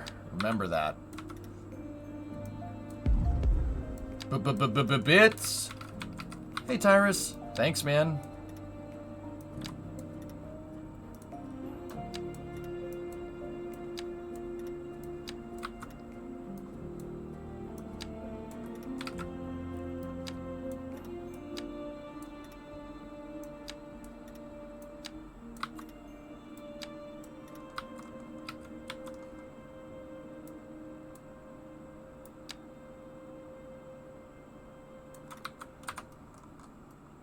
Okay, now we just gotta get the other side all figured out. So what I'm doing, guys, is I'm trying to get certain types of resources so we can make certain types of things. In this particular case, I'm trying to make a city that specializes in automobile production. Okay. How's that look? That's pretty cool. That's pretty cool looking. I think that looks neat.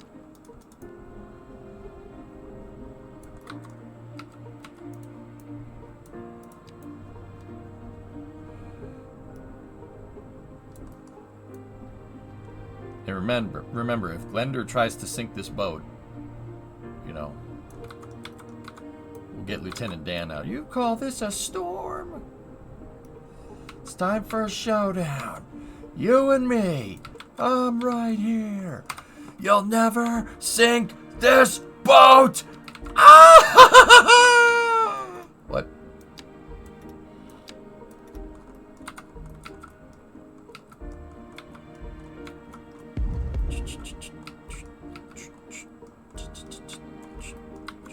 When are you making the moon buckies? What? The bucky?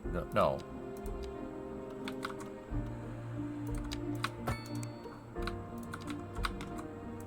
You're Bucky. Alright, this needs to be heavy industrial road, so we build heavy industry.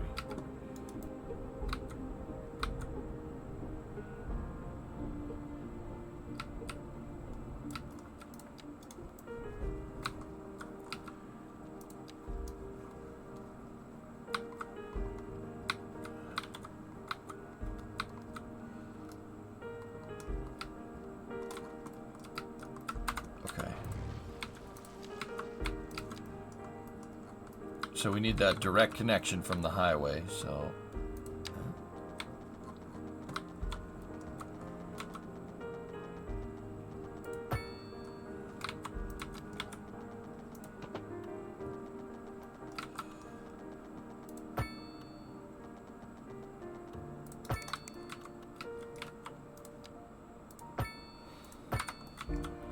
Last, please. What's up? Thanks for the bits, everybody. Not sure if you plan to work on the T-38 and fly out, but I was at Pima recently. I took some reference pictures if you needed regardless. Hey! Thanks, man. Discovery, Oh, drop Pima's off. the best, dude.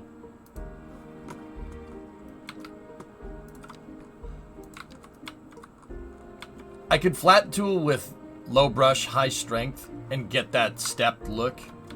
See why? I kind of wanted to get the mine up before we go to try to make it look pretty. I wanted to make it work.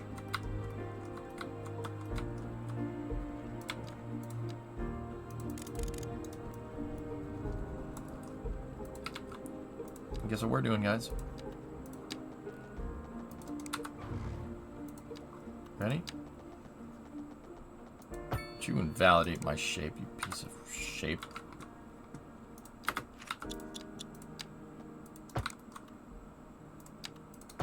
This highway, I'm going to redo it again eventually anyway, because I can't stand it because it looks like a roller coaster.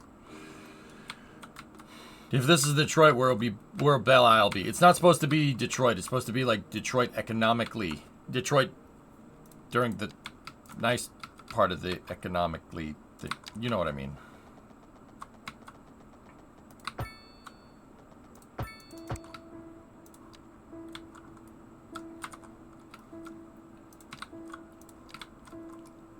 I'm really kind of freehanding my own style here, guys. That's the truth.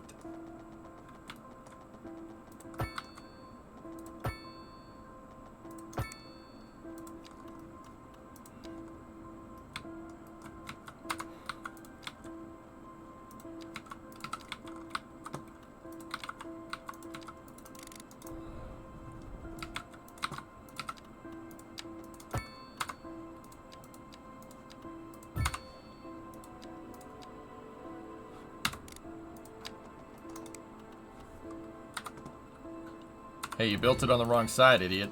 Really?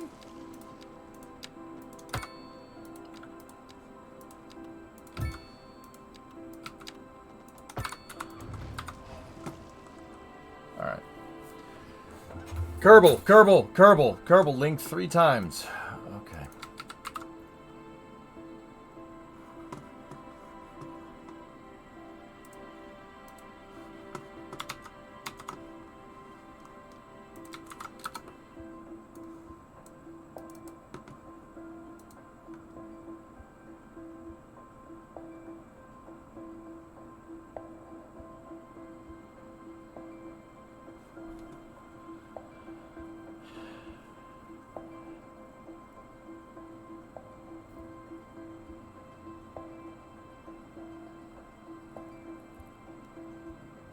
Oh. Interesting.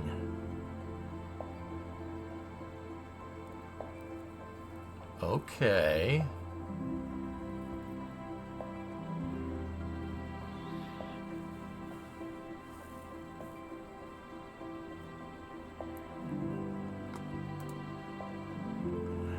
Oh.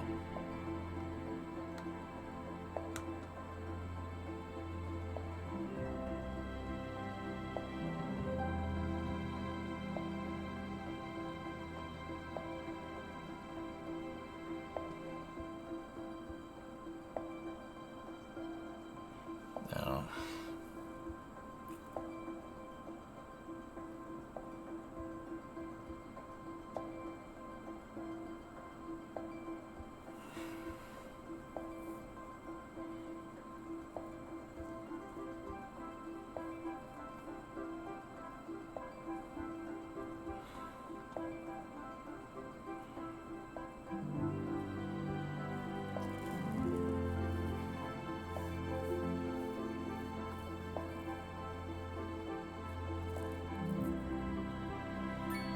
Yeah, those are okay.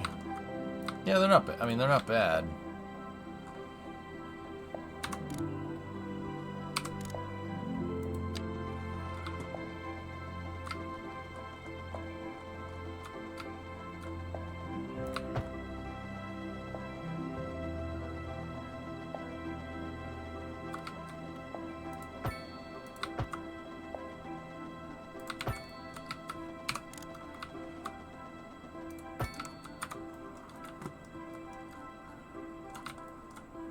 Dude, Discovery, go at throttle up.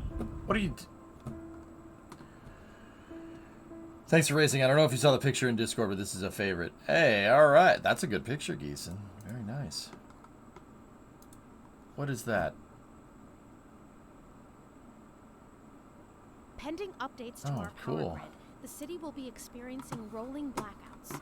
We urge the public to remain calm during these breaks in service and to follow the guidelines on the city's website on how to plan for these temporary events. This has been a local public service announcement. Recent spikes in demand have led to temporary local shortages in the city's fresh water supply. The public should be aware that we are struggling to get the situation in hand. This has been a local public service announcement.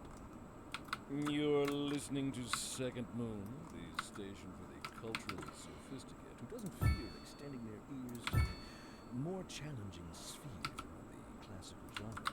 Let us move now from the musical page to the literary.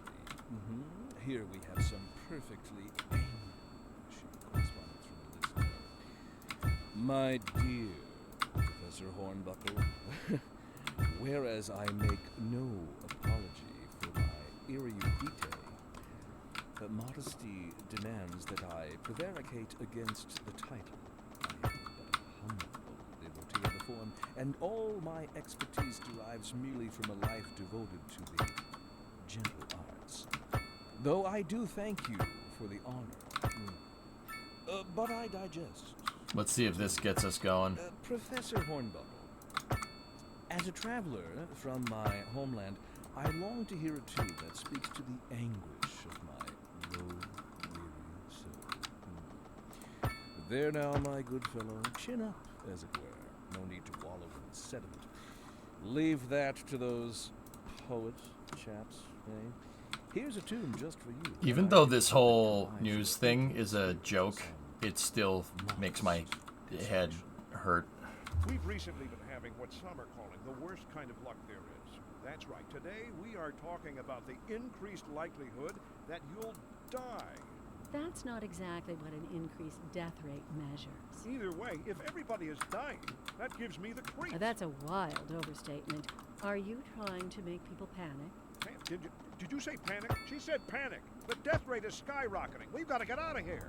You go, I'll stay and clear up the mess. We'll be back after this. Industry in the region is on the rise, and when business is doing well, that floats our boat. There's no sinking this boat, Glenda.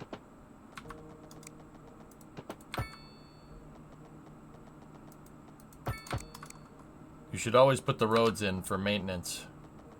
I don't like just placing the wind turbines out in the middle of nowhere. They'll all have an access road.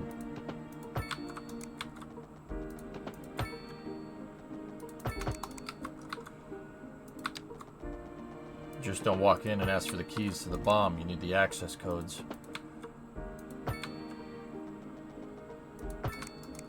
Said the helicopter posed no immediate threat and wasn't worth following.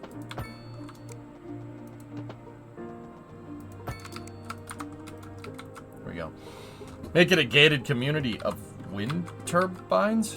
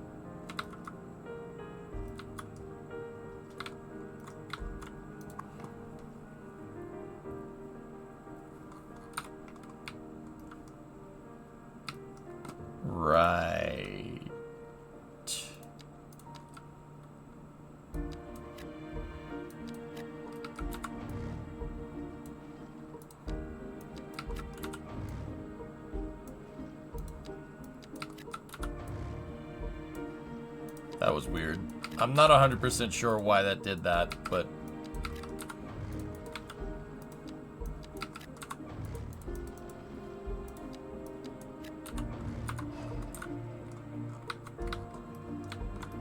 Any idea on how to make an effective shipping port without backing up the traffic for miles?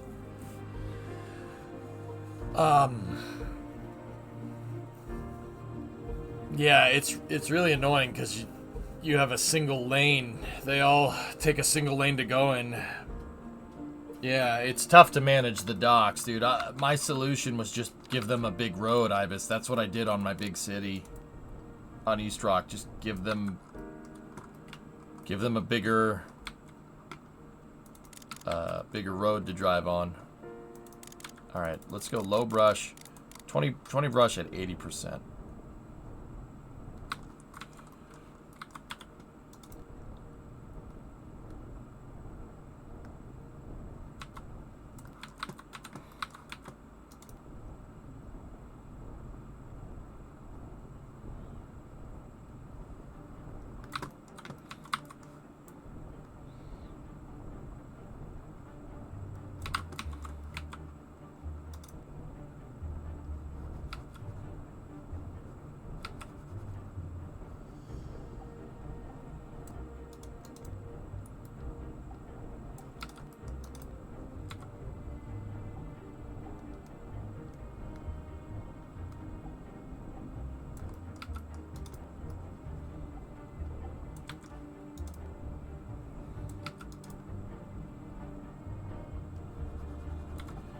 Let's see how this looks.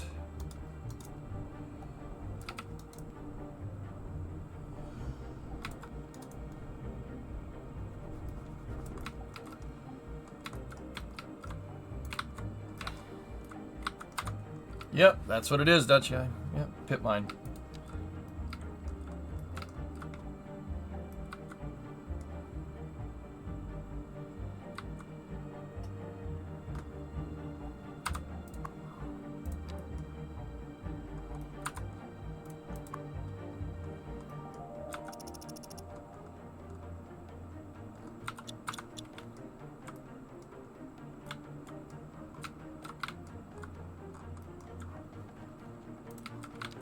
I'm trying to make it look cool.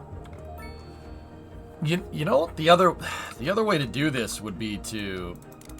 Here, hold on. Let me widen this out and get it back up in the air, right?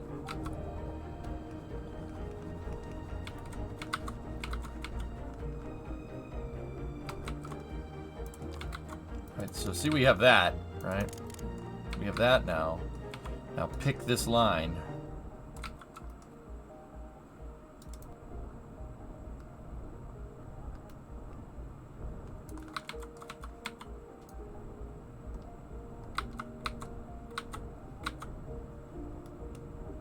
Yeah, I've never tried to make one of these before. I probably would need more reference, dudes. Let's just smooth it out for now, because it looks good. That looks pretty sweet. And let me just go back in the building and get rid of that pointed edge.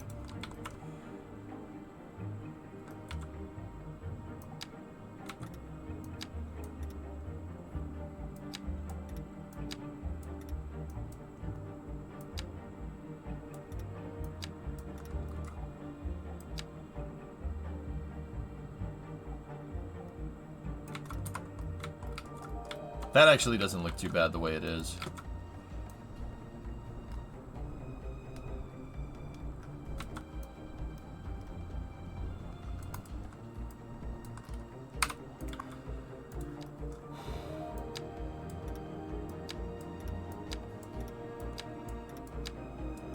We could spend more time making the mine look cool in a second. What are our exports for mining up to? Ore mining is 9.6 trillion on the import.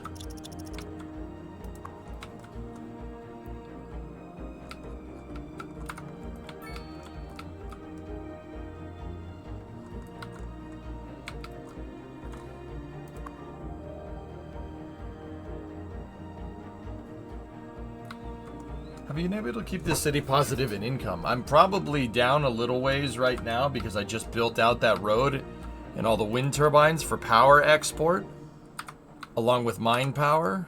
But, yeah. Yeah, I'm not making it back.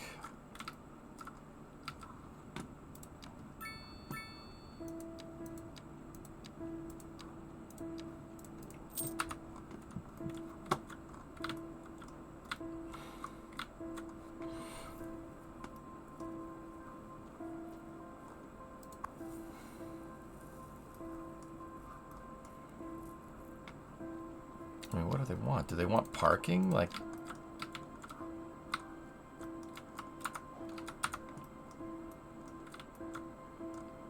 I know about the geothermals. Yeah, man. Thank you.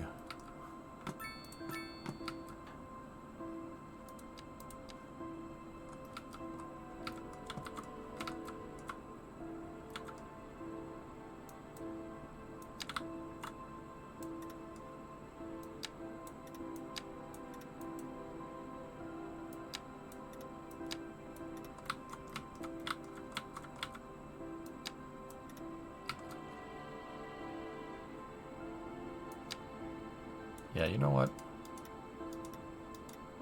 Changed my mind. No one's working at it. 0.1% unemployment.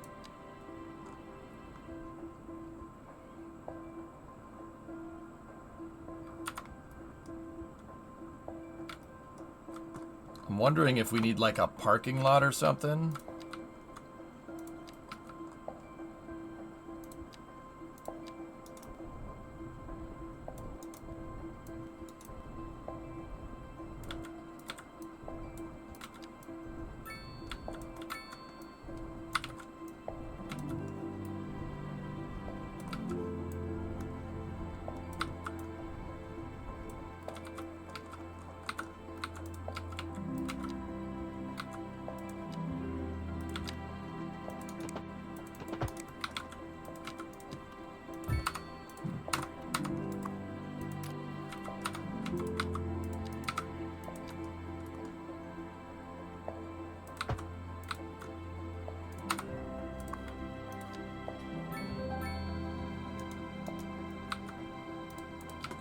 Got to give them a sidewalk so they can get there.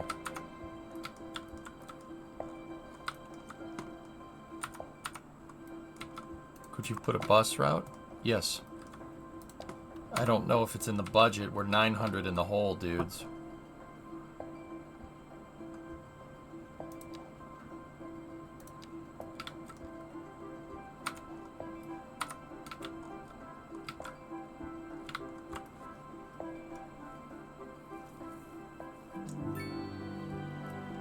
Build 1 to 2 houses over here.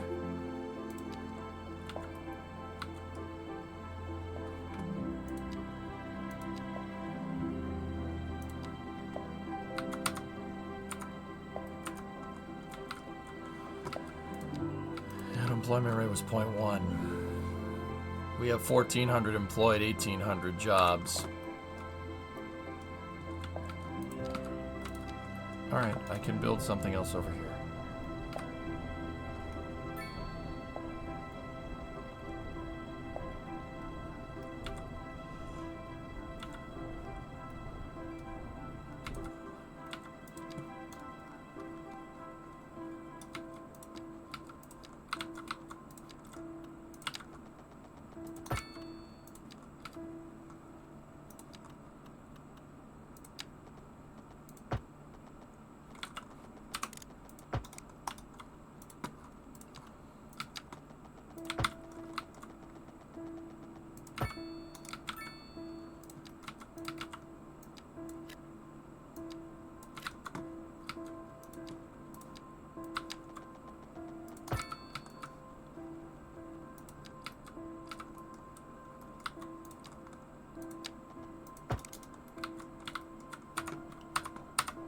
Alright, let's just build another...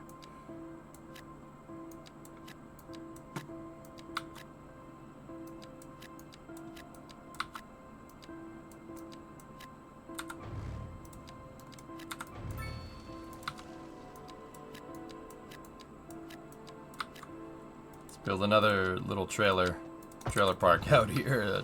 I'm not gonna lie to you, that's exactly what we're doing.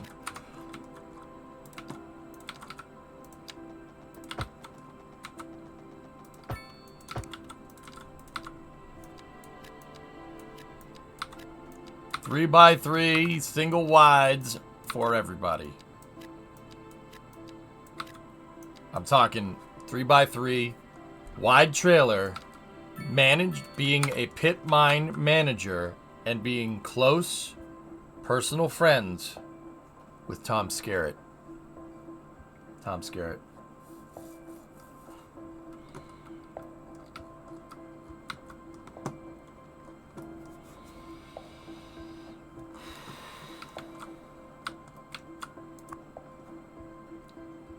Yeah, see? That was too far.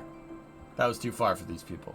I think the threshold for commuting needs to be a little bit higher. That thing is useless. Get rid of it.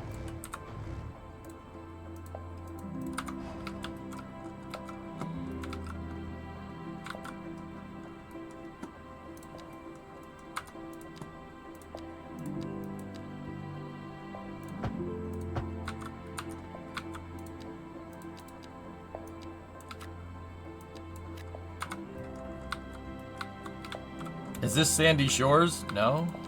No, it's Sandy Shores. That's a Cities 1 map, dude.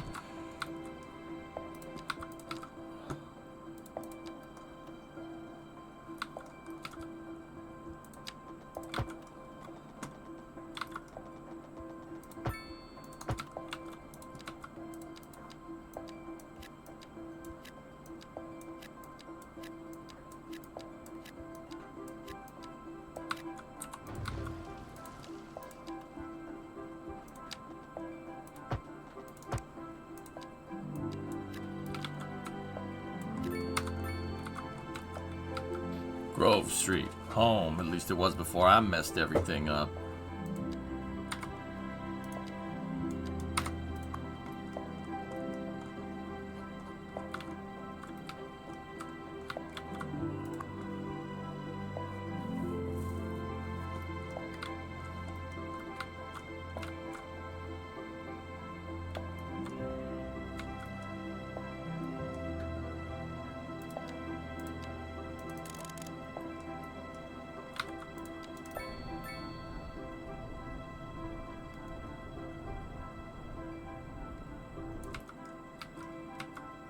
What is the path that the mining equipment took? No.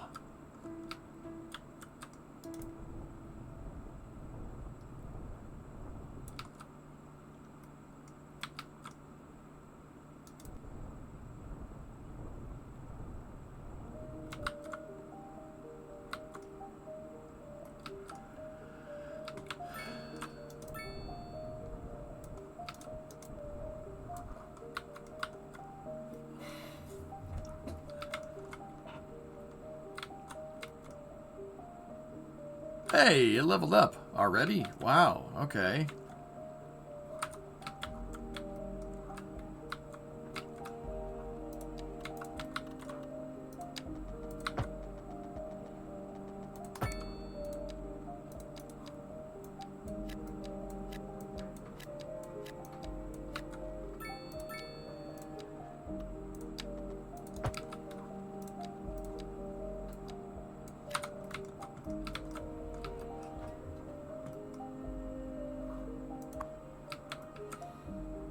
Yeah.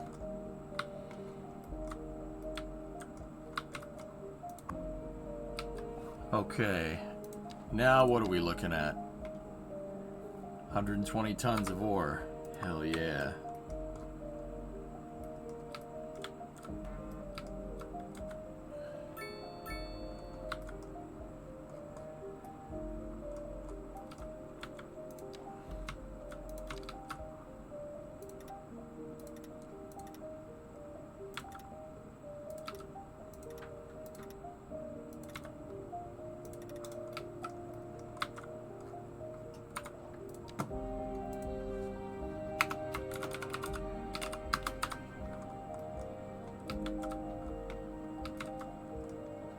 You're level 9, you can make oil. I understand.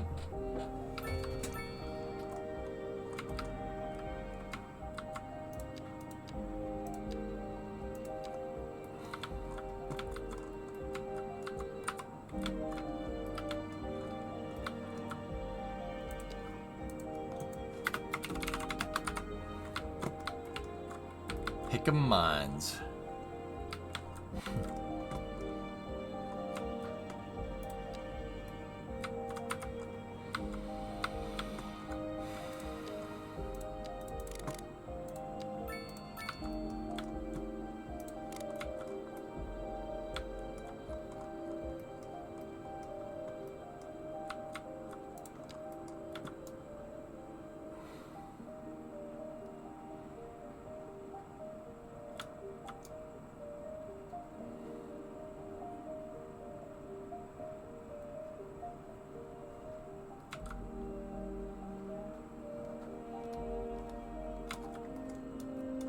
Okay.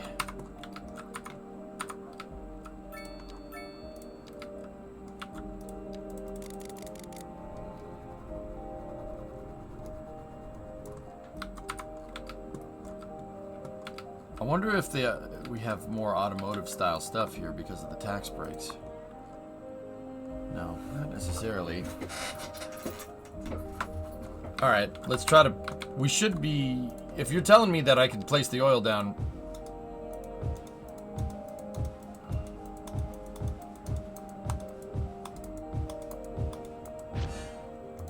Because we can do that. Yeah, you're right. Oh my god.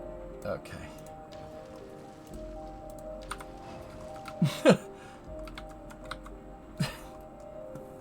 Okay. Yeah, no, let's go with that, huh? That's a thing. That's a thing that it's alright with.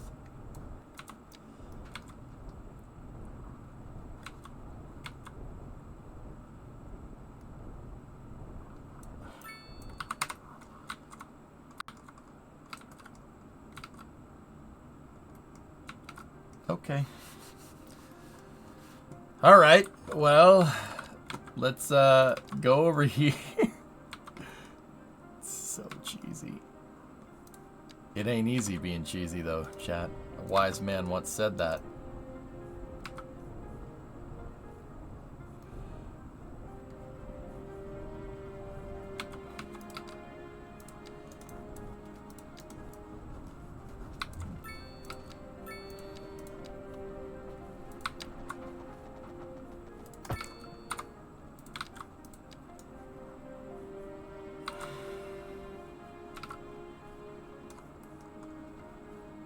Alright.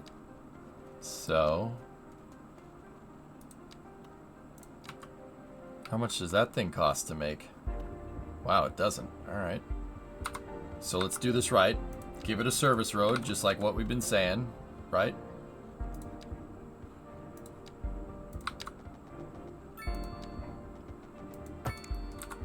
That's a dirt road.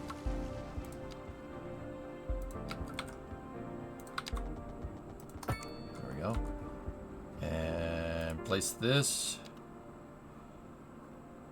I picked the one spot where that doesn't actually make sense to do that. All right, cool. Let's move it over. Move it over a little bit.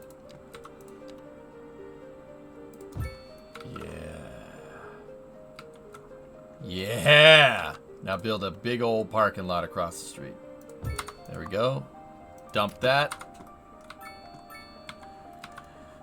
Let's see what happens now.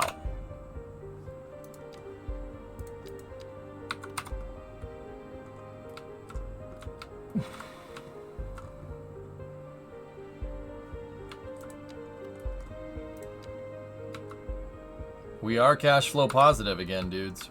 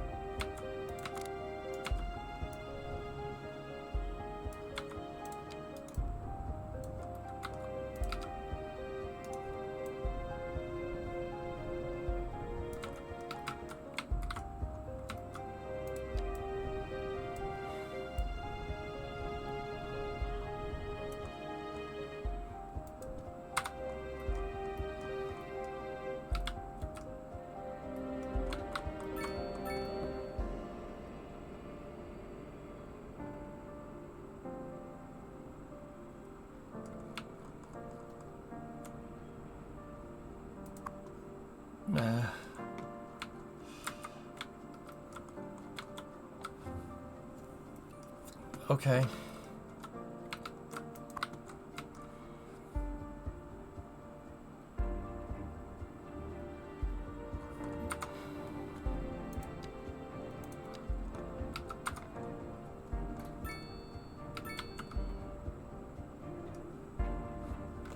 Hang on.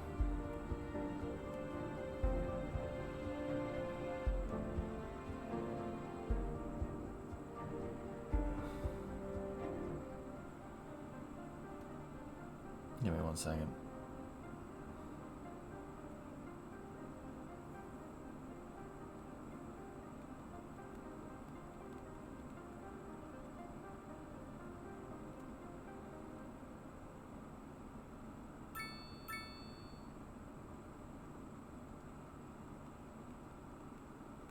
Pending updates Give me to our 1 second. power grid, the city will be experiencing rolling blackouts.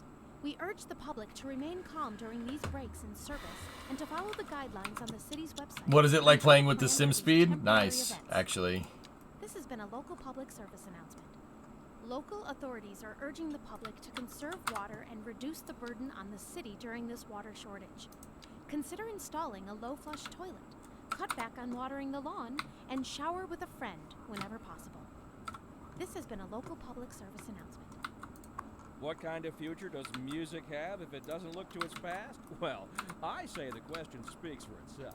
Here on Second Moon, we know you can't move forward unless you keep both eyes steadily trained on what's behind. Discovery, go at throttle up. Help. We're live, and we're getting reports about a traffic accident. Hey, Moto Kid. somewhere- Road Rolling maintenance services have already been blackout. dispatched, and traffic flow should return to normal. But if you're planning a quick trip out, you might want to wait a little while until everything clears up. If you're in it, you already know about it. No use reminding you. Meanwhile, expect delays and drive safe. Industry in the region is on the rise, and when business is doing well, that floats our boat. There's No singing singing this this boat, boat, Glender.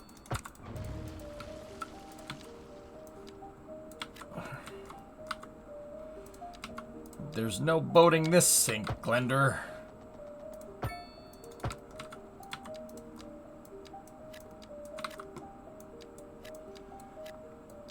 There's no glending this sink, boater. What?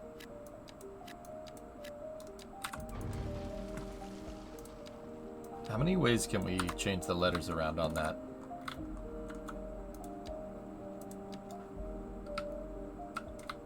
How many ways can we actually do that? Blender? Yeah. There's no boating this sink, blenders. Why is that funny? That's not funny. Damn it.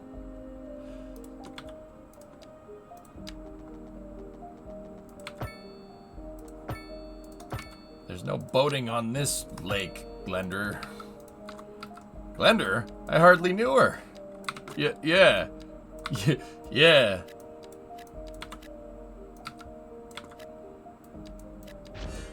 Film Actors Guild Mansion.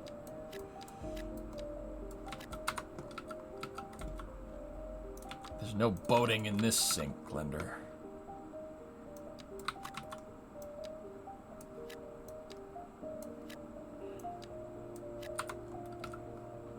Nope, didn't want any of that. All right, what's the unemployment at? 0%. The flowers are still standing. Dirt roads to save money now? Yep. Replace later? What? Maybe?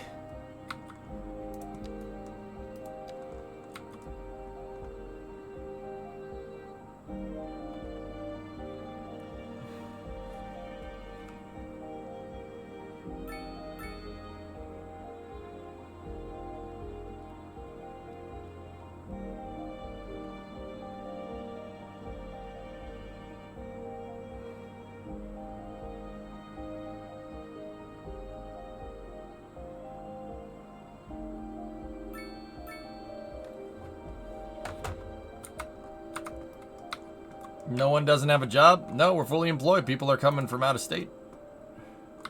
Come work here. Or out of... You know what I mean.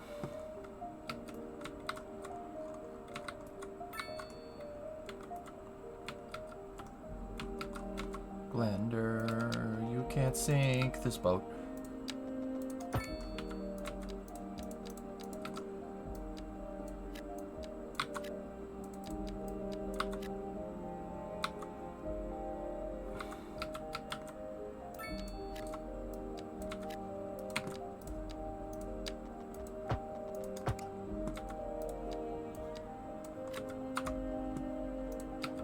So I'm doing basically the opposite of what I said would be a good idea to do, and I'm playing the game super freaking fast. I want to see what happens here. Like, can we actually tech to cars and get that, and actually just make a killing just building, like having an automotive industry? We'll find out.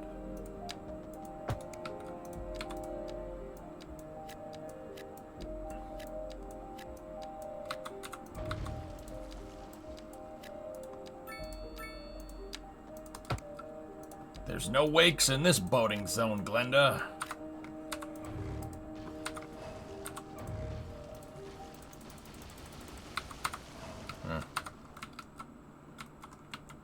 Boat Glenda, no sinking. There's this. Okay, Yoda.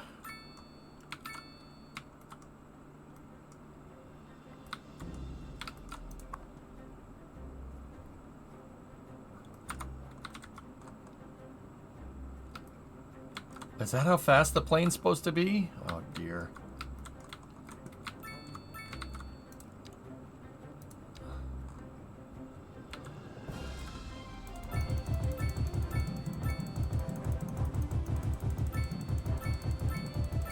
You talking about these small parks?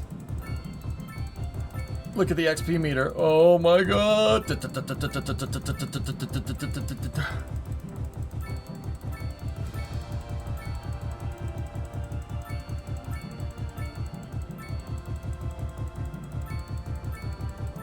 Don't worry, you slow it down soon enough.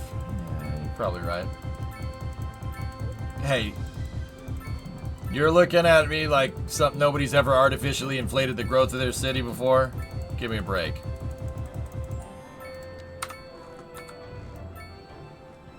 Oh, look. I spent like 500 grand to make 800 grand. You gotta spend money to make money, chat, okay?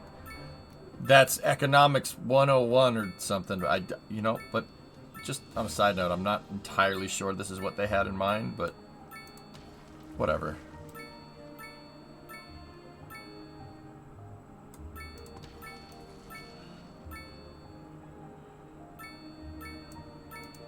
See last. Okay.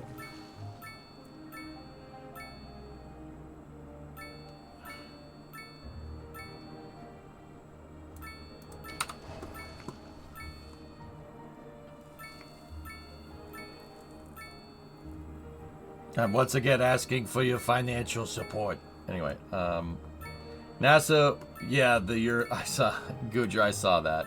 W, what did you link? Do you seen have this? Okay. There's Glendon, this boat sinking, no?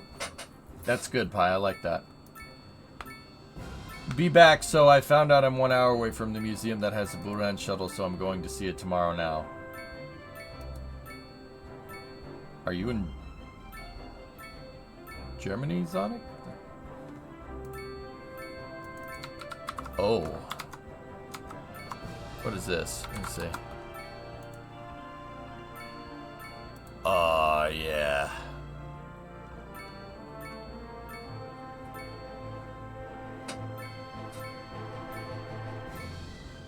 Very nice. Wait, that's where the Gateway to Mars logo is? It's on the launch pad? I didn't know that. Ah, why did I never realize that? That's cool, man. I wonder where Dude, look at it. It's all lit up. It's got Santa on it and stuff. That's killer. That's when SpaceX moved their booster out to the launch pad.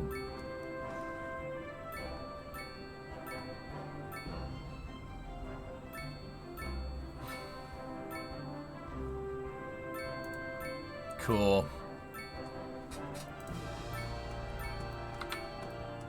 That's awesome.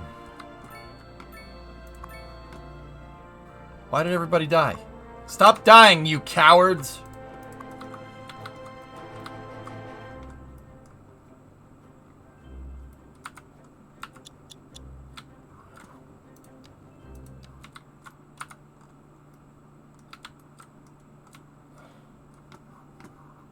Oh, and I found these.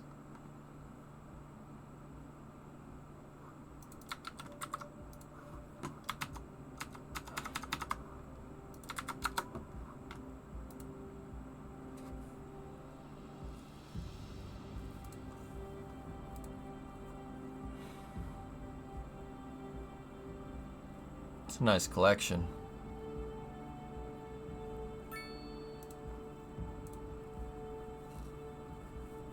Whoa. That's rare. Huh.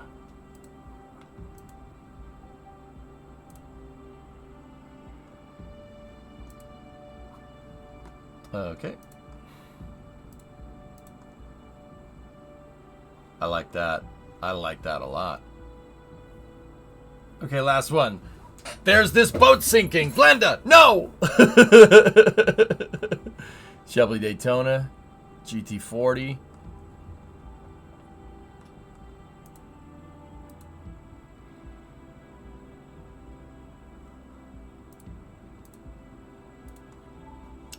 This is Spire, right?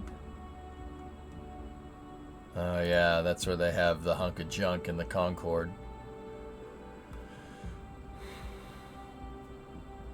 Sinshine? Oh, very nice. Yep. Dude, look at the brakes. Cool.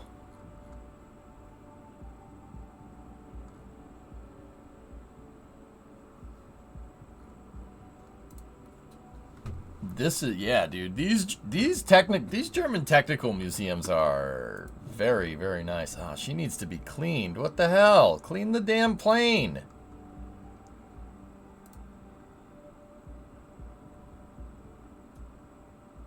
Ah, very nice. I like that one. That one with the white stripe. That's a good one.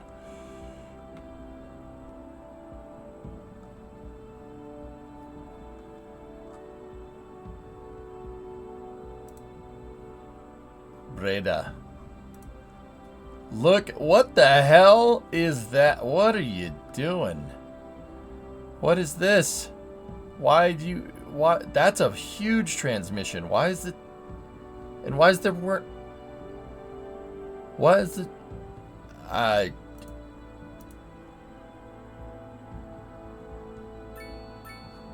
Okay.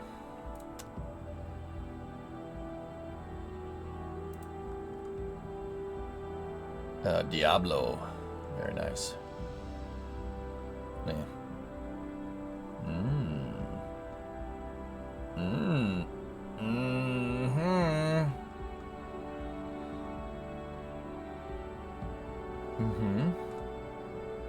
Yeah. Nice. Very nice. A Kriegslock. Look at that. Oh, cool. Wow, look at that thing. Kriegslock.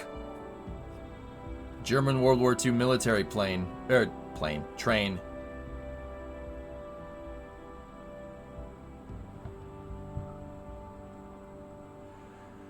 Cool.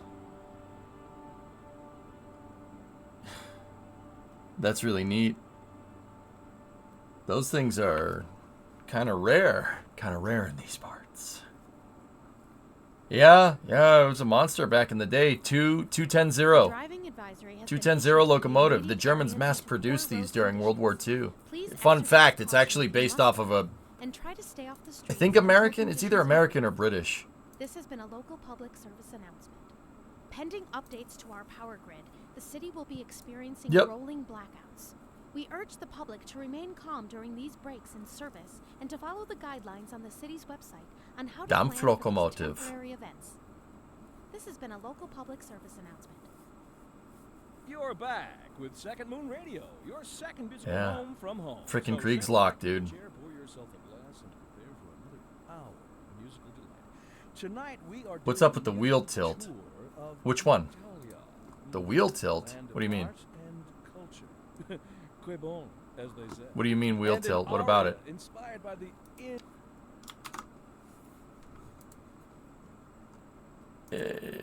That's camera perspective. Look at it from this camera. Zonic, these pictures are great, dude.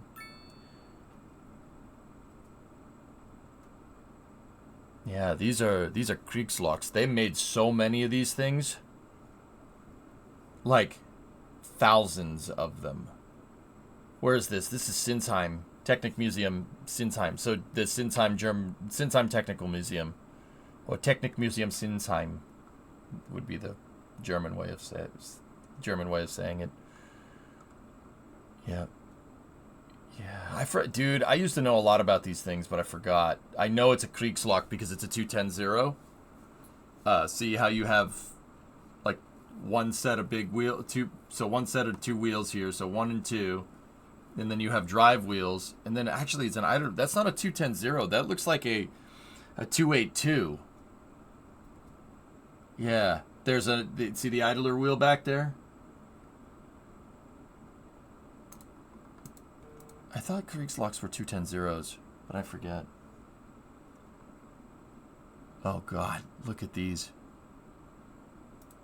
Oh boy. Ah. Generating power, are we?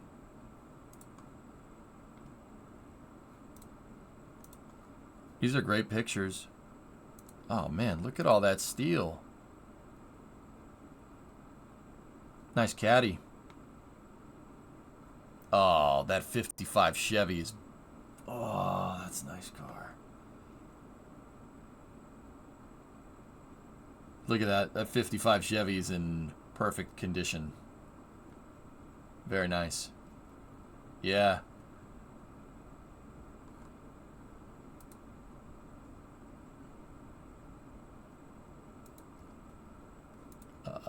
Dude, this museum's crazy. Bro. Proto Bigfoot over there. 78 F250. This is in Germany?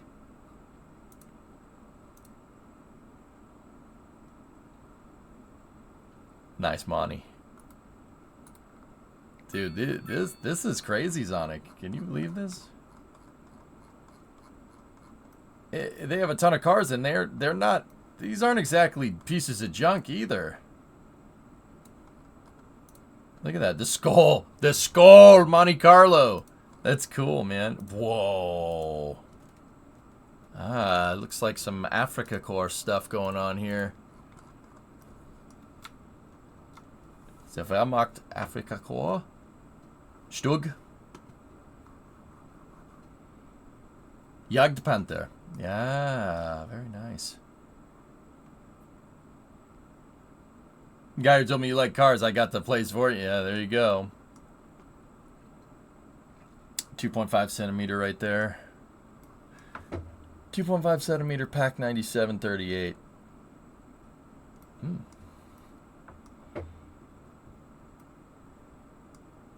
Yeah. So this is an Africa Corps exhibit. So this would be like German fighting units in the North African theater. So this would have been like 41, 42, something like that. That's a cool picture. The Jagdpanther. Look at that. Oh, what else we got here? Panzer IV. MiG over there. Dude, look at that little guy. Look at all these little things. That looks like a Bren gun carrier. That's British, though. Dude, these exhibits are awesome.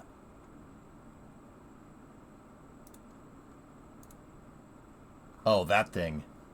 The SDF thingamajigger. And then the Kubelwagen over there. Yeah. Look in the background.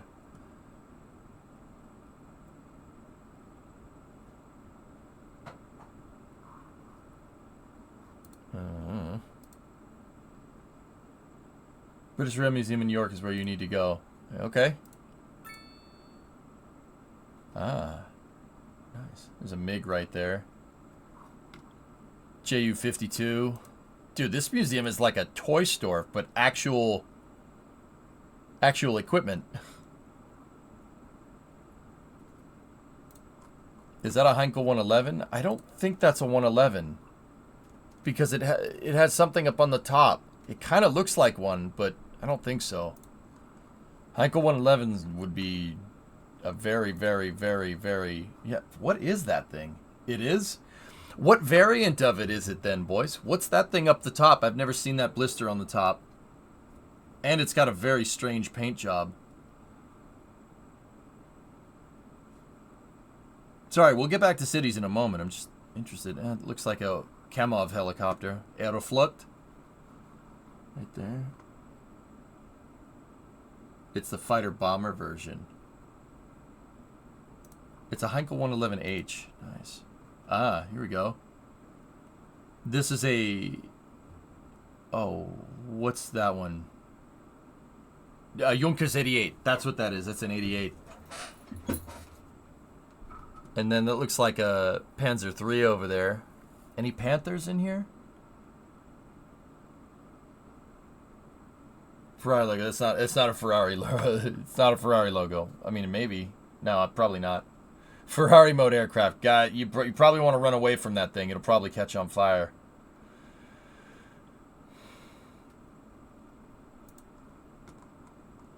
Dude, this is a crazy freaking museum. Whoa, Spariero! Whoa! There's a JU-52 and a JU-88 right next to each other. Cool, cool, cool. Yeah, Kugelwagen over there. Volkswagen made those things for a long time after the war. They're called VW things. Burning with the passion. That's right. That's alright. Dude, that Jagdpanther is in really good condition. Look at that thing. It's mint. Yeah, this is Technik Museum Sinsheim. This is a... Dude, I'm kind of taken aback by how many freaking American cars they have. That's a lot of good stuff. Caddy. That's a Plymouth, I think. Chevy. Another Cadillac. Studebaker. Or no, Chrysler. Chrysler up there. Oh, look at that thing up at the top. Is that a vending machine? No, it's just a display for cars. Dude, the freaking Kriegslock, though. That's nuts.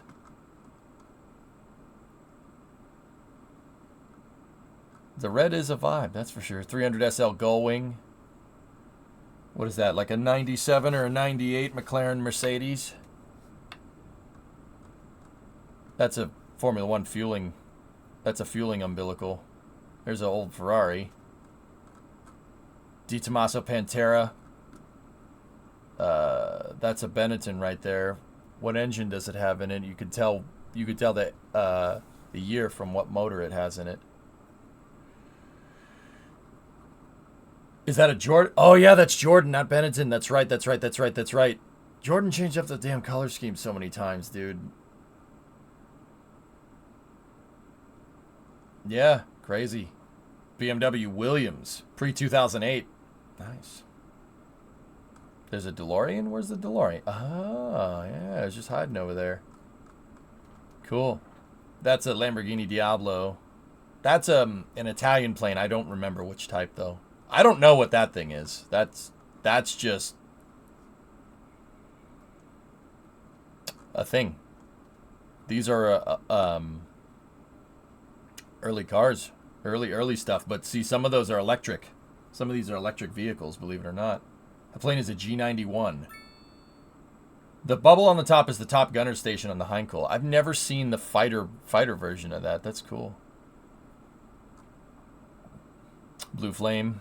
It's a land speed car. This is a TU-144. That's the flight deck of the Concorde.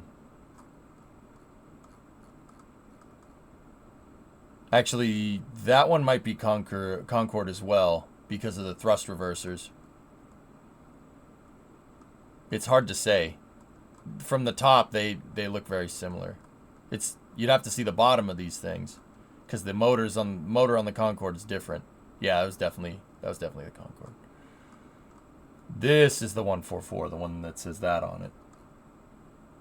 Daytona 4GT. That's a Shelby GT350. I'm not sure what type of car that. Lotus, maybe. Jag.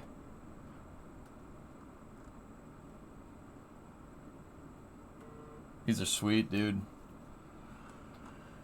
This is great. I'm not sure what this Isetta is, but it's still cool. Dude, this is a freaking toy store. I mean, dude, even these America sections, man, they're... Yeah.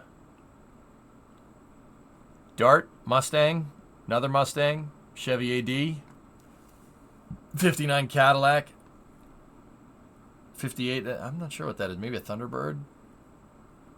Rob, this is Technik Museum Sinsheim in Germany.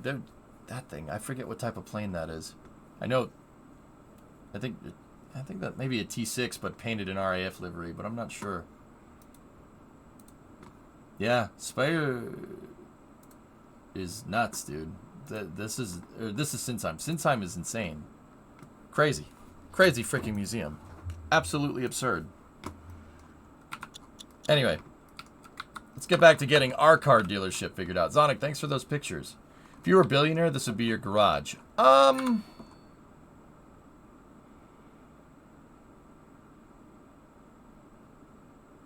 There would be more aircraft, to be 100% honest with you. Look at the VW test track. This is what your city needs.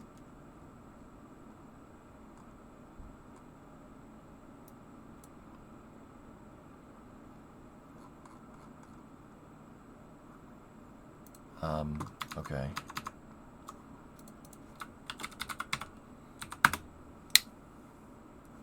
Where's the music? Get the music back. Shut up. We're live. No, shut up. Industry in the I said be region quiet. is Thank you.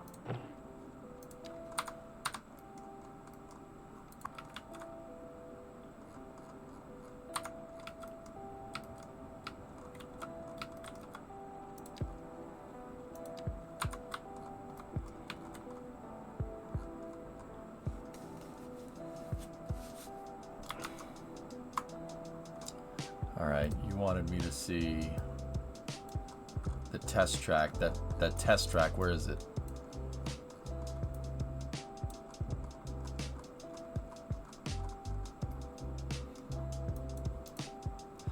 Isn't that the track from Top Gear that James May used to do that speed record in the Veyron? It's really freaking cool. NASCAR should race that. Discovery, go and throttle up. How sick would that actually be? Freaking NASCAR track like that? Dude, people would get killed.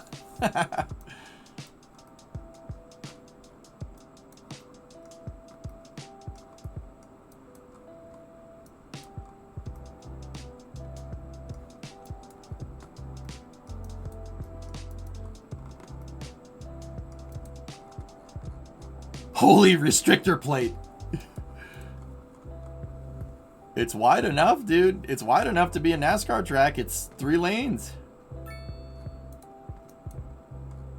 you imagine a down and back NASCAR course? That would be old school. That's what NASCAR used to be. It used to be down, around a thing and back when they raced on the beach and stuff. Go to Sinsheim. I've seen it, dude. Kind of want to get back to playing cities, you know?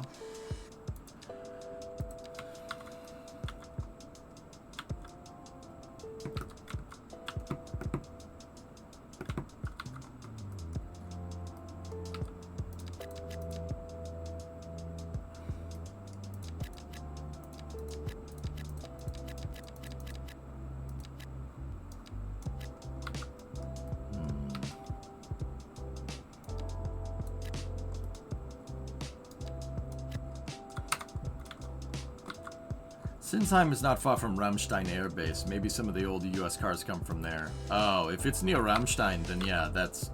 Well, there you go. That's why they have such cool American cars. They probably bought them off Americans, you know, when they bring them over here. The Navy will let you move around. The U.S. Navy lets you move around, and the Army too. The Navy is the one that moves them. Yeah, if... I don't know if you guys actually know that. The Navy lets you take your car with you. Seriously. Here, hold on.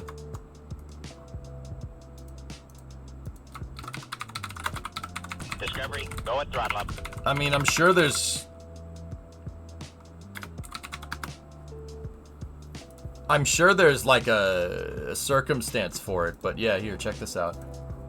Want to see a weird one? How's that for strange?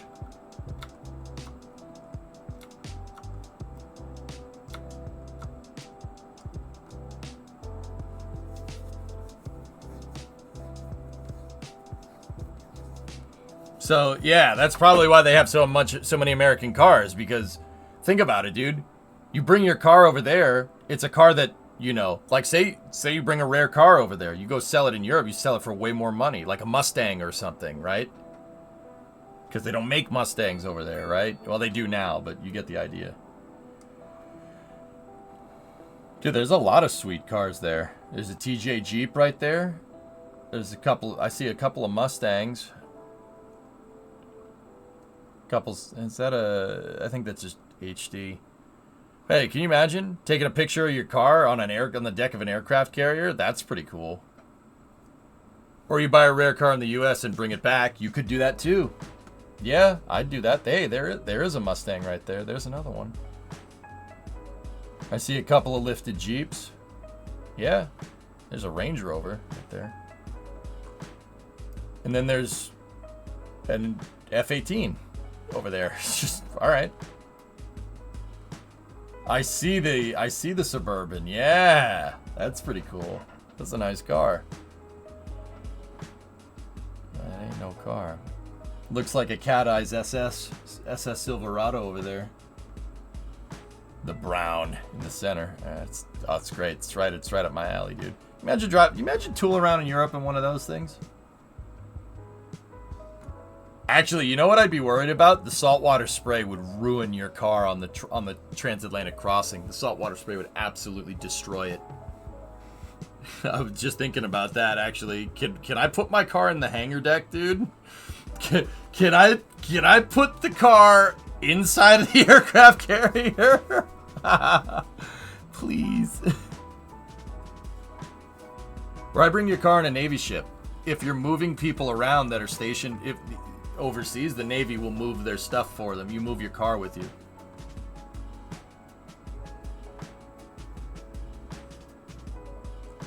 Nope, it's not better anyway. Oh yeah? Can I put it on the sled? I don't think that would end well. Yeah. It's just an absurd picture, right? You're totally not expecting that. But dude, look. Yeah, how's that? Just bring your car with you. Yeah, when the U.S. is when a carrier is transiting across the ocean.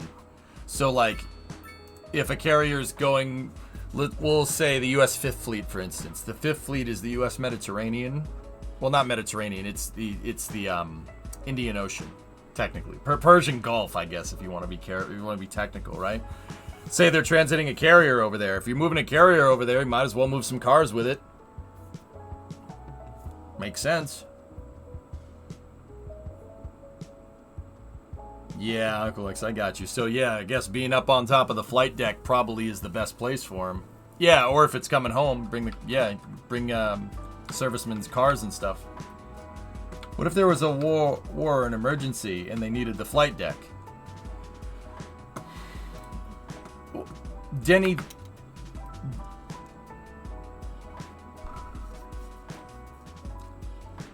If a carrier... Okay, if a carrier is making a transit like that, dude, we don't just...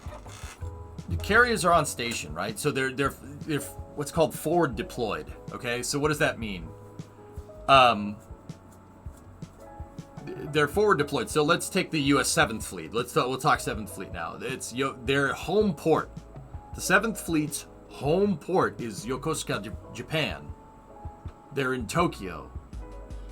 The U.S. took the Imperial Japanese Navy's base and kept it.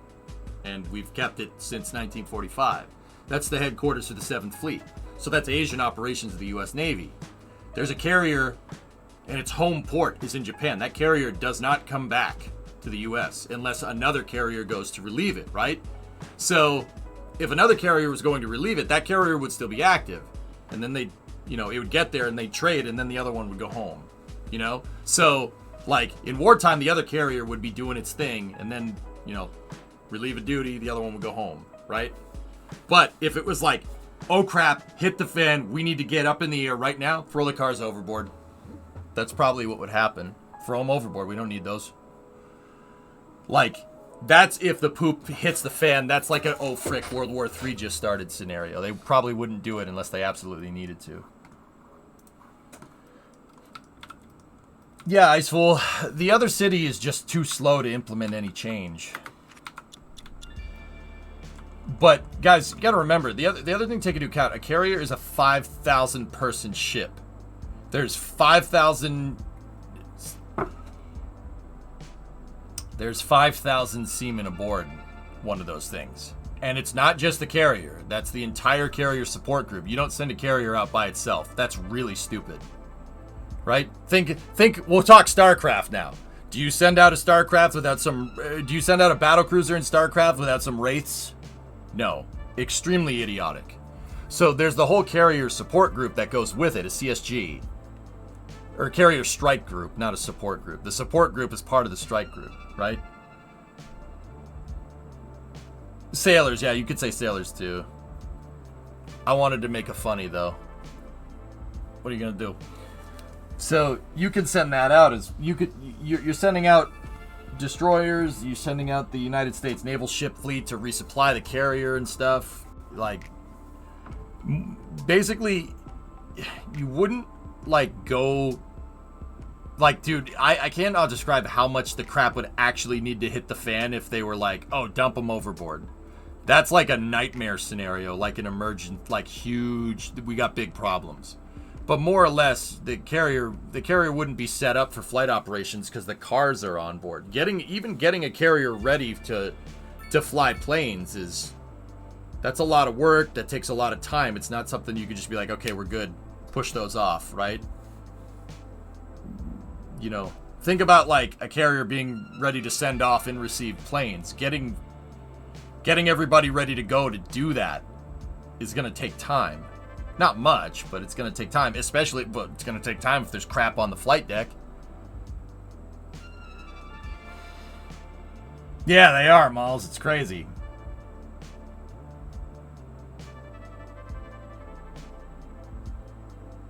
If you don't have time to properly offload the cars, you've already lost the carrier. Yeah, long story short, dude, they wouldn't... In wartime operations, you'd never see something like that. That's just... I mean... Ops in the military is not that far from spaceflight operations, something that I know a lot about. You don't risk that. Bad idea to risk something like that.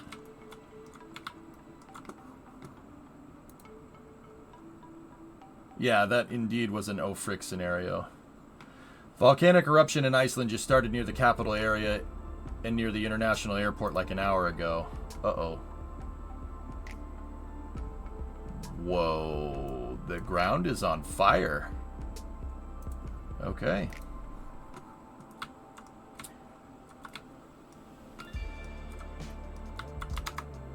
Yeah, Victory, that's correct. Dude, like, that carrier's not ready to go and fight. That's the right way to say it. It's gonna take a second to get everybody up and running to fight. Like, that's just, that carrier is what's called transiting, right? If I'm understanding this correctly. I mean, Squids, help me out, dudes. I mean, I'm not too well versed in this, in the, like, Navy jargon. That carrier is transiting. It's not, that thing is not set up to fight. No. That's called a homework shift. Zalaz, my son wants to join the Canadian Naval Cadets. I told my wife he will be He'll be your little sailor? No, that's the perfect kind of joke.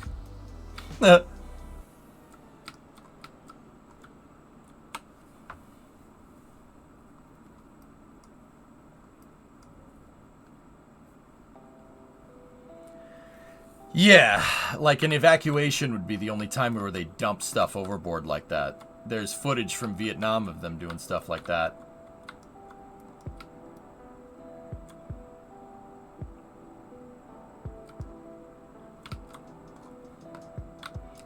Homeport shift. There you go.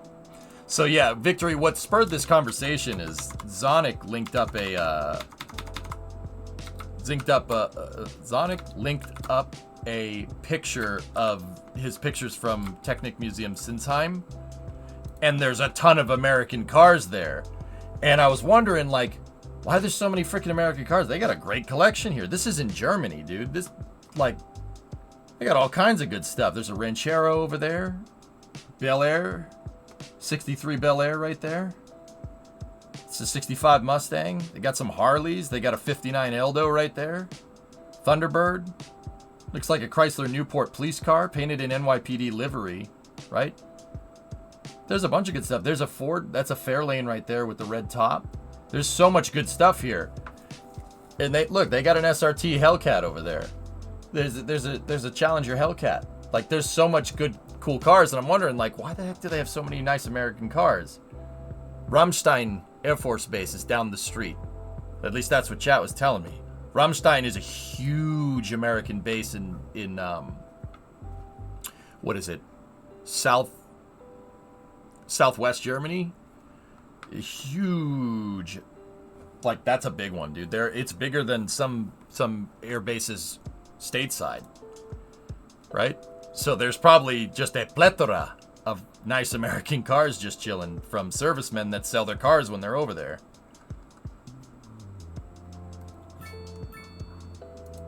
Still cool.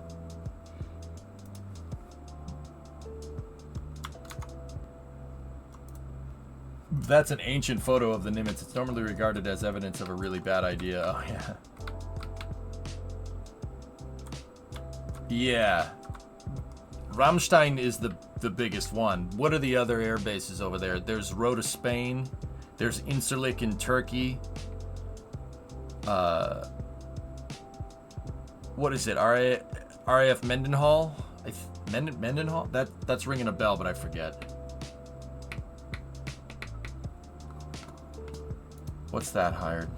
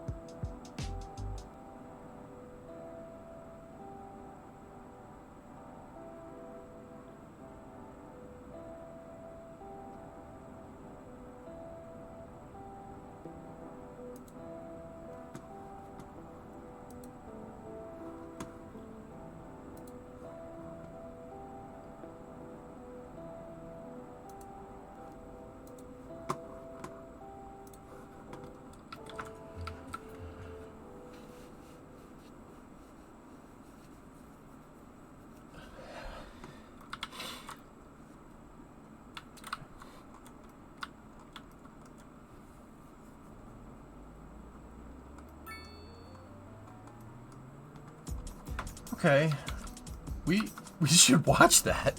I don't want to.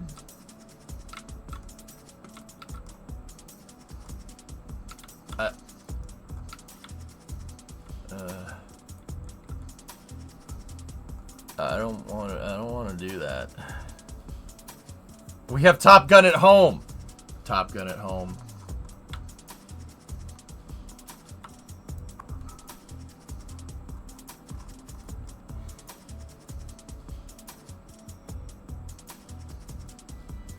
One of my friends was deployed to Ramstein Air Base and was disappointed because he wanted to experience a new culture. Ramstein Air Force Base is just a small U.S. Yeah, man. In terms of carrier between stations, it's basically a ghost town at that point. Needs multiple commands to move in first. Imagine your local mechanic moving location, all the parts, tools, paperwork, vehicles being worked on and moving to a new town along with 12 others, along with a couple of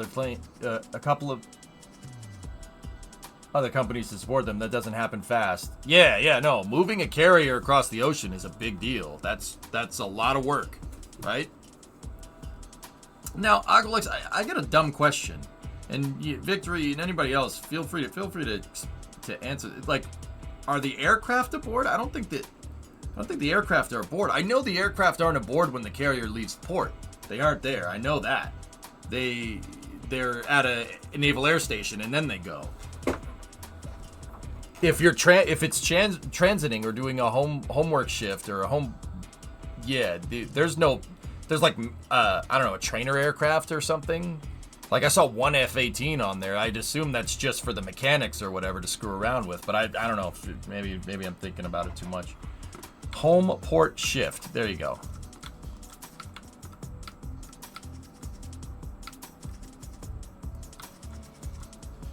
Yeah. So now, what kind of complement? What kind of complement would it have aboard when you're doing a home port shift? Not I would assume not a lot, because the crossing is that's the hard part, right? Like,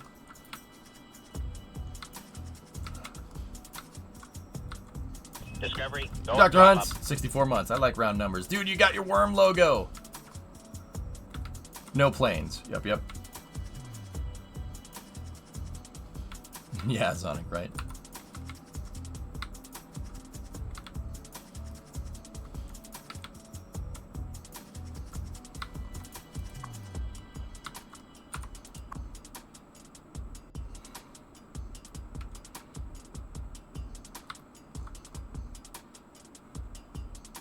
Hey, we're cash flow positive. A skeleton crew. Most will be airlifted to the port if they aren't there already. How's Cities 2 a big upgrade from Cities 1? The simulation fidelity is way better, Sonic, but it does really. Been away from home and not gotten a chance to play. I've been wondering where you've been, dude. Clearly it's Germany.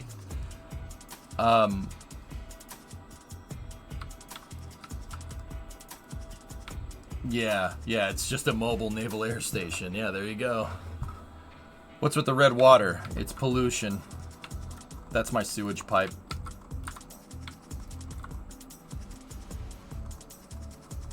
Morningwood looks like it needs to be gated.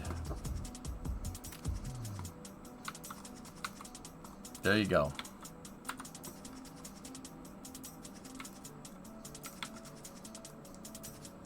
Been here since the beginning of November, and we'll be here for another 6 months after Xmas.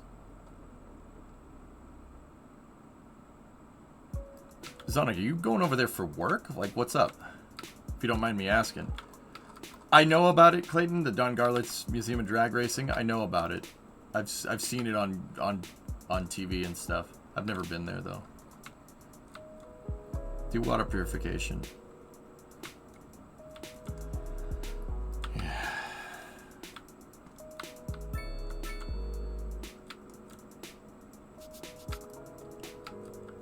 Yeah, something like that, Morton. I just did this because what I'm really trying to focus on here is making cars, exporting cars, which we are doing. We're exporting 700 tons of cars. Hey, all right.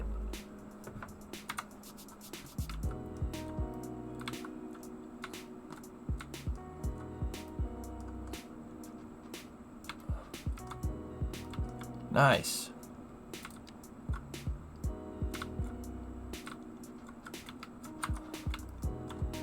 Can I make another car? You can only have one vehicle factory, which the employment at the car factory is poo-poo. It's poo-poo.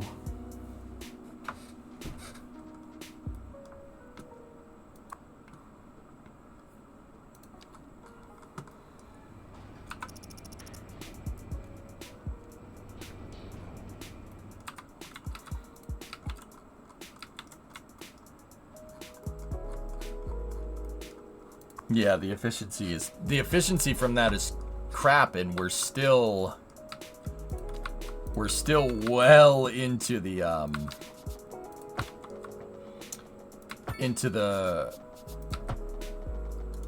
dude, why is my brain's been doing this the whole freaking day. We're still well into a surplus of cars.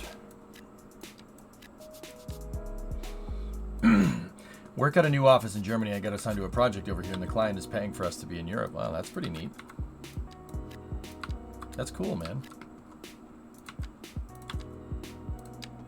I'm going full, like, 1930s Detroit and just doing basically low-density row housing. If you zone the same grid 3x3 every time, it'll build you the same house, so it's gonna look like a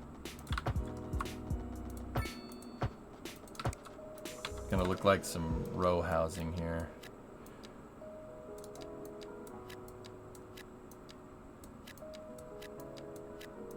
This city's supposed to be industrial heavy. That's what I'm trying to do here. I'm trying to make this city really, really industry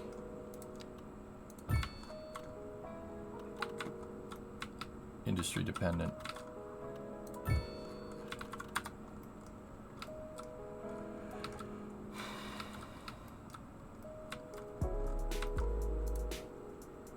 We're not cash flow positive. We're 755 in the hole. But I'm giving huge tax cuts to a bunch of things here. We're minus 524. We need more low density.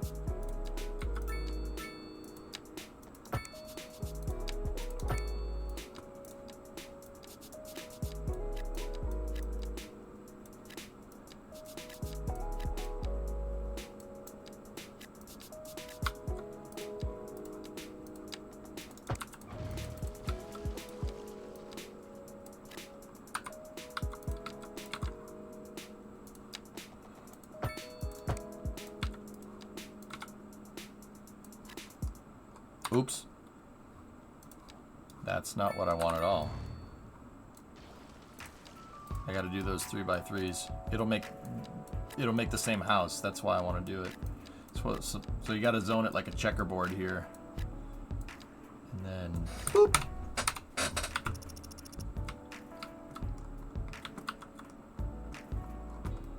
The checkerboard is there so it makes the same house every time.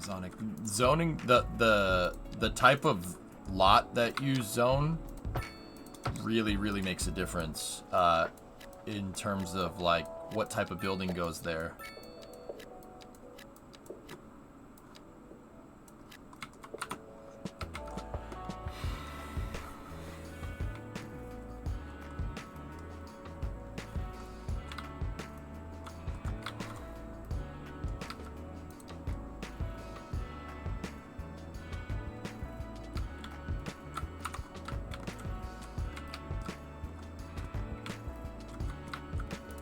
Yeah, and zoning smaller lot residential houses definitely gets you, it gets you Discovery, Ah, a higher north throttle up. population density.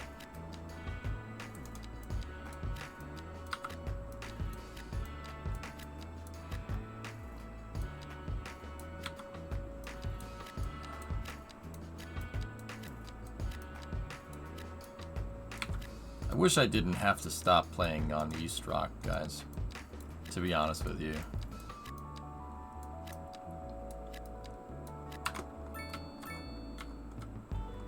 Hey, Rocket Guy, what do you think about Flyout? Did you get the 747 done?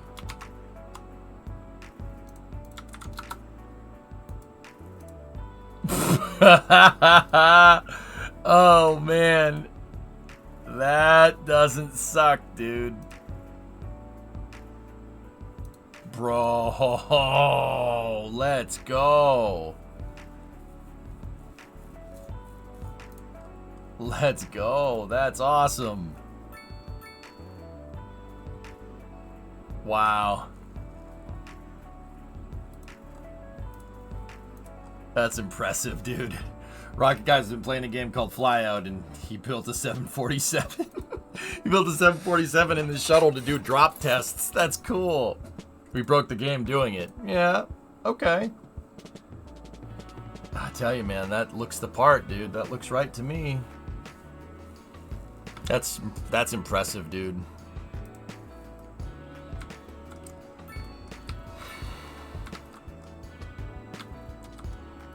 This is the part where Rocket Guy needs a shout out. Yeah. Here.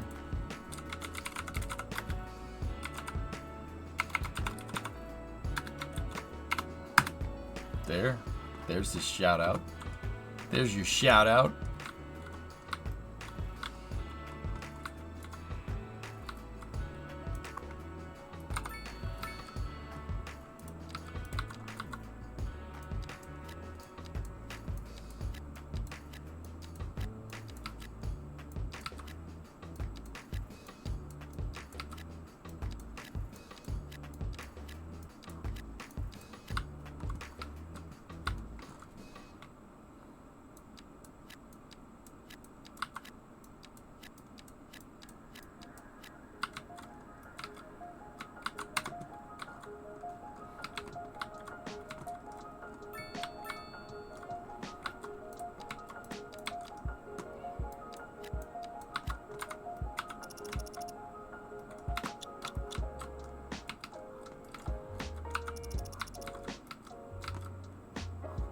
Somebody already died there? What do you mean?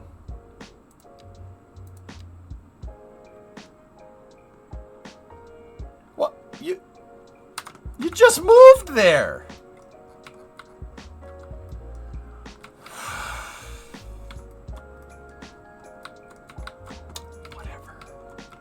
Whatever.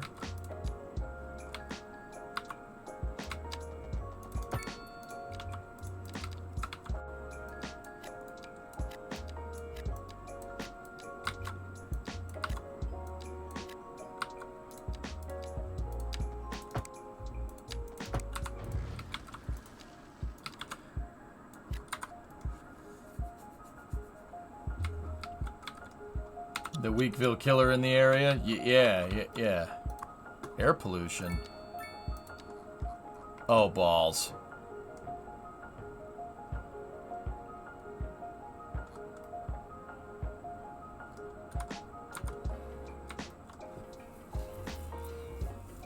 Well, that's not going to get any better.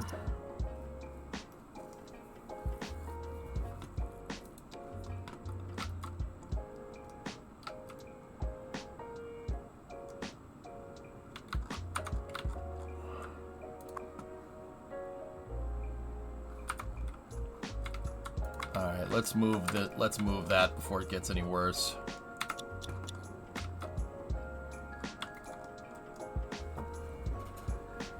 It really is like, oh boy.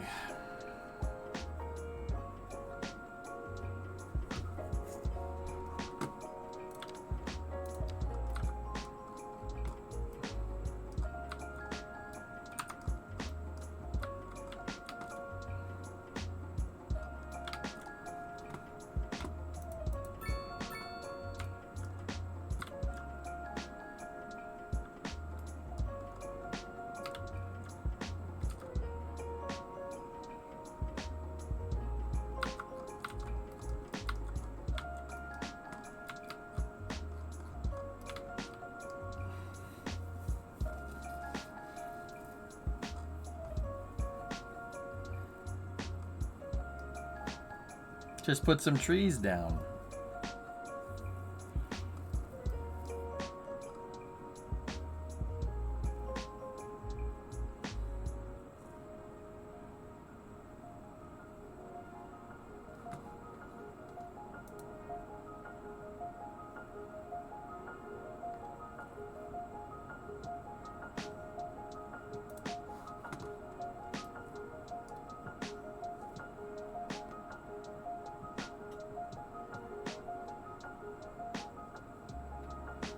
Terraform a wall around it.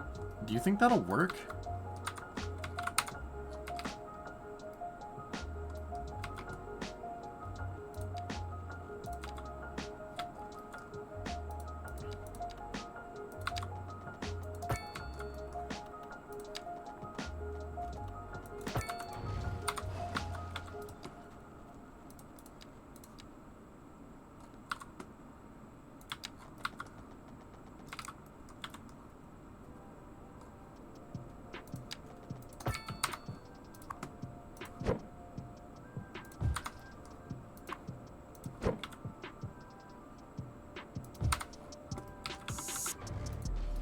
You go that way.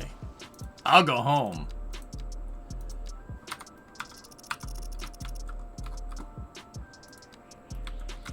Oh no. That's... yeah, whatever. Whatever. I'll find another spot for it.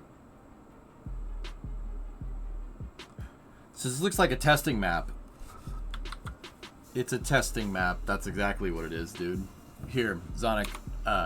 Guys, give me 1 second. I want to show Zonic this. Here. So this is a testing map. I'm using it to prototype... I'm using it to prototype out like how the economics work in the game, because the economics are a lot more complicated. Let me show you East Rock. We are both ventriloquists and we practice every day. He carries a basket, he carries a pharaoh.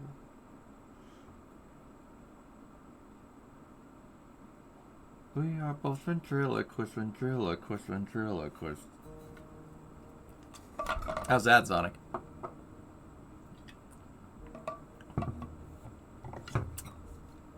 Remember Westwood?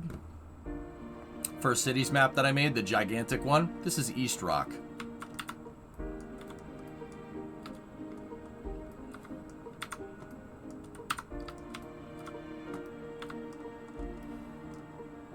Cities is capable of going up to a humongous scale. Cities 2. The problem is, like a high part count ship in Kerbal, the simulation just takes way too long. Alright, Antares, see you, buddy.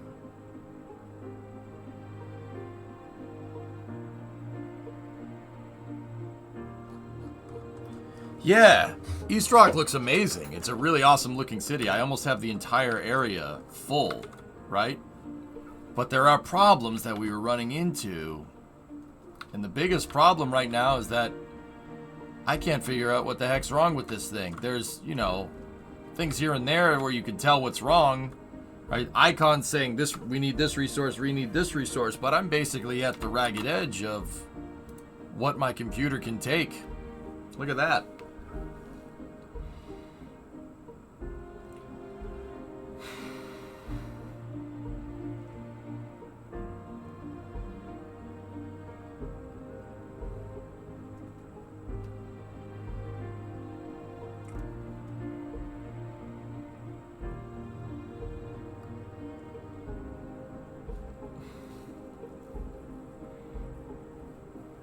Yeah, 500,000 population. My computer, my 6-year-old processor is not handling it very well.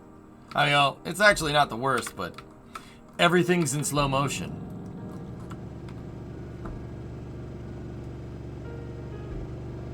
Everything is in slow motion.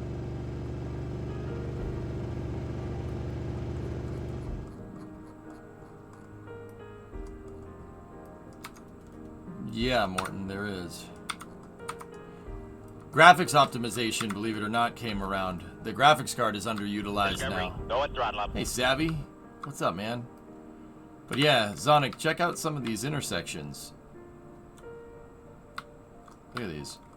See that? No move it tool. This was made with a stock game, no mods. Look at that.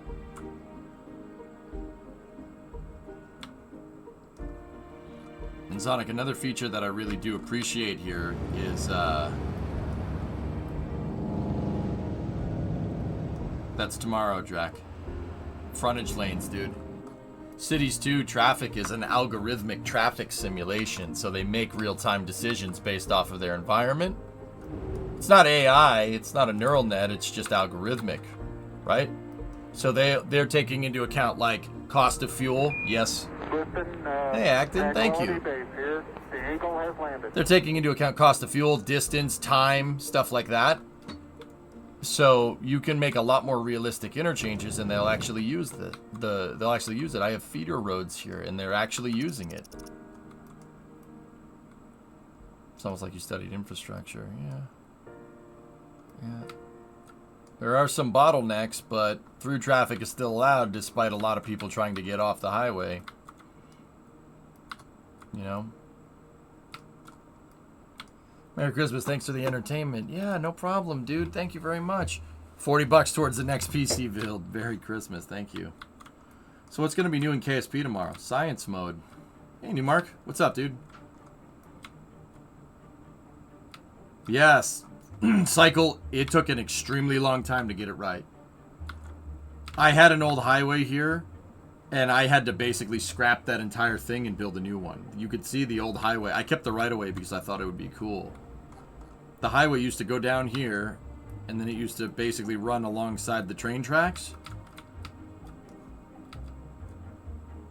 Down here, and then it used to come up here, and it used to go underneath this monster. The reason why that interchange looks so ridiculous is because I made it go around the intersection that was there. Yeah. Is the KSP update in like 7 hours? No. No. 18. I think. Let me check.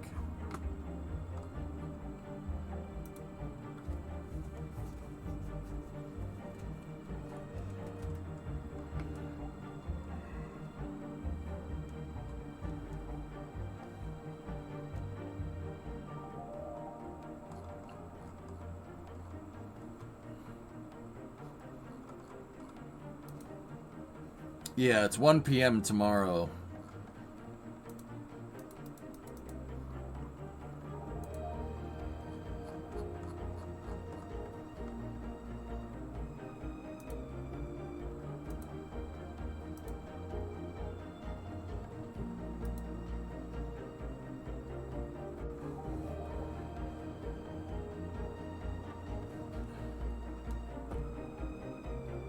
Porter, what the heck did you just give me?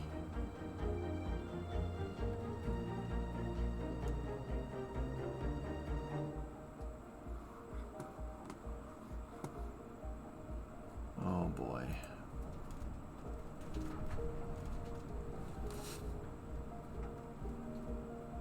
Still windy out.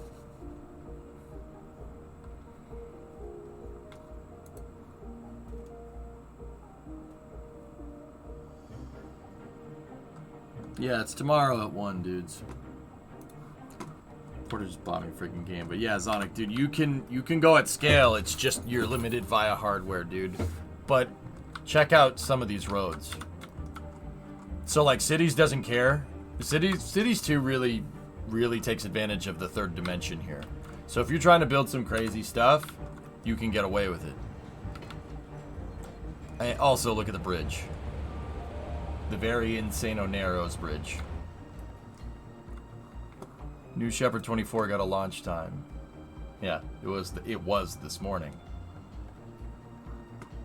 It's December 19th at 10:37 a.m. Yeah, I was up super freaking early this morning, dude, for that, and it didn't go. 10:37 Central is 11, so that's actually good. So we can watch New Shepard and then play Kerbal right after. Oh, tomorrow's gonna be Rockets Day.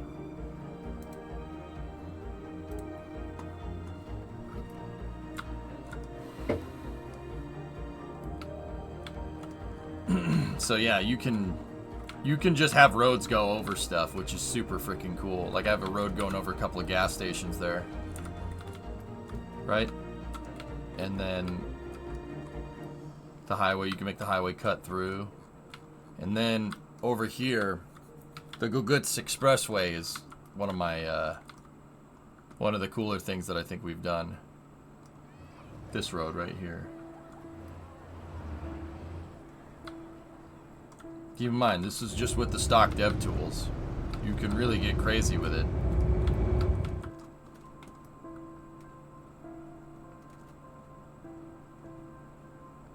Parking lots are in the game too.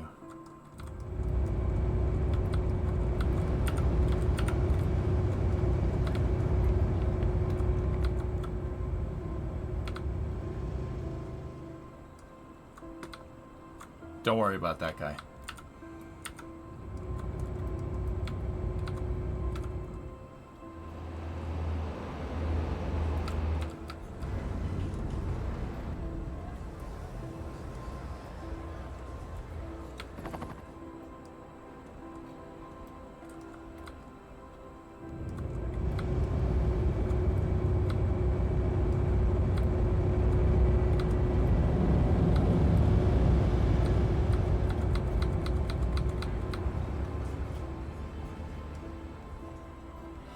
Yeah, something like that, Sonic, yeah.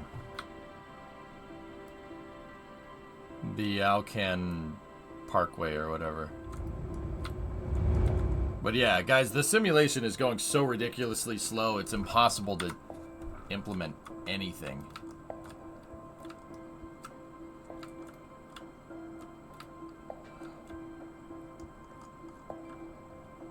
Like, I have the infrastructure, and I'm trying to get us up to a $500,000, but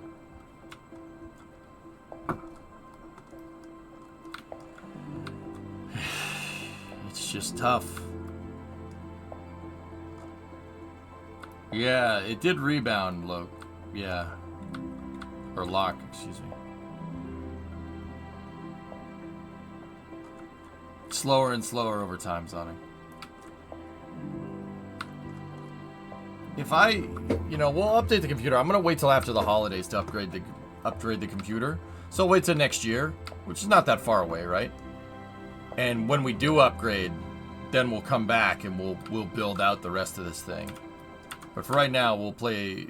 Just for right now, we'll mess with Weaksville and go from there. What was the biggest population you had in Cities 1? 330, if I'm remembering correctly, Drac. Was the biggest one. That one was 496 is my biggest. And I could honestly probably make it bigger. Probably keep going. It's just slow. Weaksville. Believe it or not, that was a default generated name.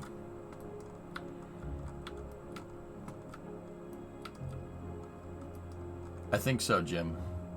Yeah.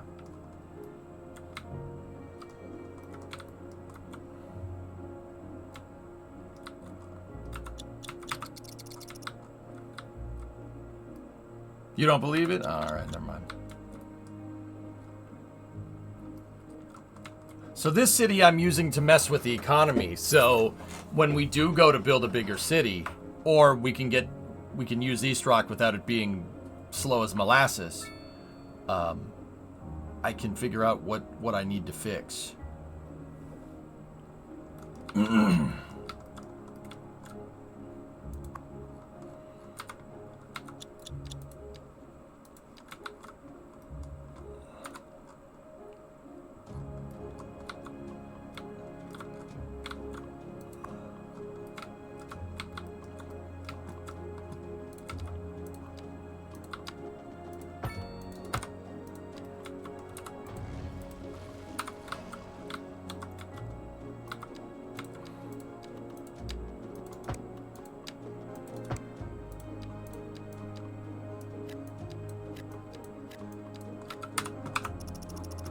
Yeah, we've seen the keybinds for KSP. I didn't see much on editor stuff there.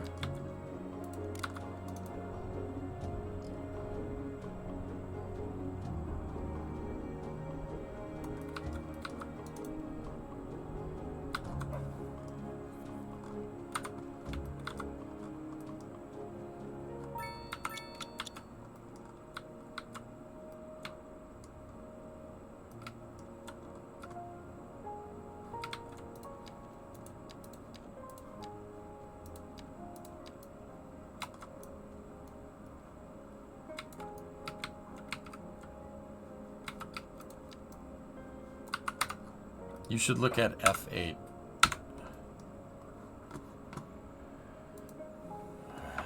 Yeah, the cheat menu. I saw it, Blue. I know. We looked at the keybinds. I think I still have them open. No, I closed them.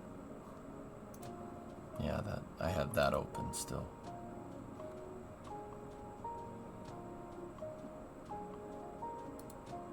They may have the auto strut band-aid built in. Yeah, we'll see.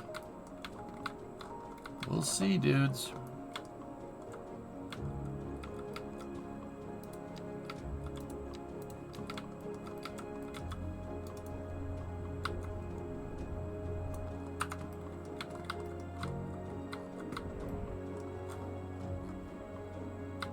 We're plus 500 here on our city. We're cash flow positive. We have 11 points to unlock. Guess what? I'm unlocking nuclear. Massive bug squashing, I hope. Yeah, me too, man, me too.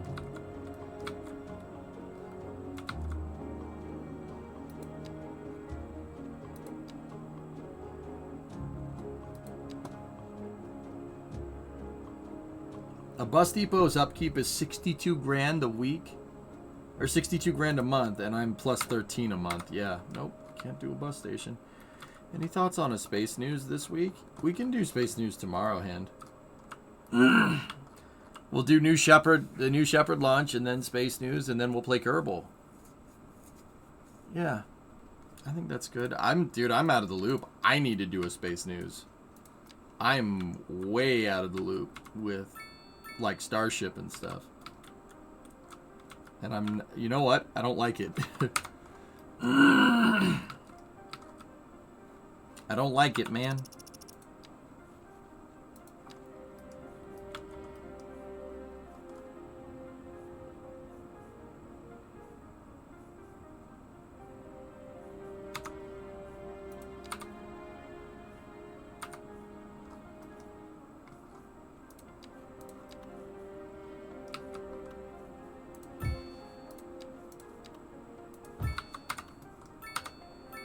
Honestly, not really much going on at the time, mainly due to the holidays, mainly DoD stuff in space and the IFT3 hardware. Yeah.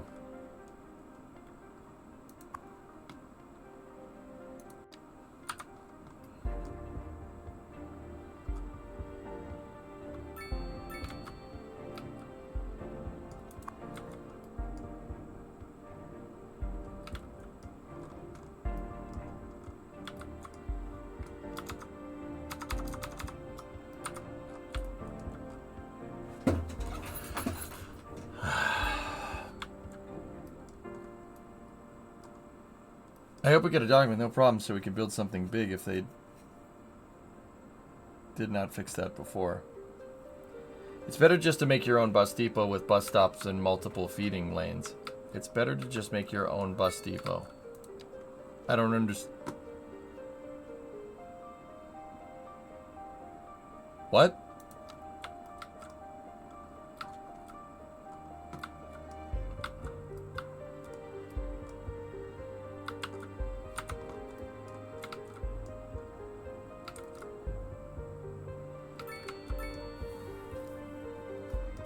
Oh, that's good.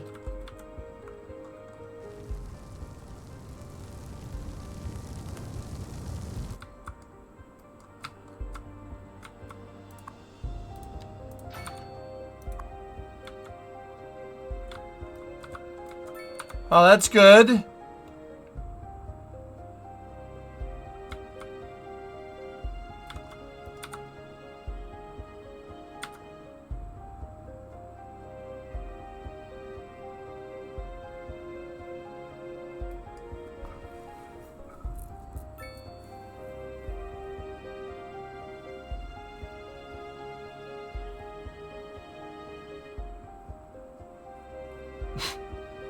It was, in fact, not good. Are the fire trucks gonna do anything, or? 2? 2 fire trucks? That's it?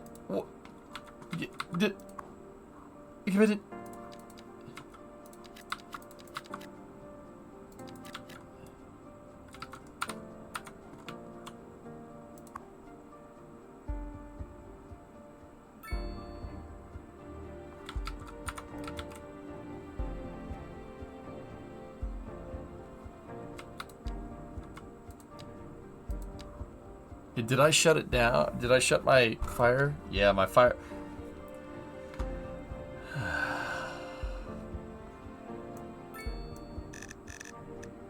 Yeah, we're doing that to try and stay cash flow positive. That's good.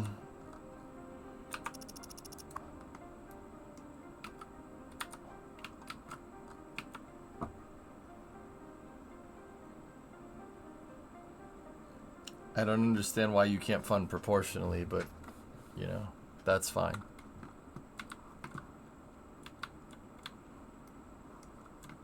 I don't know, Locke. Yeah, it bit us in the butt different.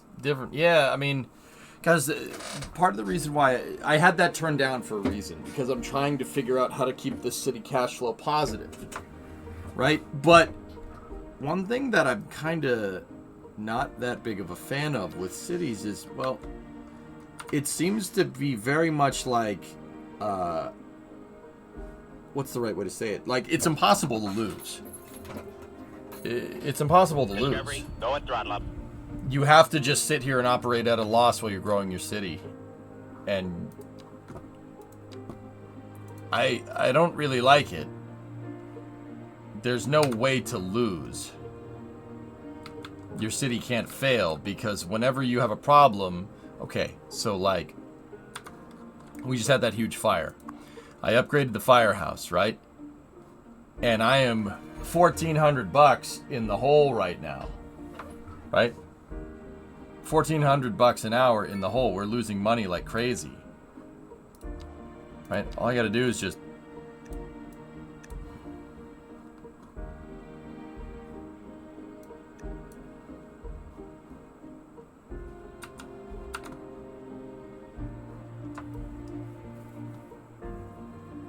it already has a mod to disable government subsidies in its hard mode. I'd actually like to play that, Ciantic. But I'm noticing some little things that need to be tweaked anyway. And one of those things that I'm noticing is that a dirt road has the same upkeep as a 2-lane concrete paved road with sidewalks. For whatever reason, the dirt road has the same upkeep, which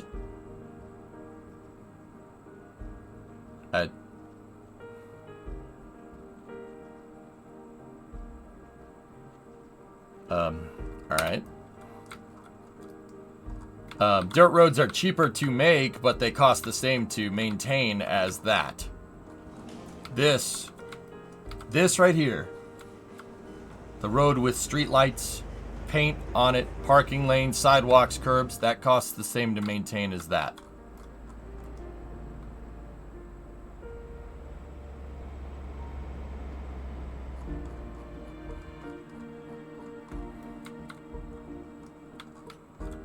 Yeah, Rotato, yeah, I got you.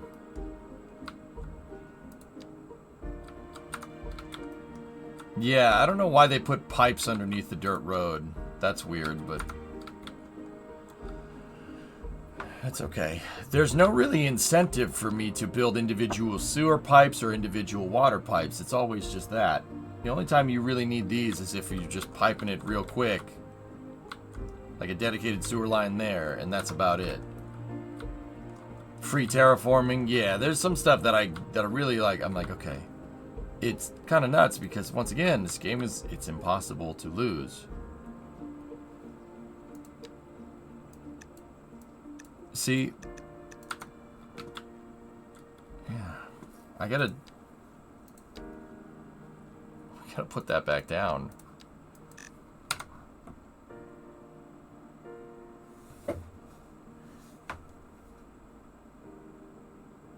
$13.60 in the hole. Why are we $13.60 in the hole? That makes no sense.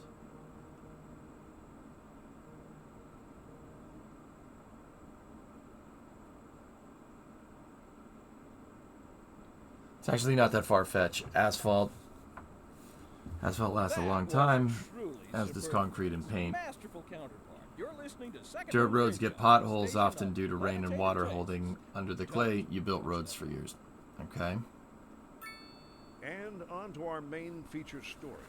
The commercial district is booming as the area is But Rare Breed, doesn't that entirely depend on flow rate of road? Right? So, what do I mean? It depends entirely on what's driving over the road. You have a dirt road that's relatively low frequency in a residential area. That's not going to need that much maintenance. Comparatively to like a 4-lane boulevard that has trucks driving over it all the time. For that 4-lane boulevard, wouldn't you want a bigger subgrade? And if you have a bigger subgrade, you need to lay down more material, right? And more trucks driving over it isn't that going to A, cost more, which it does in game, which I don't have a problem with. And B, that's going to be harder to maintain. It's going to take more time to maintain a road like that. So, like, in that regard, I guess, based off of what you said, shouldn't your upkeep on the roads be, well, based off of how much traffic goes over them? Right. Also, climate has a lot to do with it, right? A dirt road in an area that has permafrost is a much better solution. That's why I don't know if anybody here lives out in the Midwest. You live out in like Iowa or Kansas or something like that. There's dirt roads everywhere. There's dirt roads all over the place. You know why? Because it gets really freaking cold, right? I mean, so I guess my question right back at you, dude, is like, yeah, you're probably right in that regard, but I guess in the analogy here, are we comparing like a dirt road? Would a dirt road need the same amount of maintenance if it handles like 100 cars per hour than an asphalt road? In that regard, I suppose, yeah, the dirt road would get screwed up a lot quicker.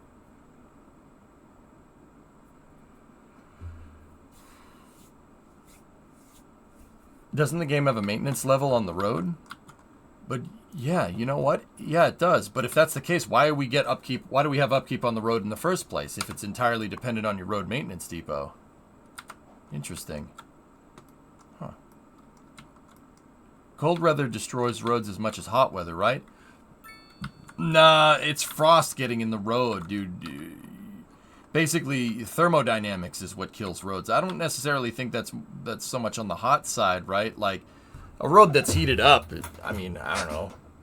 It depends on what the road's made out of. Asphalt isn't going to do anything. But with roads, you have to take into account thermo. So, well, what does that mean? Like, a bridge, for instance. A bridge will have a joint on it like this that looks kind of like that. It's called an expansion joint to take into account for when the bridge gets cold and when the bridge gets hot. It moves back and forth. You don't build that expansion. You don't build that room for expansion and contraction into the bridge's design. It's going to break. It will crack and it will fall. Same thing with a road. Same thing with particularly like a concrete road. Anybody here live in southeast Michigan? Concrete roads, they always have those grooves in them. You know, you drive, anybody that's driven down 75, 75 and 9 Mile in Detroit knows exactly what I'm talking about. Ta-thunk, ta-thunk, ta-thunk, ta-thunk, ta-thunk, ta-thunk, driving down the road. There's grooves in the concrete, both directions, to allow the concrete to expand and contract.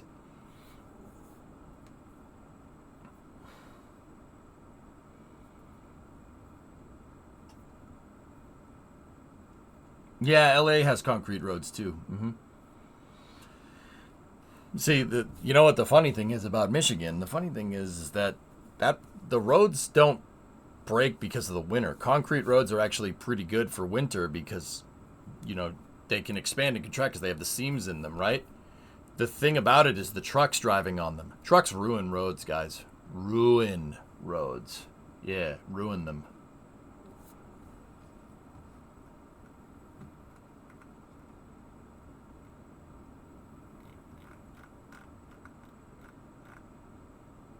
The thunk here in Michigan are potholes. Yeah, sure. Trucks are heavy. Heavy trucks crush the subgrade in the road, and that makes potholes. That's why if you live near a really busy intersection near your house and the road hasn't been paved in a while, there'll be grooves in the road.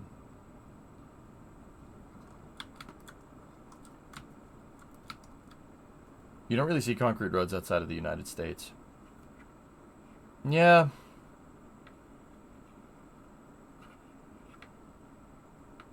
Yeah, Shiny, that's right. Highways have expansion. There's room for expansion as well. There's seams on purpose. Yep. But yeah, I mean, going back to the original thing, what we were saying, like, now shop for designer shoes. Doesn't that entirely, like this road, for instance, it's entirely dependent on the traffic volume, right?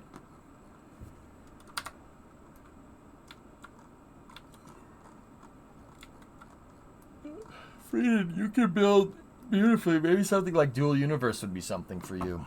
Oh, refresh my memory. What's Dual Universe about? I know the game. I think I have it.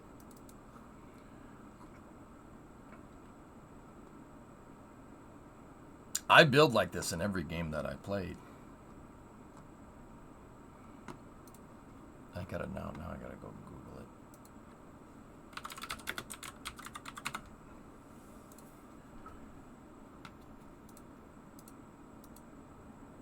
It's a first-person sci-fi MMO built and driven by players in a single persistent universe. You can almost build anything out of voxels.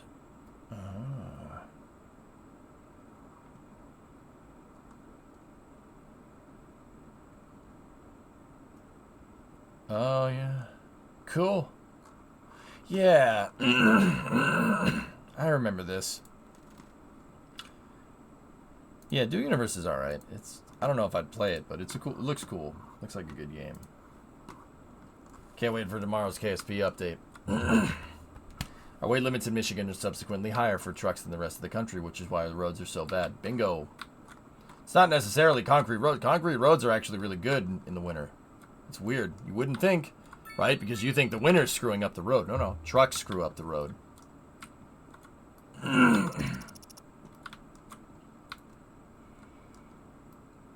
But yeah, I mean, I guess that makes sense with a dirt road, like getting screwed up, right?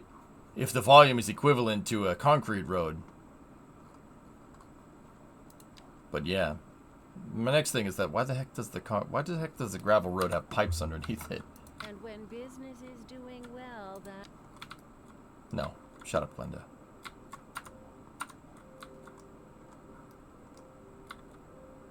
I thought the concrete slab highways was something... Sig, we probably build roads out of concrete because it's cheaper. Most likely. There are other reasons, I'm sure, but it's probably because it's cheaper.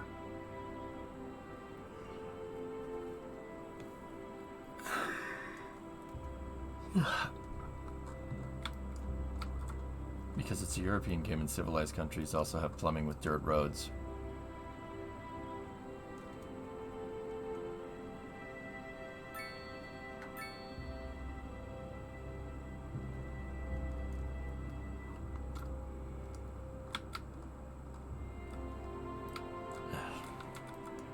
Yep, that's the reason. You guys don't have septic tanks over there, huh? No one? No one in Europe is using a septic tank at all? No? Nope. It has to have a sewage pipe underneath it? Everyone's on sewer, huh? Okay. Yeah, I see how it is.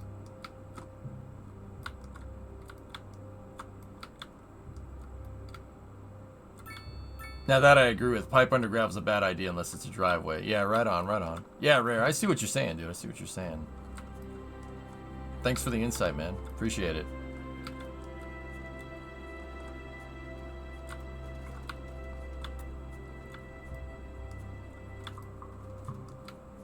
Oh, man, dude, I'm starting to get tired.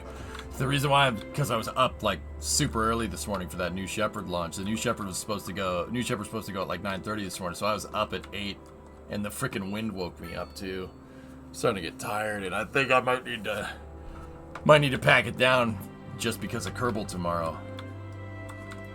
Septic tanks are being used in rural areas. So why does every road have a sewer pipe underneath it, man? I would like the option to remove the pipes from under the road here, or just maybe add the pipes to the road here as an option, and have the roads by default not have pipes underneath them. We're ready to get up early again tomorrow. It's at 10:30 Central tomorrow, sir, so that's 11:30 Eastern, so I'm good.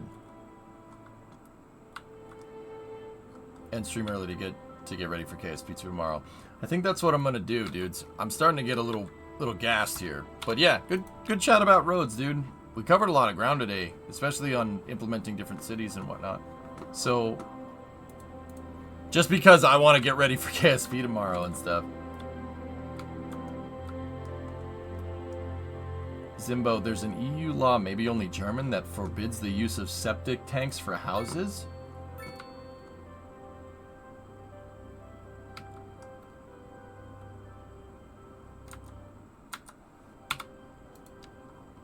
Okay.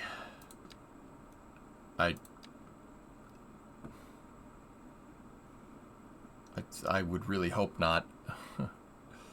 That's insane. I know that in Germany you guys have to build houses out of brick can't build houses out of wood because of the fire hazard, which is... Alright.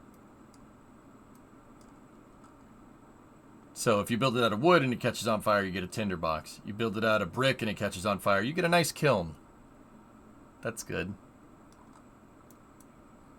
I don't really get why you would do that, but alright. Yeah, Cirrus.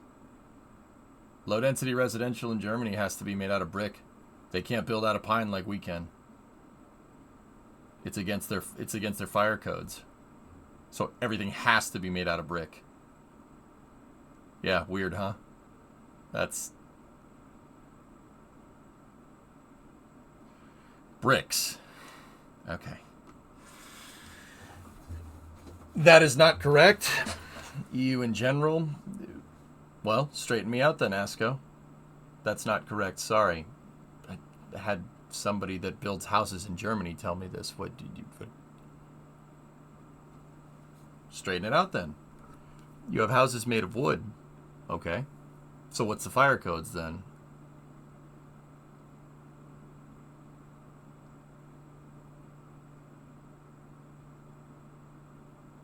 I swear, if you're about to tell me that the houses are made of wood are old houses and newer houses need to be made with brick, I'm going to slap you.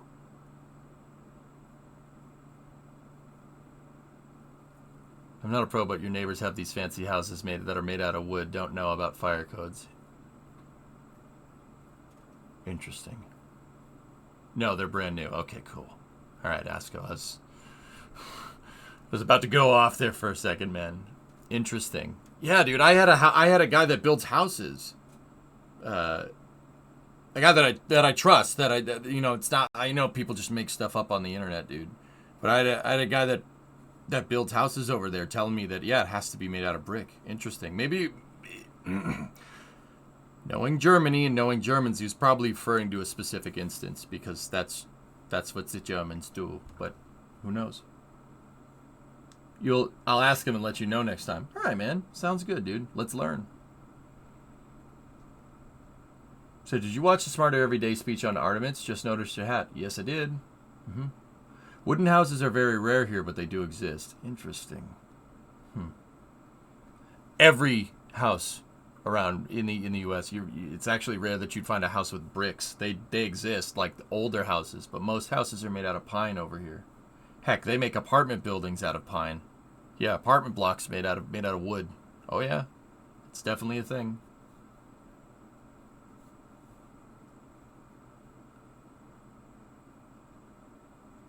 That and stucco in Arizona. Yeah. I mean, it depends on the climate. Anyway, the building codes over here are dependent on the state. Oh, there's probably 16 different codes that specify different details on wooden houses, I would guess. That makes more sense. Because it's the same over here. The building codes vary by town, Jacques, and there's hundreds of thousands of towns in the U.S. So, yeah. A town that's a couple of kilometers away might have different building codes, Are you talking about the framing? That's what I believe was being referred to, but yeah. Anyway. All right, dudes. I'm going to call it. I'm going to get some sleep for Kerbal tonight. I've been up for a long time today, and it's Monday.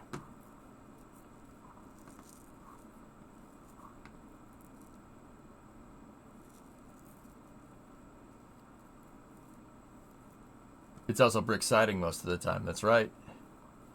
Coming back for the launch. Yes, I'll be here for New Shepard tomorrow, dudes. And yeah, New Shepard will be tomorrow. So tomorrow's actually going to be a long stream. So I'm going to get some sleep tonight. Alex is playing The Engineer. This is the game that Porter gifted me. I have no idea what this is about. Let's go see what he's up to, dudes, and I will talk to you guys all tomorrow at around 10 Eastern. That's 2 hours before my normal start time. We'll get ready for a rocket launch, and then we'll do some space news, and then Kerbal comes out at 1. Should be pretty cool. Anyway, I'll talk to you guys. I'll talk to you guys tomorrow. And yeah, have a good rest of your night. Let's go see what Etel's up to. What's this game called? He's playing a game called Engineer. And Engineer is spelled Enjneir.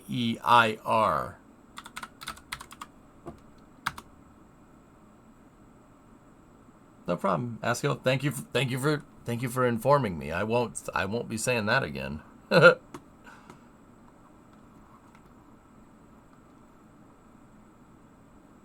Let's go see what Etel's up to. I'll talk to you guys all tomorrow. Big, long Kerbal stream tomorrow. It should be a good time. Anyway, thanks for watching. Have a good night.